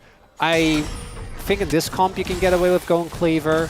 I do feel like going Cleaver by default always feels a little bit rough to me because there are setups where you just need to actually do damage, in which case building some real crit items will do a lot more. But in this case, you're also playing alongside the Yone, right? So I do think you get a ton of value out of a possible Cleaver. As Dragon now started for DNF. They're just going to get it. Yep. T1 are like, nah, we're not interested. It's an Infernal into an Ocean. So that's going to be the play here as Carrion flashes in for that one. I think that was his real flash. As now Guma just trying to ult the wave, but might be punished for this one. Uses his cleanse just to get the slow off. If he opens with Equalizer, might have actually gotten the kill there. Or at least the flash. Realistically, Guma shouldn't die, but just the flash would be nice. Yeah. Feels like DNF players definitely hold on to their ults a little bit too long. Has hesitation. Yeah. It's the enemy of success, Valdez. It's why slumps happen. We do have Doran finding Dudu, who now he's got his equalizer, but he's kind of just on the run here with this phase rush. The exhaust not able to do all too much. He's going to hit the needles this time as he dashes forward. One more auto would do it, but Dudu even able to burn a bit as Doran gets very close to dying. Oh man, he was so close to finally getting that first kill onto Dudu, but not this time. Riftmaker might end up being what saves him there. Without Riftmaker, and I think he also had Potion ticking as well as a cookie, that could have been a counter kill for Dudu. Actually ends up being very close. Pioshik obviously not going to be able to catch Doran there. Doesn't want to try and play for a cancel. And this is what we talked about, like the laning from DNF is actually not bad, right? Like, obviously Dudu has almost died, but he hasn't. Is not even that far behind in the grand scheme of things. Yeah. The real issue is when we look at bot lane. Because Guma has been picking up a lot of plates. He also cashed out his call. And he also is up about 2 waves. Yeah. Especially because he's the sole AD source. He needs to be fed. Especially on MF, right? Because there are times where MF, you can get a nice bullet time off, but you know, are you doing consistent damage in the fights? Not as much as some other AD carries. So at least if he's fed, his auto attacks are also going to do a lot of damage. So it just feels like it shores up one of the potential weaknesses of T1's draft. And so he's really just loving his position now. If it does go too late, though, the Senna is going to be an issue, as the Impale will come down after the smite due to no flash here, just trying to walk this one off. But Pioshik in good position this time. In comes Faker, though, and he cleans up the battle, as Pioshik now alone against 4 people, but the TP is coming in. As now Bulldog, looking for the angle, is going to ult, but it just gets flashed away from him. He's flashing in, he wants the kill, and he's just gonna die. Life goes in, and he gets locked into the wall as well. Faker's on a streak already. A killing spree of 3, and the engage there from DNF does not pay off. A for effort, C for concept, and E for execution there for DNF. Unfortunately, not quite working out. Despite their, that was, tried their hardest. Might have just wanted to let the player go down, and then, when it comes to the actual execution of the fight, not something that we really want to see back. But we're going to look at this again. So Owner starts this. No, there's no flash, which means that he has a very free Impale. A lot of damage comes down, but there are no needles available, so Dudu stays alive for a good amount. And then here Faker is able to snip up that kill. That's nice. Then Carrier goes in a little bit too early here. Doesn't quite perfectly time the crash down, but it's still fine. And then Bulldog misses his ult, is forced to flash, and still doesn't have the damage because Faker has Archangels. So Yone just used flash, TP, Dudu died, and then Life also died. And now the game is kind of done. Because now Faker's 3-0. Yeah. And they're 3.5k gold behind at 15 minutes. And while all of that was going on, I'm pretty sure Guma was, he was just farming. He was bot. He is now 1.4k gold. He was bot, he got the turret, and then he just rotated up to mid. Berserker the whole time, he was just in mid. He didn't have his ult either, so he wasn't able to help from mid. So he was just farming. The AD carries weren't a part of that fight at all. Yeah, level 1 Senna ult is so long. I don't know how much it is, but it's like, I think it's close to 2 minutes. It's actually... It's about 2 years, yeah. Yeah. Not looking too hot there, Valdez. Yeah, this is definitely one of those rough situations. Like, it's kind of hard to really criticize DNF for trying to go in there because it's like, when will they go in there? You know, like it feels like we can say, oh, they're being too passive, but then when they go in, it's not looking good because the execution isn't good. As Guma just gonna get caught, just straight up caught here in the bush. Can they actually kill him? Yes, they can. As now Faker's making his way over. That was a very interesting ult from the Sejuani. Berserker just hitting 2 walls, and the Impale on the right side of the fight is huge. Bulldog does get over there, does get a kill onto the support, but Life is definitely dead, as is Pioshik. Not the cleanest fight, but Guma does bait them into a really rough spot, as now Bulldog, he's getting run down here by the mid and jungle duo. Owner gonna lock him into the wall, and that is gonna be the end of him. As Faker 4-0-5 already. Meanwhile, Doran is just snipping away as this starts with a pretty big... I don't know, Gilma, why are we defending that river by ourselves? I don't know. Has some spools still end up going down, but a lot of resources are invested in making this happen. And then Berserker gets basically 1v1 by Faker, so doesn't really get to play the game. And then Bulldog joins by the time the fight's already lost. And with Gwen, if she just gets to do multiple 4-stack snips in these type of fights and hit multiple people, she's going to completely obliterate as... What is this? Come on now. Ox is here today, by the way. And... okay, so that was the... This is just... this is what, the third, the fourth today? It's at least the third in a row. We started out with Mountain. If we have the Chronicler Curses aren't real cam, I want to see an empty couch for Ox cam. Okay? I want fair... What is he even doing? Just treatment. Well, clearly not watching the game. Yeah. Yeah, look. Unacceptable. Even little Tibbers is disappointed. It's not okay. I mean, 3 in a row is actually unacceptable. Should have a serious talking to. Oh, we will. Yeah. We will, yeah. Not by me, I don't think I'm very good at serious talking to. You don't like confrontation? Huh. I've gotten a lot better. You have, yeah. We have kind of trained you.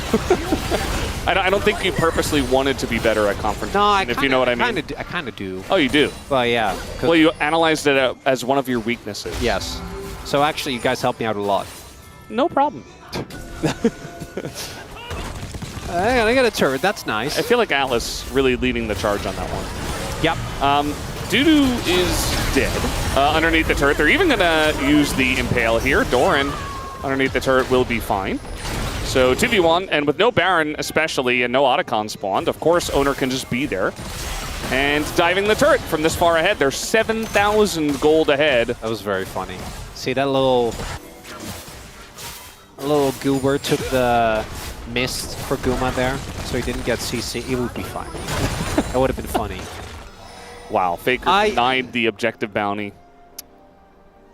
Yeah, this game is not gonna last for a lot longer, Feldas.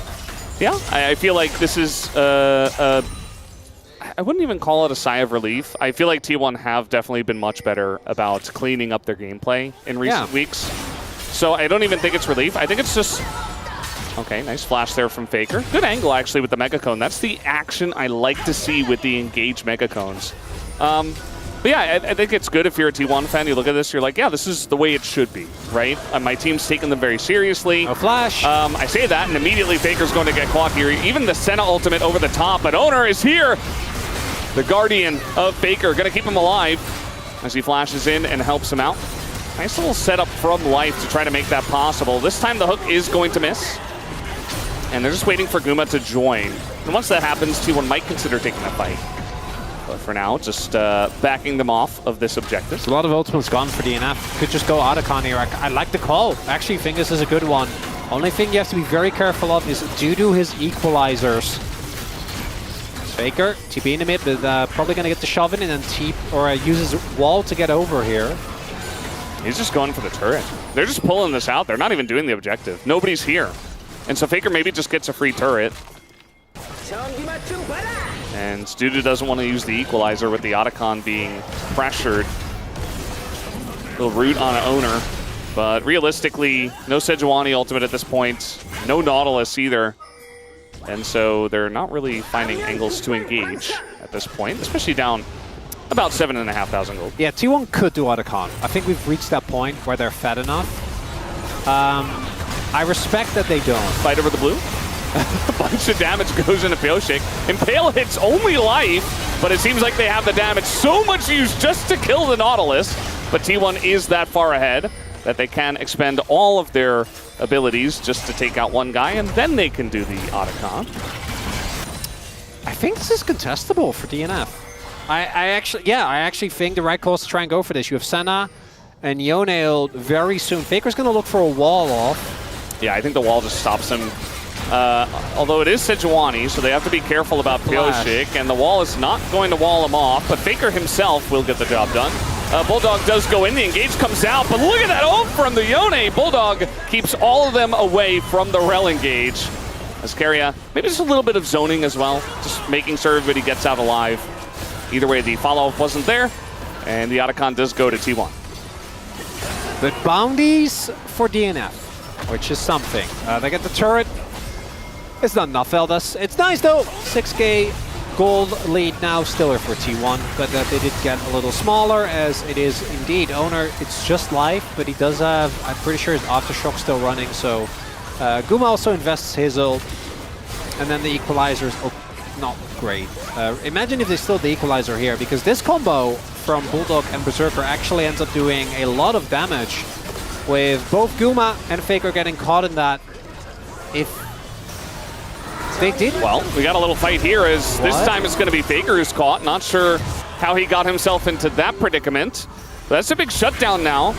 Didn't see who the kill went over to, but either way, it's a lot of gold going over to DNF. And this was pretty much an unlosable game. Bounty. Yeah, it's another bounty. It's going to delay the Dragon Soul. I mean, we only had 2 dragons up to this point, which is pretty low.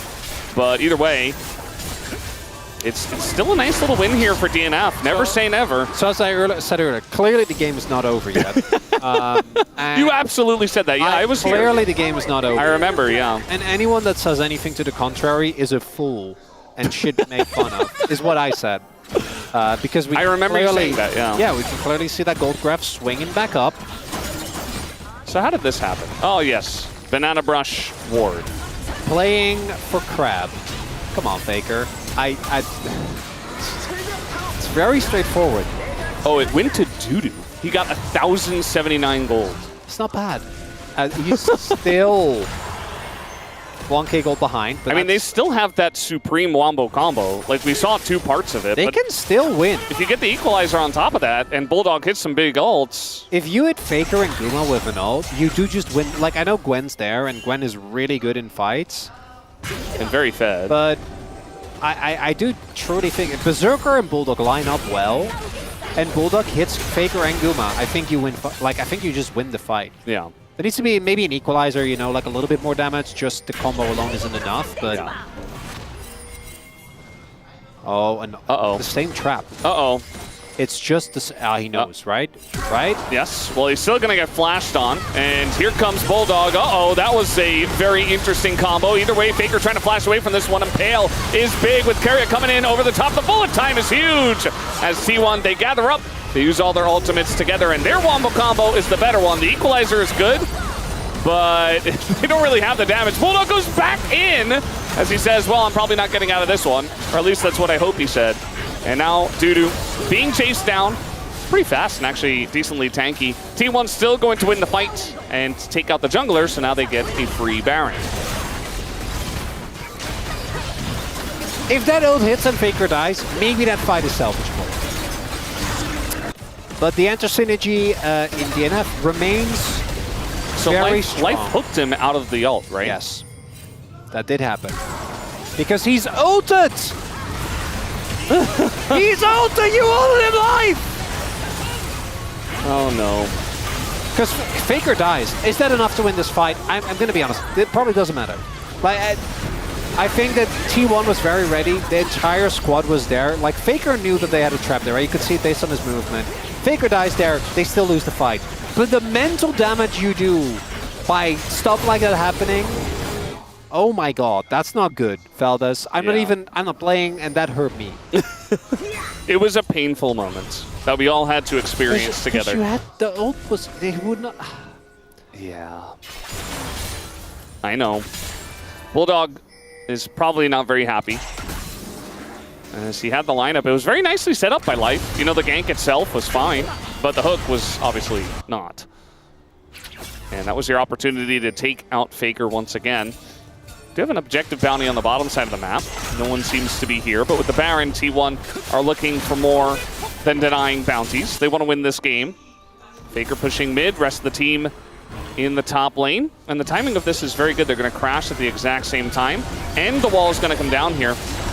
So now, Seismic Shove is going to miss, but you've got all sorts of other engage, although that mostly hits a Sejuani. As now, TP coming in, Keria having to flash away, knocked into the wall is Doran, but the Impale is going to get Bulldog, and the wallets, I think, are just a bit too heavy. Doran able to just run at them, As Pyosik, one by one, the dominoes do fall. Pyosik being the last one. And that's a triple kill here for Doran. And a final kill does go to Guma. And that will be the game that we thought was over a while ago. Had some bumps, some bruises, but T1 will win in the end. That's domestic Doran, baby. Coming in hard on the Gwen. Early pick paying off. Some mild shenanigans in that game. Some moments that maybe some of us would rather forget when it comes to, again, the anti-synergy. And it's so painful because, as I truly believe, even if Faker dies, I think they lose a follow-up fight. I don't, like, they were, what, 6k gold behind. T1 was ready for that. They clearly had everyone in that quadrant of the map to try and play against it. Also, not a perfect game from T1. Guma got caught a few times. The one in River was particularly egregious. Faker obviously got caught one time, I think, on purpose. The other time, not so much. He still looks pretty happy. Maybe they're watching that clip right now. He's got like that sheepish grin on. He knows it didn't matter at the end of the day. Yeah, it didn't. And for DNF, what can we say that hasn't already been said? The team is just not working well together. Those crucial moments, they are the symptom, right? They're not the cause. There is just, the team is not meshing well. And until that changes, I don't think the results are going to. Yeah. The draft itself was fine, the laning phase was fine, and everything after that didn't seem to line up for them. But T1 looking good. Again, some bumps along the way, but they got the win in the end, and that's all you could hope for. 1-0 here for T1. We'll take a break.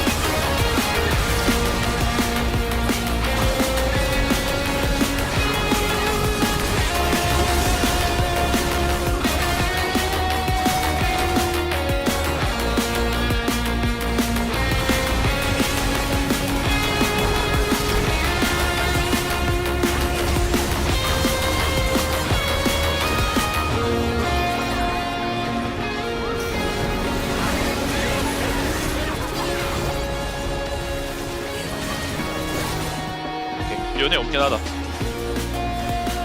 봐봐, 타워부터. 타워부터. 여기부터 연애 볼게, 연애 볼게. 나 좀 안 좋아. 딜러 이탈. 할게 봐, 할게 봐. 연애 공조심.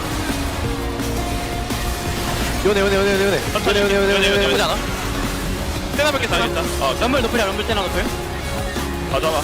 좋다 이거 그래. 에이. 럼블 노플이야. 예. 너 죽는다 그거? 나만 하는 거야?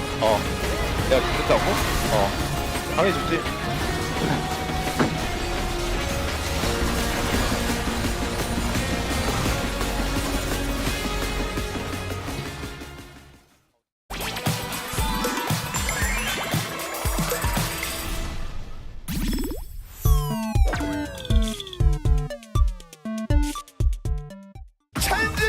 와, 젠지 강하긴 강하네요, 진짜. POM으로 선정된 듀로 선수 만나서 인터뷰 나눠보겠습니다. 승리 축하드립니다.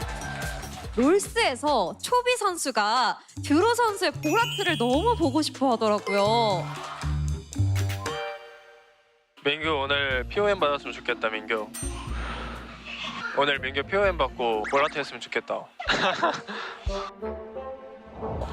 아마도 팬분들의 함성 들리시죠? 듀로 선수 너무 보고 싶어 하실 것 같은데 POM 받으면 보라트 해야겠지. 또 이렇게 취업풀까지 있는 만큼 자, 하나 둘 셋 하면 보라트 준비되셨나요? 마음의 준비? 하겠습니다. 하나 둘 셋 파트! 오! 와우, 3단 하트로 이렇게 해주셨습니다. 초비 선수가 뭐라고 할까요? 잘 봤다고 얘기하지 않을까요? 네, 이렇게 시원한 세레머니까지 해주셨습니다.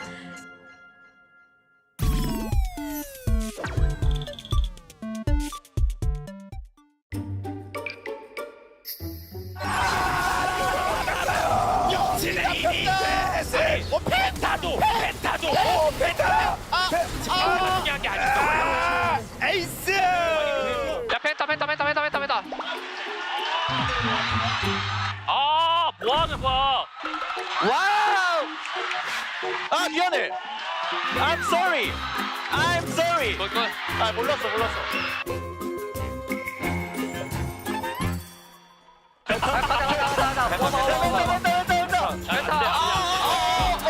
아니. 펜타. 아니. 근데 좀 리포 어떻게 더 잘했으면 먹을 수 있었을 것 같아요 저는. 다음에는 좀 킬캐치를 잘해보자. 좀 아쉽긴 했어.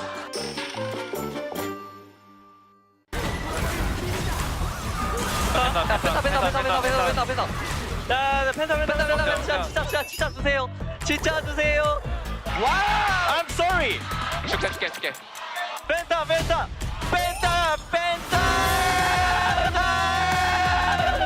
야 이걸 먹네. 나이스. 감사합니다 형들. 야. 재혁아 내가 한 대도 안 터졌다. 사랑합니다 형들. 아싸. 펜타킬 했다.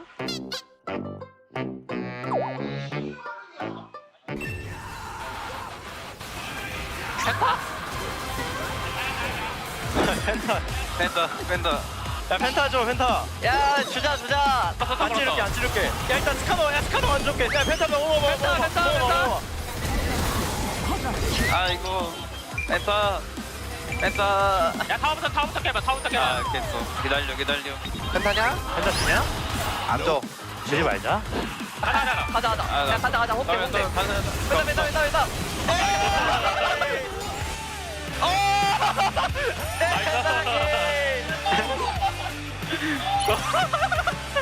야 최초 아니야 이거?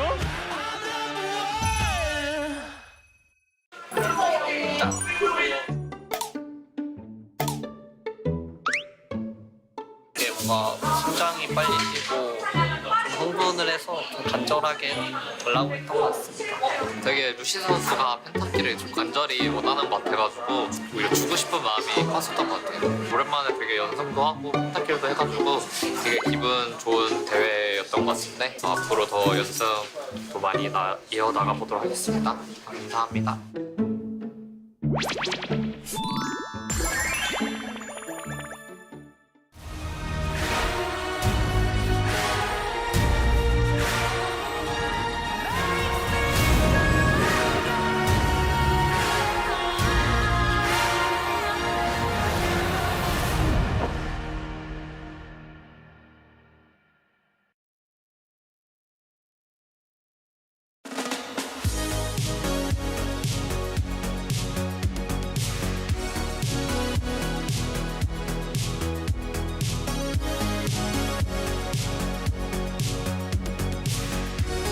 Hello everyone, welcome back to the space for series number 2 as T1 take game number 1 against the DN Automotive Freaks. It was a little methodical here, but eventually T1 gets it done. What's so funny? You wouldn't get it. What's so You funny? wouldn't understand. We're just finding What happened? I can't say it. I can't say it. Anyways, it was not the shot calling problems of DNF are not solved. They're not solved. People want to know. Actually want to know? Yeah. All right, tell him, lay it on him. He's not going to get it. The camera is from the jib. Yeah. And I said, who's jib? And Wolf was like, I showed him who jib was. I told you wouldn't get it. I don't get it. You have to, you know what, Egon? You have to be there. You have to be there. Digon, why are your glasses foggy? Digon is like too much. He wants to be in on the in joke, but he's so not in on the in joke. He's like, please include me in your fun. We've got serious work to do. DNF are playing. Yes, let's take a look at the draft. All right, let's take a look at the draft. Serious mode. Lock in. So, Senna into MF I thought was going to be a little bit of a rougher time. I also thought that T1's draft had such great catch of the engage, so if you do try to go in with Yone, try to put the Rumble, in the front lines, do that damage, then the Skarner can pull that, aggro and actually turn it into a really nice team fight, especially because you have the MF, you have the Rel, and the Gwen, which is also going to serve as a really nice front line in these types of fights. So, I didn't necessarily think that DN Freaks had a bad draft on its own, but I felt like T1's to me, felt really good into it. I kind of had a different opinion where, for me, I felt like, even though obviously there is those peel tools they can use against it, like the top matchup's good. You have the Yone and the Sejuani, which, yes, Talia has you Unravel the Earth, but Yone's so slippery. If you do land that alternate, she'll get eaten up. And then the Senna is just, she has that range. I think that's important because if you have like the neutral state and Unravel the Earth is out and you can't engage, Senna's fine at just harassing down. So I thought if we got to team fights, if the game doesn't slip away from them, and if DNF can pilot this comp, which isn't that complicated to pilot, they could win. But that didn't happen. So, you know, went a little bit askew when I got to those skirmishes. A little bit askew? Let's take a look at one of the first times where it went askew. I like that word. Good job, Dan. Would you say the game was a bit ajar? It was ajar. The jawbreak or what? We're losing it. It was a door. He pulled Dudu back, and then the fight here looks like okay, might be playable. No, Faker knows these angles. He calculates it. It's the GOAT. He's like, oh, 2 turret shots. Yep, that's just enough. I think it's, even though the TP's coming in, for a portion of time, your 1v4 is a Sejuani. Sejuani backs out, and now the Yone is 1v3. And it kind of feels like at no point is it even numbers for DNF. Every time someone has to back out because they're low, that's where the next member of DNF comes out. I made this comparison before, but it's like in an action film, the henchmen coming one by one, and T1 are the main characters who are just easily dismantling them. You have to all come together. It's surround like them. That game Lemmings, where you have to make them do the job. For me, it's fine if Bulldog gets a big ult there, then maybe that actually gives you the turn that you need. But if you're gonna force that fight, you're gonna go in with a TP. You can't miss your R button as Yone, or you can't play this comp. Like you can't. So, Dan, I really like that analogy. You know, I'm a guy from LA. I took some acting classes. Sometimes you have to do like background work, and they teach you how to do that thing. The thing as a background fighter during the action scene. Did you see any of DNF in your classes? Yeah, I did actually. Kyoshik there, you know? There's a couple guys from LA over there. Let's take a look at highlight number 2, and then I'll show you guys how to do it at home. This was the fight in the mid lane around 16 minutes where it didn't get too much better for the DN Automotive Freaks. yeah, well, there's not a whole lot of vision here as it's being showcased by our wonderful observing team. And in this case, I think in control is they engage on the Guma, which initially seems fine, but now they're on the wrong side of this fight. Another Weaver's Wall from Faker comes through. Now how are you getting out? And like, sometimes see AD carry, kill AD carry is a great game plan. You know, that's in fact often how you win the game, especially in a neutral game state. When you don't know where anybody is and you go for that plan, you may just lose the game over it. I think Guma made some good bait there, honestly. The rest of the team are already just to swarm in. It was the lure. We often see this stuff happen with Faker, you know, where, you know, Faker dies in the side lane and either they get something else, maybe they collapse onto it. But this time, like, Guma, you stand there, you look appetizing, and he did his job. Yeah, Guma got that one done. It is a 1-0 lead for T1. One of those fans looking for the 2-0, and T1 are on the way to do that. And all of a sudden, making that first match of week number 9, Hanwha Life Esports versus T1, even more appetizing. Let's get to it with Valdez and Chronicler. Thank you very much, guys, for that awesome breakdown. I was very excited for Digon to show me how to do it. Not sure if he managed to do that. I was a little bit distracted. All right, is he gonna show us how to do it? Show me how to do it, Digon. All right. All right. It's like they're pretending to fight. Okay, Dan's like... All right, we need to commit, gang. All right, yeah, we're looking at Digon. All right. Why are they swimming? I don't get it. Because they're doing the move. I mean, Wolf is just dancing, but Dan is like, yeah, oh, there you go. Wow. We're in the Matrix. Okay. Thank you. Better acting than we normally get on the LCK when we pretend the game isn't over when it's over. Yeah. That was good. Yeah. That was good. Good job, guys. Good effort. So Pantheon's going to be banned here. It is DN Freaks still on the blue side. Yes. I'm going to echo my earlier statement. I just want to see a good early skirmish where we don't actively hook each other out of each other's skill shots. If I see one more X person uses an ability in a way that person Y then messes up. I can't take it. It's too much. Like, I'm going to have nightmares about that hook. Yeah. Again, it's not an individual member. I know, like, I think Bulldog's Yone game was rough, but Pioshik had basically no impact in that game, right? Berserker was Senna, so what are you going to do? And Dudu was getting gapped in lane really hard and almost dying multiple times. It's just, the whole team needs to step it up. Is that going to happen against T1? I think, unfortunately, most likely, no. But I want to be I want to be wrong about this. I want a base 6 gamer. It's a nice experiment to see if your cursing powers are stronger or if DNF, if their ability to win is stronger, you know? Well, I don't believe in my cursing powers, but I also do not believe in DNF currently. Like, I can see the angle with which they come back and become a real team, but it's again because we know these players are better. I think that's the most frustrating part. If this was a challenger roster, I think we'd talk about them in a very different way. But they're not a challenger roster. Like, we know these players, we know what they're capable of, which is why I think we're a lot harsher on them as the Orianna comes in. Orianna Nocturne would be my guess. Owner does love his Nocturne. I do think you have to pick it here, otherwise things get a little bit iffy. I mean, they're not necessarily going to take it away, but... Yeah, this is a no-brainer, right? Yeah, generally you will see this, but they were thinking about it, maybe just thinking about their final pick, you know, using a little bit of time. They already know they're going to pick Nocturne, so they're like, hey, what are we going to do next? What do we think they're going to pick? What should we counter with? What are we going to look to grab if we can? Which maybe it's a Jace. Jace is hanging around, although Doran and Dudu, not the biggest Jace players, and also now with the Scion selected here for Dudu, probably not going to be that choice. Trundle has made a big rise.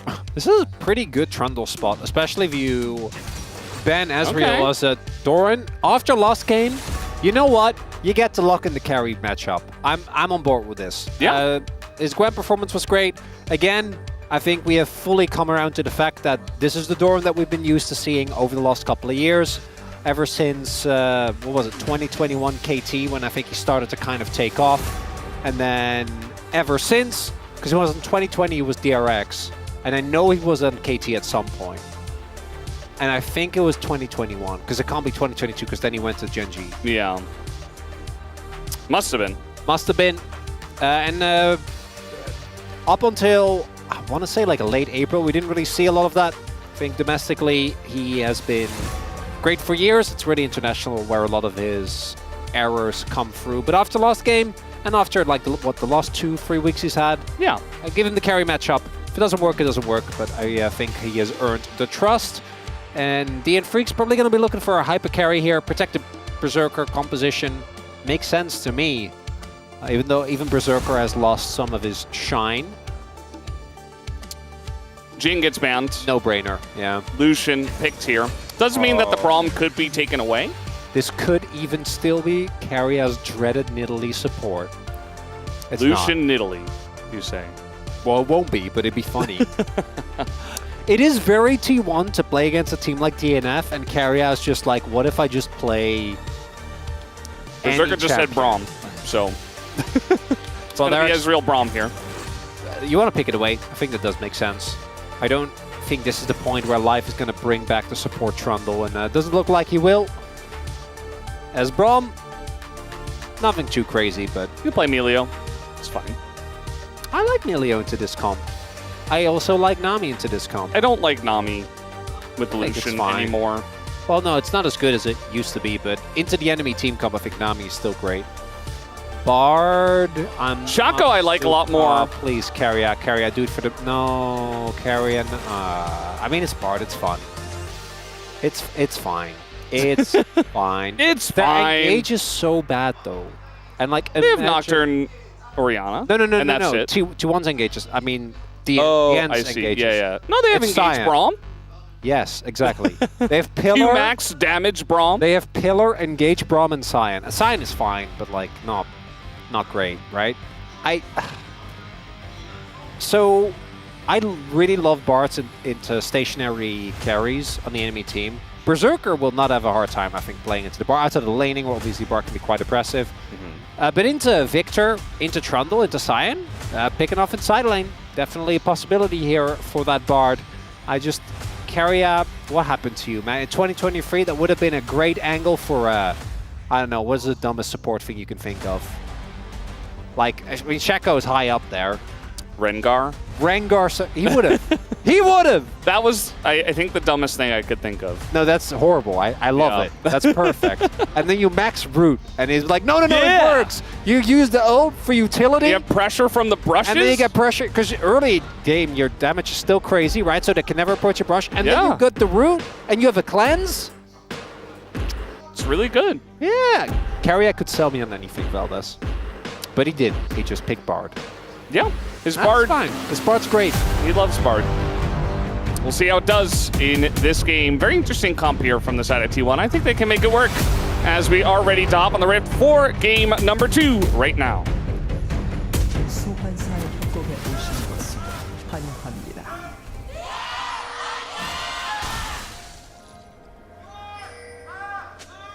미니언 생성까지 30초 남았습니다. Alrighty.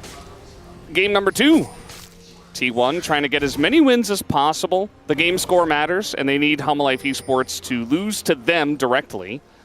And then T1 get as many wins as possible and try to get that second place away from Hanwha Life Esports. Snatch it away right at the very end of round 2. Bring us back to what we know is the real LCK. Genji versus T1. Genji versus T1. Yeah, this whole Genji versus Hanwha Life tangent that we're going off on, it's like when we had doesn't feel when right. We had Dom on for like a year and a half, you know, like it's nice to have a little bit of variation. Yeah, but it's been long enough. We had our variation. The people want classic LCK, good old-fashioned T1 Genji. Yeah, I mean it has produced some great finals.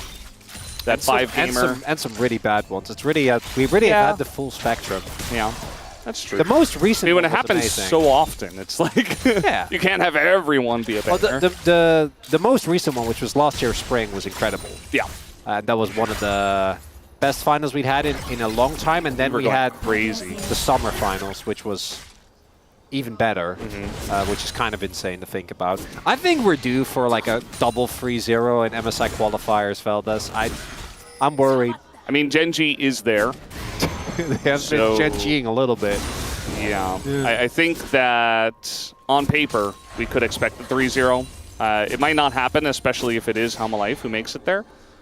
I don't know if T1 can challenge them yet. I feel like they're in a really good streak right now. They're definitely coming up at the right time, right before Road to MSI, but I still feel like if Hanwha Life is playing 100% of their form, which today obviously they were not, and recently they are not, when it comes to best of fives, I feel like they should still have a better chance. Yeah, I never say never.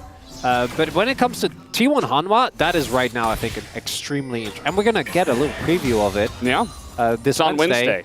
We get the best of 3 version of it, and then we will have the best of 5.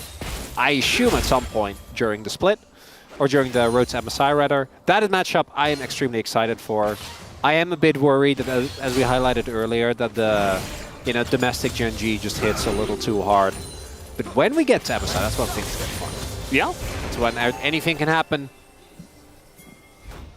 And we just won't know anytime soon. Just gotta figure it out. But if you told me, like a month ago...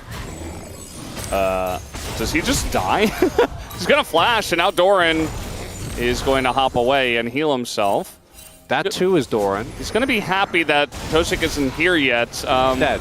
Yeah, he's just dead. He flashes, and Pyosik is there. It's first blood. And Pyosik on the Trundle getting first blood. Feels pretty good. You get your Trundle. You got the Q. Yeah, I mean, they know Trundle's up there, so... Yep. That's going to be the Crab also going over to Pyosik. And as I said, really not doing as much as you'd like. That too is peak Doran, right there. I've seen him make that exact play on like 5 different champions. On 5 different teams? On 5 different teams, 5 different times. As really, Faker's the only one where you see this Orianna and you go, ooh, that's not looking too hot. Obviously DNF Bro, and even Nongshim recently have been doing a good amount of struggling. I feel like, you know, our players here, we're in Fearless, right? And we want to have as much variety as possible, but the most creative they get is just going into Orianna when there's no other control mages left. I wonder if there are other options that we could go for. You know, I'm just curious. You get into... I think you pretty quickly get into... Once Victor, Azir are gone, you get into the territory of things like Veigar and Nivea, which I think are really good, but they are a lot more dependent Syndra. on... Syndra isn't real. Nice angle there. I think Bulldog is totally fine.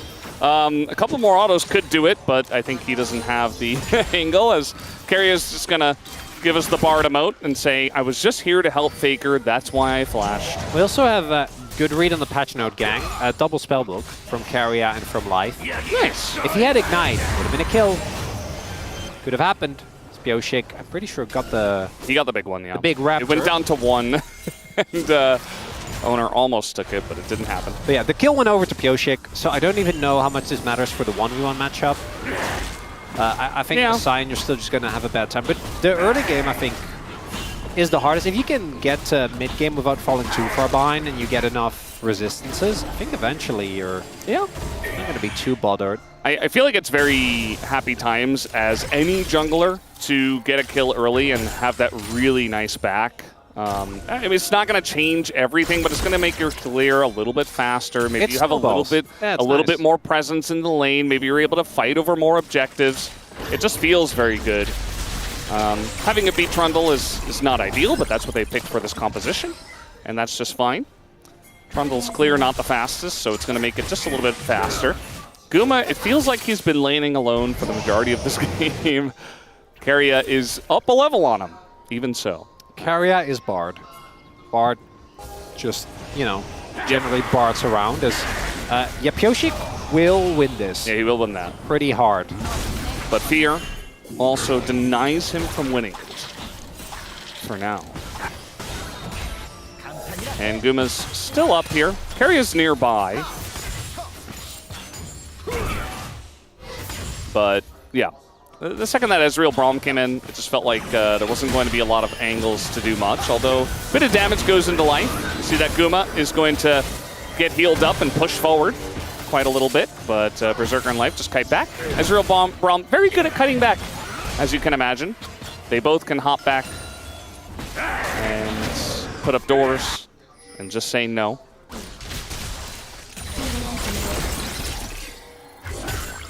I'm waiting for something to really transpire in this game. Because I know we've had a little bit of action, right? We had Doran getting taken down. There it is! There it is. Is it enough damage? The answer is no. They're going to get the flash out of Bulldog. That's good. Victor and his flash, as we know from the Azir matchup, is always going to be something where you're very happy when it is taken away. Wow. Yeah, he greeted for the wave, and now he has to flash. So now that's an Orianna without his flash. T1, I would like to remind you, yes, we're playing against DNF, but they're still an LCK team. Yeah. Nongshim learned this lesson. Now, on the plus side, if DNF win, we get our base 6 gamer. Yeah, I mean, that's pretty base. Getting a 5 gamer is like when you get your ice cream and you're so excited for it, and then you realize you got the wrong flavor. And you're just like, I guess I'll eat it. I don't even really want it. That actually happened to me when I was in the Netherlands. I wanted a chocolate milkshake, and then when I was already too far out, I noticed I got vanilla. Ruined my evening. Yeah. It was horrible. Very rough. Yeah. And we've had a lot of 5 gamers. You know, it's not as bad as the cringe 8 gamer from Challengers. That was the worst. That is way worse. When you could have had 9 and then some team gets a 2-0 and so you're like, what did you hate more? When the first series was a 2-0 or when it comes down to the final game and then you don't make it? I felt like, especially for Wolf and I, who were the cringe duo because we never got a 9 gamer. Yeah, a lot of 8ers. There were so many 8ers where it was the final series where we were like, it looks like we might get the 9 gamer. And then they just 2-0. And it looked like they were going to win. And get like the 1-1, and we would have 9, and so that one definitely bugged me a lot more. Bit of trading up here on the top side. Berserker up a level, but Again, not too much pressure unless Guma wants to press his R button. But until then, it'll just be trading, and that's about it. Faker doesn't have flash, but Kyoshik will walk over a ward here, so don't think Faker is really at risk. Owner also has his ultimate back up again, but did use his first ult and not get any stacks on that ultimate hunter, so DNF, early laning lead. It is just a kill, but it's something. Doran just gets to do basically whatever he wants in this lane. Yeah, the first time we saw Nidalee was against Sion, right? I'm pretty sure it was. It was like that or Jace. I think it was Zeus picking Nidalee into... I forget who it was. Someone was playing Sion. And it went very one-sidedly. It was not a fun time for the Sion player. Ariana ward there that has not been marked as ult back to lane for Dudu there. Boom. All right, we're going in. No flash here for Bulldog. The timing is good, and there you go. There's the execution. That's the engage.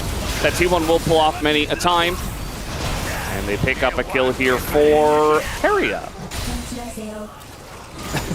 It's time for Battle Bar. Uh-oh. Faker also no flash, and they're just going in onto this one. Nice ult here from Keria is going to get him away. As Trundle and Braum, not the most chase potential, but they will try. Especially in the short lane of mid, it's not really going to feel very good. And so Faker does get away. I like it, Dudu. Don't interact with that lane. Don't give him the satisfaction where you didn't get the full wave. Yeah, also there's a TP coming in as they're trying to punish the Sion. He doesn't have ult. He does have flash. Will he use it is the question. Gonna try to flash the wall, and the disengage cone is not going to work. In goes Doran, just follows him on the disengage and picks up the kill. So this time Dudu flew a little bit too close to the sun. And you could all hear Brendan Valdez chuckle with rapturous glee. Yeah. As the disengage cone didn't do its job. Well, the pillar is going to do its job. Knocks him into the sun. Faker 100% dead, just going for the minions. And eventually, Bulldog will kill him. Bit of damage comes in down on the bottom side. Still a very close game at this point. DNF, don't do this. Don't give us hope. Come on. This is what always happened in the Cringe 8 gamers. They would always give us hope. Because they're playing the early game well. Like, yes, Bulldog died. Obviously, Dudu, I don't know what that was. Like, if you go for that proxy, you do need to commit to just dying for the wave. And that's fine. Okay, we know this. This is one of the most iconic things about Sion is that you can just die for the wave. And it's fine. As long as it gets you a tempo advantage, as long as it keeps you up in experience. But instead, he's half a level down. Just gotta die. It's fine. You're Sion. That's what your champion is designed to do. Yeah. Unfortunately, he did give that kill over to Doran, which is going to make his life even harder. The Trinity Force is done for the Nidalee. Not great. X-Plate there for Owner as well. Yeah, I mean, with Orianna and Nocturne, I feel like you can go for a lot more plays. Well, especially onto a Victor. I just think the movement speed and attack speed is just always good on Nocturne, right? Like, I really don't mind it as much. And if you look at with Victor, I think realistically you can just stay on top of him anyway. And then with Berserker, if he has E, you're not getting him. So yeah. I know how much stride or how much value Stridebreaker really gets. It's still good, but yeah. Different situations where you can use it in. And we're just still hanging out. It does feel like a close game. I do like that DNF are giving us some hope because last game was a bit rough where we thought the game was over at 13 minutes. And then we were like, oh, maybe. And then it was over at 27 minutes instead. Everyone Blood Song. It's a bloodthirsty bard. Battle Bard. Battle Bard. I mean, let's see how these fights go. Owner's just going to go in onto the Victor once again. We don't see the Shockwave coming out until a little bit later, and finally it goes off. But now Guma's here, and the Culling is doing quite a lot, and this Bard ultimate is going to catch them. Can they follow up with some damage? Double flash comes out from those guys. The sun comes in from Keria, and life is finally going to be taken out. This DNF still sticking around, even though they didn't have Berserker. Does not go well for them. that's rough. Because either if Berserker's there, I think that fight's playable, because it was actually a pretty long back and forth, but they were clearly lacking damage because Bulldog died rather quickly, and then, well, they need damage, right? Like, you're not really going to be able to, well, not Bulldog dying rather quickly, but taken out of the fight, so he couldn't really do too much more. If Berserker's there, then maybe, but instead I try to disengage, but you're playing it to Bard, so like disengaging is obviously not really going to be a thing that you can easily do. As we take another look at the fight here, it's again the Bash Bros, Braum and the Trundle trying to make things happen. Good exhaust there on Owner. The Shockwave does very little. But then here, as we see, Faker's fine. And they're unfortunately not able to really take life out of the equation. As yeah, my bad, it was Pioshik that was taken out. But it doesn't really, like, even if Pioshik is in the middle of them, he just goes down. I mean, it's a 3v4 the whole time. Well, it's also, it's Rod of Ages Lucidity Victor. Yes. That's not going to do enough damage. It doesn't do damage. No. We sold that, yeah. It is not a damage-dealing AP carry in this game. Owner is here. Could look to just combo. You know, you got Hexplate. I feel like any opportunity you get, wherever Faker is, Owner should just go there and look to ult. As here we go once again. Going to go in onto Braum, as Life just accepts ghosting. He is. He's running. He's very fast, you know. It's going to delay a little bit of time. It's not going to matter all too much as Carry just ults himself. Does he get away here from the Trundle? Looks like maybe no, as even the shield not going to help. Pioshik with the subjugation is still in a 1v2, but here's Berserker trying to make things interesting. Gonna flash. Nearly had the angle there on Guma with the double. That was very cute. As now Bulldog makes his way over and T1 will respect. I say that. Faker still fighting this one. He's going to eat a Chaos Storm. Doesn't want to flash. He will be just fine. Man, if only they had someone who did damage, that would have been good. Unfortunately, they don't. Well, actually, that's not true. A damage AP carry. Well, no, they have a damage dealer. It's just Pioshik, who does actually do a good amount of munching there. As Doran, did he die in what was effectively a 1v1? Yes.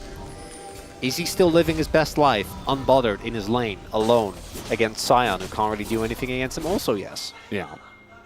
It's nice. The 18 Italy top just feels like a better version of Quinn, you know? We used to get the Quinn sometimes in these positions, especially into Renekton. And yeah, this is just Life being a little bit too far up against Orianna Nocturne. You really have to respect that. But he didn't. I do like the call from Pioshik to go in, though, because they use a lot of cooldowns there, right? 2 ultimates gone. Keria tries to stall for as long as possible, but Pioshik just uses him as a lethal tempo stack.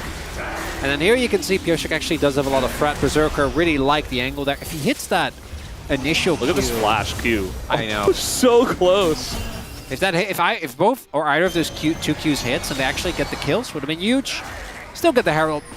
And still, DNF are in this game. And our dream of 6 games remains alive, Feldes. Yes. Well, that's really all that matters. Yundo, one of our guys who did the observing, still does the observing for Challenger League, hated 9 gamers, he said. Whereas for us, we would call it the based 9 gamers. And they were pretty based. I don't know what it's like to be that based. Again, me and Wolf were just the cringe duo. My favorite part was when Ox came in, hot dropped the Challenger broadcast, and immediately, like, 360 no-scoped the 9 gamer. Yeah, in his first try.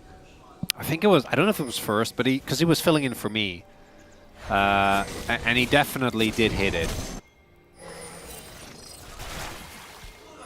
As we have a possible setup here towards top side. Pioshik's there. The combo is here. Everyone is waiting on everyone. All right, we're doing the combo. Taking the bait. Is it happening? It's not really happening. The Shockwave is only going to hit the Trundle, and now Owner in a really rough spot here. Keria not able to help him either, and it's more money to the Trundle. Fed Trundle 3-0. Pioshik carry angle. Any believers in chat? Well, no one else on this team is doing damage. He has to step it up. Only he can do it. He's got Warden's Mail. Gets a chomp on the turret. That's Trundle's favorite thing to do. And you saw how little damage the Shockwave does to the Trundle at this point in the game. Everybody else is AD. Yeah, Faker also went Roa. Yeah. And this isn't going to get any better. I mean, this is the way this matchup goes, so... It is the one angle. Like, the gold is even, but it's AD Nidalee. Yeah, DNF have a great teamfight comp. It's not like they're unhappy to go to late game, as they were just ready. The moment that Pioshik appears, I think Faker understandably is like, oh, I don't know about all that. And they just let Owner go down. But it's a counter gank there. Clearly DNF were very ready for this play to come through. Bulldog, willing bait, now has his Leandri's done as well. I'm a believer for DNF. I know I believe. Berserker also does damage. I want to believe, man. I still don't. I need more. I believe. I'm a believer. It's Hex Tech Soul. DNF coming off of a big pickup onto Owner. Big pickup. And they're setting up for this Dragon. And Hex Tech Soul, when you've got Ezreal in your team, always fun. Also, Doran can TP, but he is AD Nidalee. Do you really want to do that? No. I'm not so sure. Are they going to go in? No. Well, kind of. Keria goes in. And I don't really know why. Berserker going to get a free kill. I didn't actually see, but I'm telling you right now, I think he tried to smite it away. Because he's Bard and he has... okay, there you go. The Smite Steel Bard did not work out, though. Well, I'm also... I don't know if they changed that, but originally you used to get unupgraded Smite. Which... Yeah. Doesn't... It's like, why even go for it? do a lot compared to the real Smite, which is what Pioshik has. Pioshik also getting a merry combination of items. Actually stopped by the thrift shop before he went for those kills. Is DNF actually is actually happening? I believe. So like, Berserker hit his spike.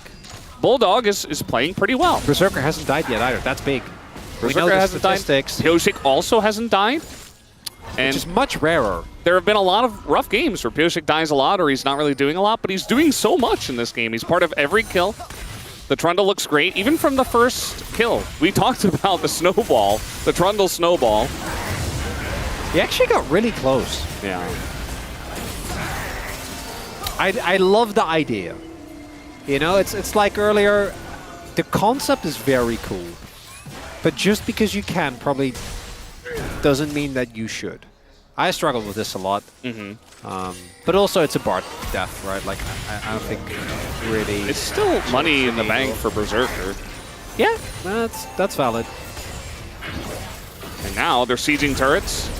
And the combo is going to come in here. This time it does connect, but just going to go golden is the Trundle, as now that front line is being torn apart. Pioshik goes down, and Owner gets away with this flash, so the siege doesn't quite work out this time for DNF. Owner able to find the engage. Yeah, that's... Tudu is having so much fun, by the way. Oh, look at that. Yes. Whole breakered up minion. Just staying alive. Doing his best. I like the new Hull Breaker. I think it's fun. Yeah. Making minions tankier and just booming structures. It's enjoyable. Taking a look at the combo here. Nicely walked out of. But the main thing is it puts Pioshik in an awkward position where he's not actually able to get out. The rest of the team not really able to protect him. That is a big shutdown going over to Guma, who already is quite fed. Well, I mean, he should be further ahead, but because of the CS lead and the fact that Berserk, I'm pretty sure, was able to pick up just a lot of money across the map. He's actually not as far behind as I thought he was going to be. Or far ahead, rather, for Guma. The biggest lead that's not AD Nidalee is the mid lane. So Bulldog is starting to begin to think about doing damage. He did pick up the Leandris. He's going to go Zhonya's next. No damage. Only defensive. Which, we're always haters. You are playing into Nocturne and Orianna. This is one of the occasions where it's like, and even against Bard, I feel like you can get a lot of value out of it. Yeah. So, might actually be one of the occasions where it is definitely correct. I just...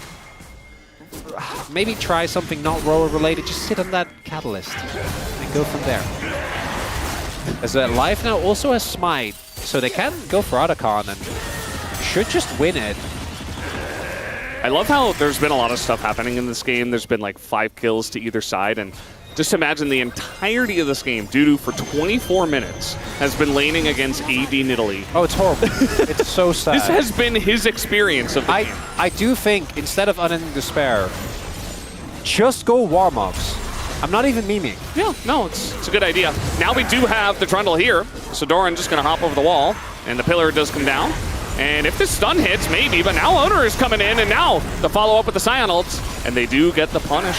And nothing on the top side for T1 to take except that Otacon, but they're not in position to do so.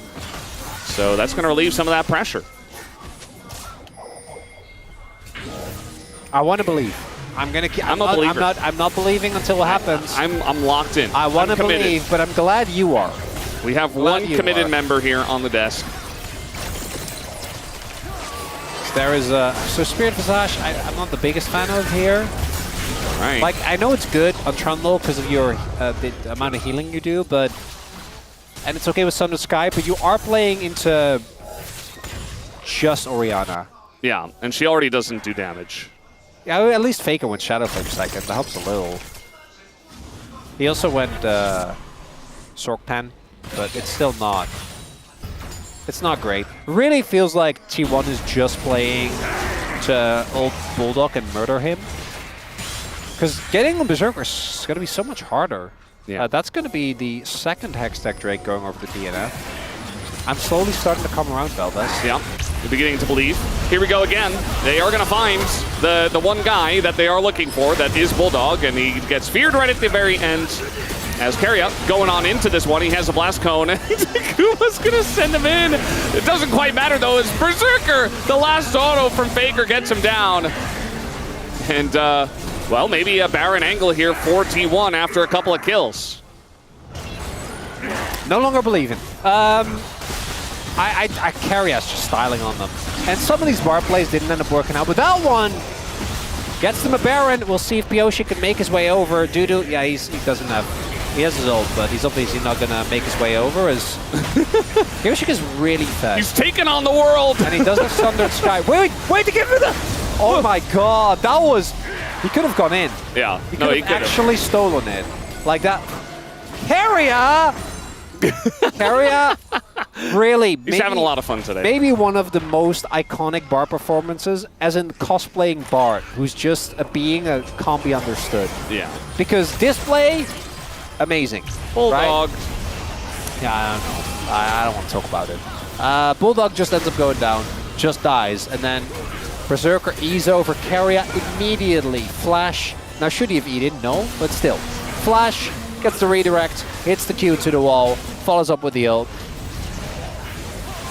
See if he talks about it. Yes. A lot. Understand immediate ward as well to ensure that they have vision in case he flashes over the wall in a different direction. Cleanly done there. Respect not being shown by DNF. Nope. They still have a couple of Drakes. They are still facing an AD Nidalee, where some of that gold lead is pretty fake. Might even be able to kill Doran here. Let's see. I mean, they got 3 people coming down. Doran is still trading with I guess this they one. lose Otacon. I feel like he might have even lost 1v1. But now with 3 of them down here, it's just going to be the end of him. Dudu picks up that kill. And the Otacon eventually will go over to T1. Okay, but this is one of those games where they can actually contest Otacon. Like, they're not behind. They're not behind. It's 1K. We're committed to believing in them, but maybe DNF isn't. If you are down like 4 or 5K gold, this is the right play. Like overloading side lane so that you can pick someone off on the enemy team. If you get gold into your team, you lessen that. But you weren't really behind. It's 1K gold. It's fine. Well, also I just want to. Oh. Engage Braum? Engage Braum angle. They got the flash at a Faker. It worked. Regardless of your thoughts on Engage Braum. I'm having a tough time thinking about POM here, by the way. Well, it's going to be hard to consider it now when we have another game. Still have a third game. Yeah, we have a third game to go, so pretty early. But say that think about it. Somehow DNF don't win. Okay. I'll think about it. Who is it? Is it just Carrier? Because his game 1 was good, and his game 2 he's the main carry, right? Because I think Faker was probably my Faker or Doran were my. I don't know if you can vote for Doran anymore after this game. Well, that's my. Yeah. Still 1.5k gold up though, but I'm like that's 80 in Italy. He's 80 in Italy, yeah. He should be up more. He's also not up in items. Yeah. I mean, Shutdown went over to Dudu. Where does all the gold go? I guess it's 80 in Italy. It doesn't go anywhere. Serpent's Fang now done for owner. Doran, or rather Dudu, is getting to the point where he doesn't really care about the Nidalee existing. He's just like, okay, yeah, sure. You can attack me all you want. Still not going to build Warmogs. Does look like T1 want to set up for this Drake, but DNF's positioning on the Drakes the last couple have been better. Look at that spear. Man, sure did damage. Faker's just living his best life, pushing the side lane. I mean, Bulldog can just back and catch this. Looks like he wants to walk. There are only 2 smites on the map as of right now. So we are approaching our soul point fight. I mean, let's see how this looks. Berserker's standing on a ward at the moment. They have not cleared out the vision. Banana Brush control also going to T1. And the last couple of Drakes, DNF to get. Keria with the engage here. They're just going right to that back line as the flash away, but the follow-up from Owner, but he's not going to get the kill. Finally, Guma gets in there, but now it's Guma way behind the play, and nobody's able to help him. Zoned away by the Chaos Storm as Dudu going to cut that ult short, just trying to keep Bulldog protected. We'll see if he can do that. As Vic Stun is going to come down. Look at Pioshik just going to town. Up on the top side, gets the kill on a Faker. But Bulldog is getting supremely low and finally gets taken out here by Doran. Who will also be taken down, though. Guma. He hit the Q. The only one that can do damage at this point in time. Dudu on the chase. It's going to be a kill. A shutdown for Dudu. And DNF are very much in this game as they look at their 3rd Hextech Drake. You just gotta believe. I never stop believing. Let it be known, Brendan Veldes never stopped believing in them. I most certainly did. As we take a look at that fight, it's an almost perfect initial setup on the engage, but you also see they're ready. Keria goes in. The exhaust on But the exhaust ends up being huge, and Guma, getting the kill was nice, but it makes this entire fight so awkward, because they basically need to pivot in a way where they can keep Guma safe, and then I think here just let Doran die. I don't think that we need to fight to the death to try and salvage this rep, but T1 instead wants to go in. But it's Trundle and Braum. Like Trundle, a single Q with Sundered Sky. Yeah, and in this fight as well, there was no vision at that brush. If Keria puts down a ward immediately, Guma just 2-taps Pioshik, and he dies. And in that case, there's no Trundle, and it's a much closer fight, so little things there making the difference, like the swap over to exhaust. Actually, I don't know, did he have that from the beginning I think he started with exhaust. Yeah. No, I think he started with... No, I don't know, because Keria also did it, and Keria started with heal for sure. He must... I think for life, it might have been exhaust. It's exhaust or heal. It's exhaust or heal. Either way, he had exhaust when he needed it. So either he swapped to it or he already had it. He had it for the fight, where it was most important. So little things like that, if he doesn't have exhaust, Berserker just dies. Doran on the 80 in Italy. He does have a 1.2k gold lead. All right, they're going to go in on the Berserker, and there's the combo once again as he flashes the wall and he lives. Just barely. Not even close, baby. That's why you pick Ezreal right there. Can't believe he lived. That's Nash otherwise. Flashed too. He actually just shifted, which makes more sense. Still no flash here for Berserker. I know that's not really what happened, because I think Owner has a very specific role in this comp. But if you just look at the scoreboard, Pioshik gapping Owner, I have not seen in a long time, Veldes. Yeah. This is totally on vision. Do they care? Life has smite, Keria has smite. TPs are coming in. Our top laners have joined. And Owner does not have flash. 3 seconds on the ult. 3 seconds on the ult. And the Bard is going to keep it alive. It's just a total flip with smites all over the place. It goes to T1, but Owner immediately dies, and so will Keria, as Dudu is chasing Guma. And eventually, Duda cannot deal Guma cannot deal damage to Duda. It can't happen. And he can't even dash over the wall. Duda just solo kills him. And yeah, T1 got the Baron, but DNF are sitting pretty. 3 Hextech Drakes, 3 more kills on the board for them. The dream remains alive, Elvis. Do you believe in miracles?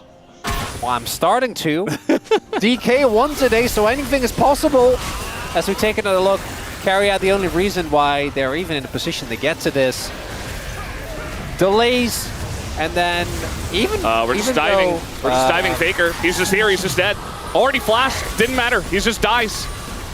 And T1 have Baron with 2 people on. 2 people had the Baron.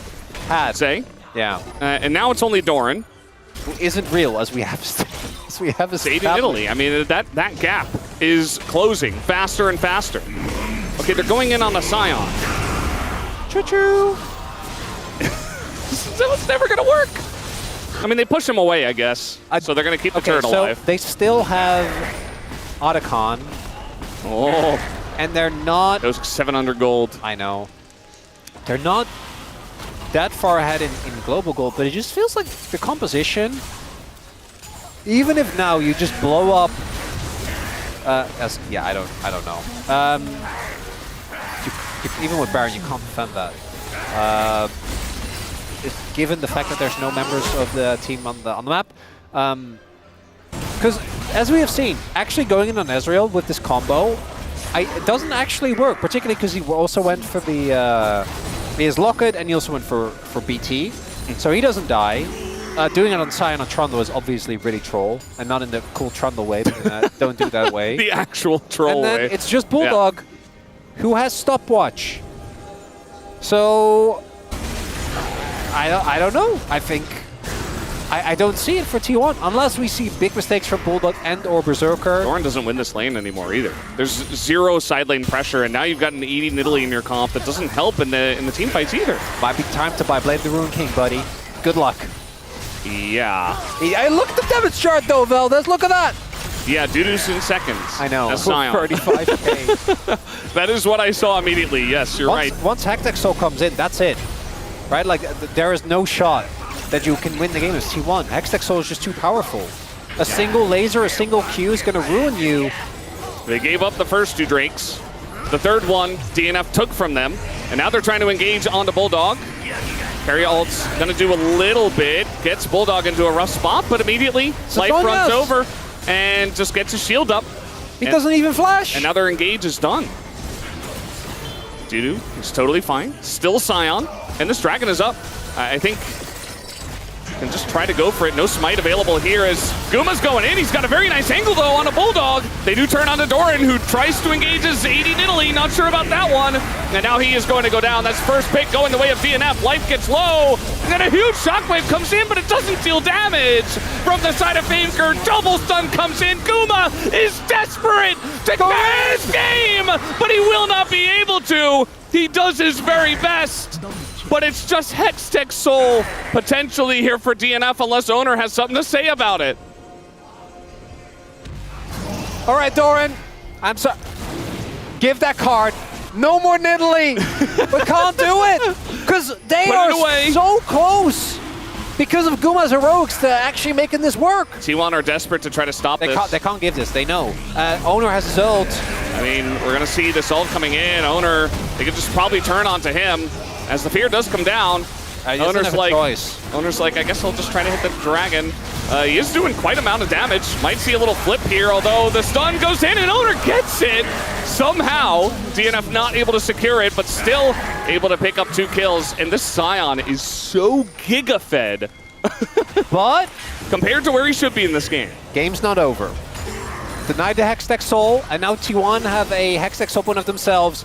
As again, a lot of heroics here to kind of hide the fact that Doran just goes into 5 people and dies. Just gets unceremoniously blown up.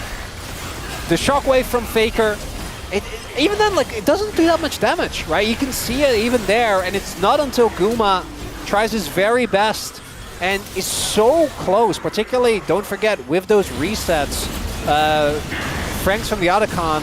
Look at this. The explosion. They're just pushing. The turret's going to go down.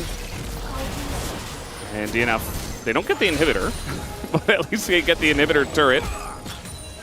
It's not done yet for DNF, but they are in a commanding lead in this game. Comp-wise, Jack Show done for Pioshik. What's next? Blood Mill, Titanic Hydra. Really, it's Guma against the world. And Faker, Yeah. I feel like Faker should be doing damage soon. Like, once Void is done, obviously it'll be better. Did you see his 4-man shockwave that just did negative damage? How is that even possible? Because he doesn't have Void. And I want you to look at the itemization on the enemy team. There's so much ammo. Everybody's so tanky. So much. We're not even looking at Pioshik's stolen resistances, right? Yeah. All right, they're going to try to go in on the Berserker. The fear is going to land, but they're going extremely deep for this one. Can they take out Berserker? Yes, they can. Guma might have to trade his life for it as down he goes. It's a trade of 80 carries. With Baron on the Rift, DNF will set their sights there. A lot of ults used as well. They're on either side. Baron is up, but Owner is still in the air. Look at the cooldown on the Paranoia, by the way. Oh my god. Yeah. Gonna be available very, very soon. This game still a bit messy.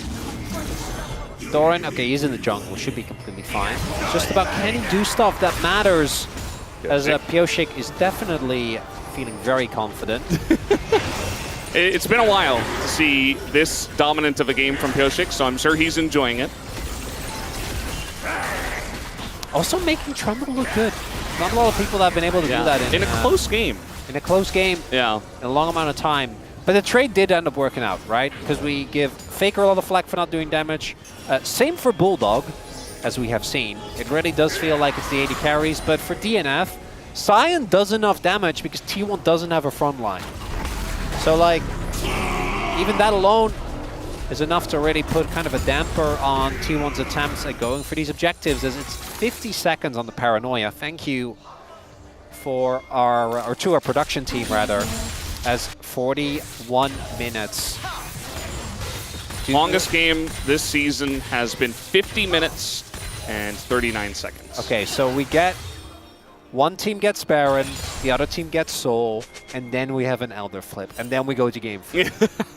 Right? And that goes over 50 minutes. Yeah. It's all coming together. Yeah, Velvis. It's all coming together. I'm seeing the lines. Losing our minds together. 6-gamer. We've already had DK beat Hanwha Life. DK had not been a higher ranked team. And I'm not even joking. I think it actually is since 2021. Because like they get really close all the time, but they never actually win. So if T1 can, then Pioshik can beat T1 since, well, I mean, definitely with KT last year. But that's not what anyone's going to think about when you say Pioshik beating T1. Yeah. The dream's alive. T1, please, be so funny. Keria, Guma, I know you're trying really hard, but let us have this one. Well, I think we're going to have a game 6. Well, I'm a believer. It should happen. I'm committed. Okay, but I've I'm been not committed ready. for 30 minutes. I'm not ready. You have.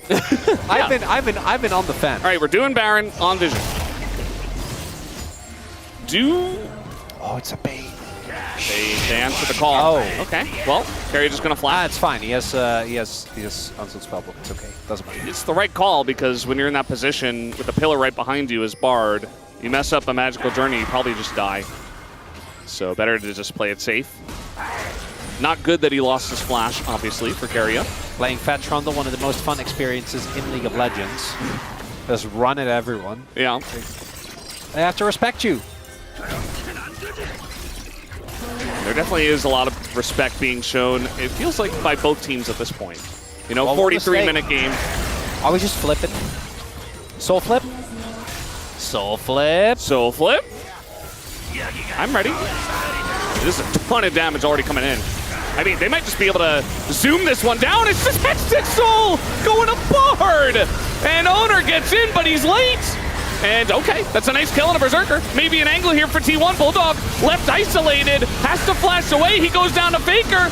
An angle here for T1, as it's gonna come down to the Fed Sion and the Fed Trundle, but I don't think they have enough. Not like this! Not in the 2v5. Massive stun comes down from Dudu, who is unkillable, but Pioshik is very killable.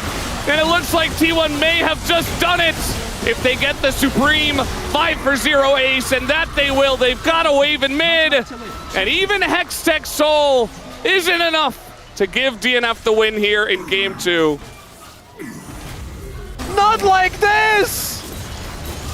Valdez, no! My beliefs, they're crushed. This is the expected result, though. T1 will get the 2-0 tonight. It was a struggle.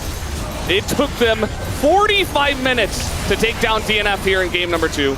But they do get the 2-0 victory.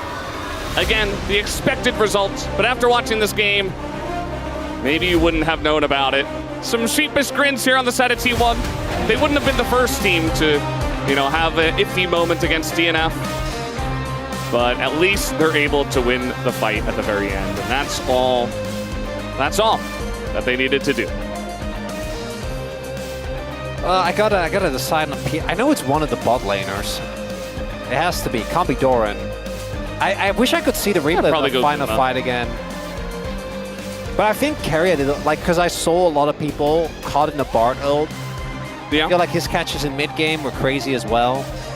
What a better game 1. What a or MF? It was MF and Rel. The Rel was fine. You know what? I'll follow the camera, man. I'll be a boom damage guy. I have an excuse. I was absorbed in this series. Please get that camera away from Pioshik. I don't want to see it. It hurts too much. This is the replay. He had... Well, I already put in my vote, so... I do actually think that Keria smurfed the ever-living hell out of that fight. That was insane. Free man with his ultimate, which meant that the rest of the team could set up, and then the pre-work being done by Owner going in, and then Guma going in for the follow-up. It's clean team fighting from T1, pulling out a game that looked very dicey. What did we learn today? I don't know, Valdez. We learn again that DNF is so much better than their score. Yeah. And even though it isn't enough, I hope that at least is a little bit of solace for them. T1 looked very pleased. They got the win. It's a 2-0. It took them quite a while, though. And DNF really gave them a run for their money. Any LCK team, even a team that is now 1-15, can take games, can take series. You have to respect everyone, and I think T1, they're known to do a bit of happy gaming. They did some happy gaming here, and DNF played well. Made it a very close and exciting game. That's more that we could have asked for. I should have. I'm looking at these highlights, man. It's fine. It's fine. It's fine. You'll just be known as the Boom Boom Damage Builder. We live and learn. And not the base support builder. I think it'll be Guma anyway. I kind of got a feeling for this one. But it's okay. I mean, the cameraman put it on Guma, so we know that Soup and Jake will go for Guma. I'm going to put in my Pommen. You do that. I mean, some of these team fights, like Guma had this angle, right, where it felt like he was the only one able to do anything, picked up 2 kills, and then it really just came down to this last fight where, yes, they got the Hextech Soul, but it just didn't matter because Berserker ended up in a really rough spot. The flank came in with the Hex Gates, Guma and Keria got in on the perfect angle because of them, and then Bulldog was just left out to dry on the left side. He just, I mean, there's nothing he can do as Victor at that point. And so these beefy tanks that were extremely fed, they were in a good spot to fight, but they had already lost all their damage on the team. Just 1 damage dealer would have been enough. You know, just a little bit more time for either Berserker or for the Victor. Could have been the difference maker, but wasn't meant to be. And it's that is, I think, the real power of, and we've seen this not just with this combo, we see this with a lot of Vi combos as well. All you need is 1 good engage. And this, to me, it started off with that ultimate, right, from Owner, who is just a go button. And then the follow-up is impeccable. As I think Owner really kind of nailing the vibe. Guma and Keria were talking the whole time. I couldn't catch what they were talking about, but... If during your game 1, thumbs up, great Gwen game. This game, if people say, oh man, Doran in game 2, you know, they're not knowers. Yeah. They don't know ball. Because that top lane Nidalee was not a factor in this game at all, Valdez. Yeah. The Nidalee didn't quite do her job in this one. Dudu, fantastic game for him. You know, he handled the pressure, and then about 25 minutes in, yeah, Pyoshik came down, got him a kill. It is going to go over to Guma, his first POM. First player of the match going over to Gumayusi for his MF and for his Lucian. And so you weren't the only boom boom damage voter. And he had a great game. Like, his positioning was great. He had some great callings. He was able to follow up at the very end of that fight as well. So I think it's a fair vote. His MF was great as well. He worked for it on the Lucian, right? MF was also solid, but I think in game number 2 it was him that kept a lot of these fights to the point where they were at least somewhat playable. But really, for me, it's about the bot lane. I think that Faker was fine, but obviously not. I think the kind of concerns around his form still kind of continue. It's okay, but I'm sure, again, he'll wake up at some point. Just like Peanut, you know, the two of them, they need to conserve their energy and then get it out at the right time. Yeah. Doran, great grand game. I don't know about Nidalee. You know, I'm happy we tried it, but if this is against DNF, I don't think we're seeing it again. Yeah, I don't think we should either. I think that's fair. And Ona was just, you know. And if you're like, what happened? Because if you look back at the beginning of the day, my hair was like... Your hair was perfectly slicked back. Yeah, this is what happened. It looked so clean, and now... What happened?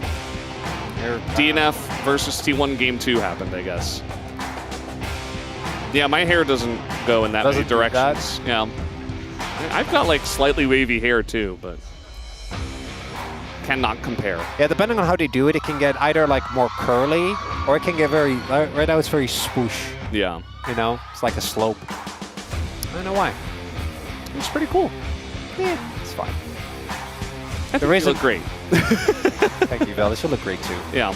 What a day. I'm sad we didn't get our 6th gamer though. That's a little bit disappointing. This was what used to happen.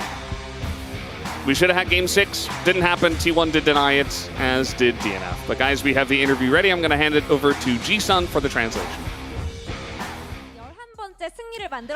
Thank you very much, guys. This is Ji-sun for the POM interview translation, joined by Gumayusi on the side of T1. Congratulations! T1 really needed a 2-0 win to keep the second place competition going. How do you feel right now?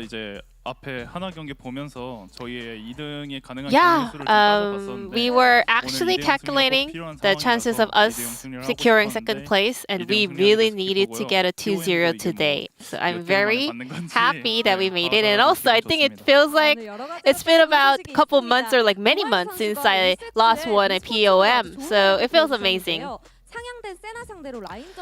Game number 1, your misfortune was doing a fantastic job up against Senna, which was recently buffed. How do you play at the lane against it? So Senna is the rising pick for this match.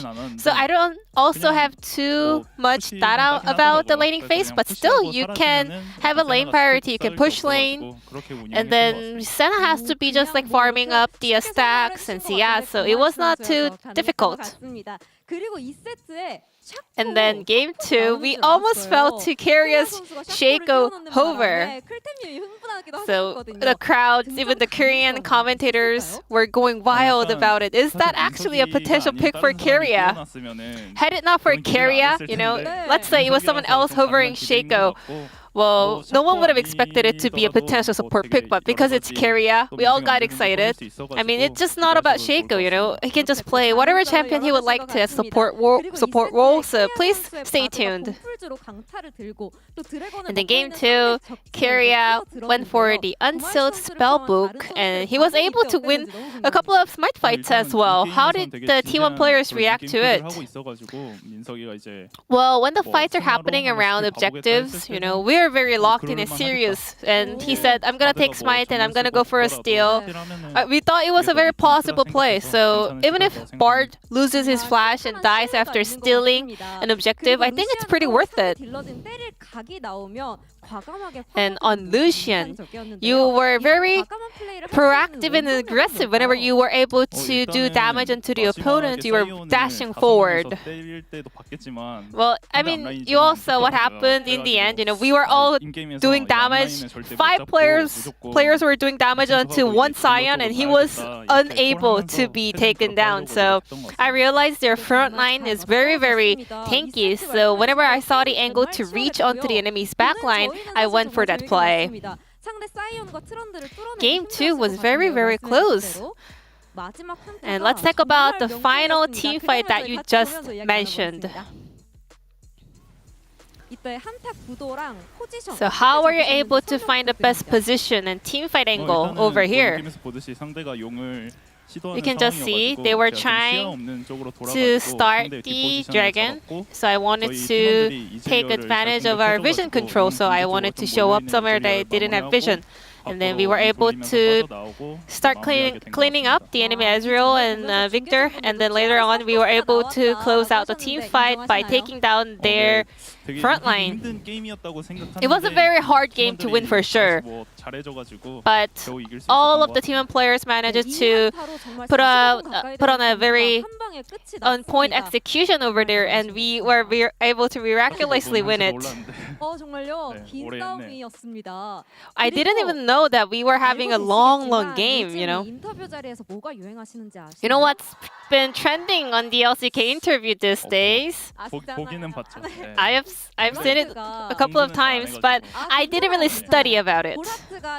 It doesn't matter. It's okay. You'll do great. So let's see some of the heart ceremony, because you just won your first POM. The fans are super excited to see you doing all the cute little hand hearts. Should I just freestyle? And here's the freestyle heart ceremony from Guma. No problem for Guma Yushi going full-on freestyle over here with the hearts. Now, the next match is very, very crucial for T1. Hanwha Life Esports, you guys are both fighting for a spot on the LCK second place. T1's goal right now is advancing to the MSI, and in order to make it happen, you have to beat either Genji or Hanwha Life. So I would like to take Hanwha Life down next week in order to raise the probability of us qualifying for the MSI. And this will be the end of the Guma Yushi interview on the side of T1, and back to the space. Thank you. Thank you very much, Jisana. Put it in the chat. You already know what it is. Guma Riz, as he's the one that gets the POM, his first one of the season. And it was a clean 2-0. Nothing to see here against the DN Automotive Freaks. Yeah, I think if someone saw the first game and was like, well, what do we expect? It's T1 against DNF. We know it's going to be 2-0. They looked at the score later. They might believe that. But they might. And if they just watched the first game and left, they probably have a longer lifespan than anyone who stayed around for the second game. Yeah, I mean, like myself, my fellow analyst, and my host Egon. I feel like that was some life. Some life was lived there in both games as we take a look at the POM. Faker getting 4 votes. Oh, and one of our analysts siding with not only Soup and Chijijik, but media as well. Me and the boys, you know how it is.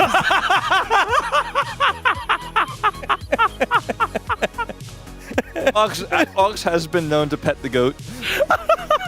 All walls lead to me. I mean, I think his Talia performance was really good. Taking over the map, making some great plays. I think the second game, no one has a clean sheet after that second game, but you know, he had some good shockwaves that came through in some of the team fights. All shockwaves lead to the enemy carries. I really love you, me and the boys. That's good. That's good. Wolf, what'd you have for yours? Well, I voted for Guma. Clean team fights. Clean. 100% clean. Never in doubt. Never any shaky moments. Never any... Look, he got him in the end. Like that last team fight, it was him. He killed Ezreal with Faker's help and with Owner's help. They killed. No, I mean the thing is, I feel like when you're playing the traditional role of an AD carry, front to back, you hit the front line. It's quite straightforward. We saw Viper earlier today try and be a bit more creative. It's obviously easier on Lucian, but they knew the win con was to find the back line. He found that angle, and yeah, I just thought him finding the right targets on Lucian and finding them consistently was why I voted for him. His MF in the first game felt like almost irrelevant, but like the second game performance, which closed out the series, was for me my vote. It was a hell of a cast, and we got to see Dark Chronicler with his hair all the way in his face. But he voted for Guma. He saw the right one to vote for today. I wish I could vote for both Keria and you at the same time. Had to pick one. Yeah, so this is because Chronicler wants to be correct. So it's like when he does his predictions, he's like, I wish I could predict both teams so that I'm always right, no matter on what. both counts. Exactly. If Keria won, I would have still been right, by the way. I voted for both. Cruddy, I didn't plan this, man. I didn't plan this one. He's covering his bases. A shrewd move. Is his hair parted on the left or the right? You can't tell. He puts it right down the middle. All right, let's look at the Korean side comments. I'm sure they'll be great too, right? Let's see. Boom. Pony, Gumayushi in perfect equilibrium, like Christian Bale on the Rift? Is this a movie reference? Equilibrium. Come on, you're the movie guy, Ox. I just always think of Batman. Yeah. Me too. Maybe Degon should read it in the... I'm dashing over the wall. you should read it in the Goodbye, Bale Ezreal. Batman voice. Gumayushi in perfect equilibrium, like Christian Bale on the Rift. There you go. There we go. Prince, a 21st century alchemist, turning nothing into something for Keria. Whoa. Alchemist, you know, it's the law of equivalent exchange. You can't turn nothing into something. He turns something maybe... Well, that was like back in the old days, but in the 21st century, they actually just... Okay, they advanced a bit. Okay. He has the stone. Oh, he has a Philosopher's Stone? That's what we're saying? Yeah. Well, actually, you know, I watched an anime documentary on this, and, you know, there's sources to that power. We won't get into it now, but, yeah. Superstar mode activated. There it is. Cloud Templar closing it off here with our comments. What a day of action it has been. It is a 2-0 for T1 over the DN Automotive Freaks, despite their best efforts to try and close out game number 2. And then the early upset from the earlier series today, Dplus Kia getting the win. All that it would take for T1 to equalize Hanwha Life Esports would be for them to win their match against them next week. Is that what you're saying? You're saying T1 could get second place? Yeah, I mean, if they're 2-0 against HLE, they would be dead even. And then it just comes down to those other matches they have. I will say one thing.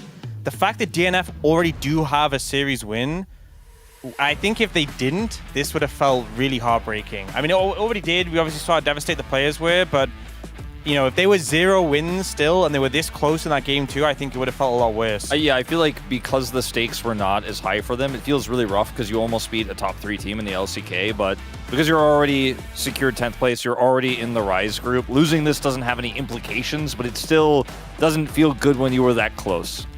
You made a Full Metal Alchemist reference earlier. Are you the original or are you a Brotherhood fan? Brotherhood. That's right, just like T1's motto. Let's take a look at the next matches that we have for tomorrow. It is the OK Man Bro Brion on a 1-game winning streak against Nongshim to keep their hopes alive for the Legends group. Then it's the BNK. I was going to say the BNK Automotive Freaks. It's the BNK X up against KT Roll. Don't say that about the International Esports Club formed in 2018. Oh, we have a reference. We have Pony's reference clip. It wasn't just me doing Christian Bale? All right.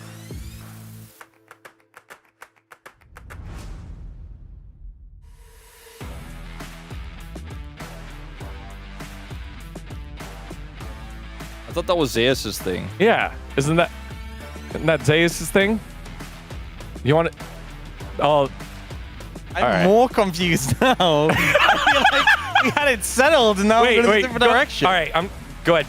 Go ahead. No, I don't know. I don't. I was like, is it because like he's like, and then like we sent Zeus to Hanwha and they lost in Doran? I don't know. I mean, you're not making a bat with your hands like that. That's all I'm gonna say. You know.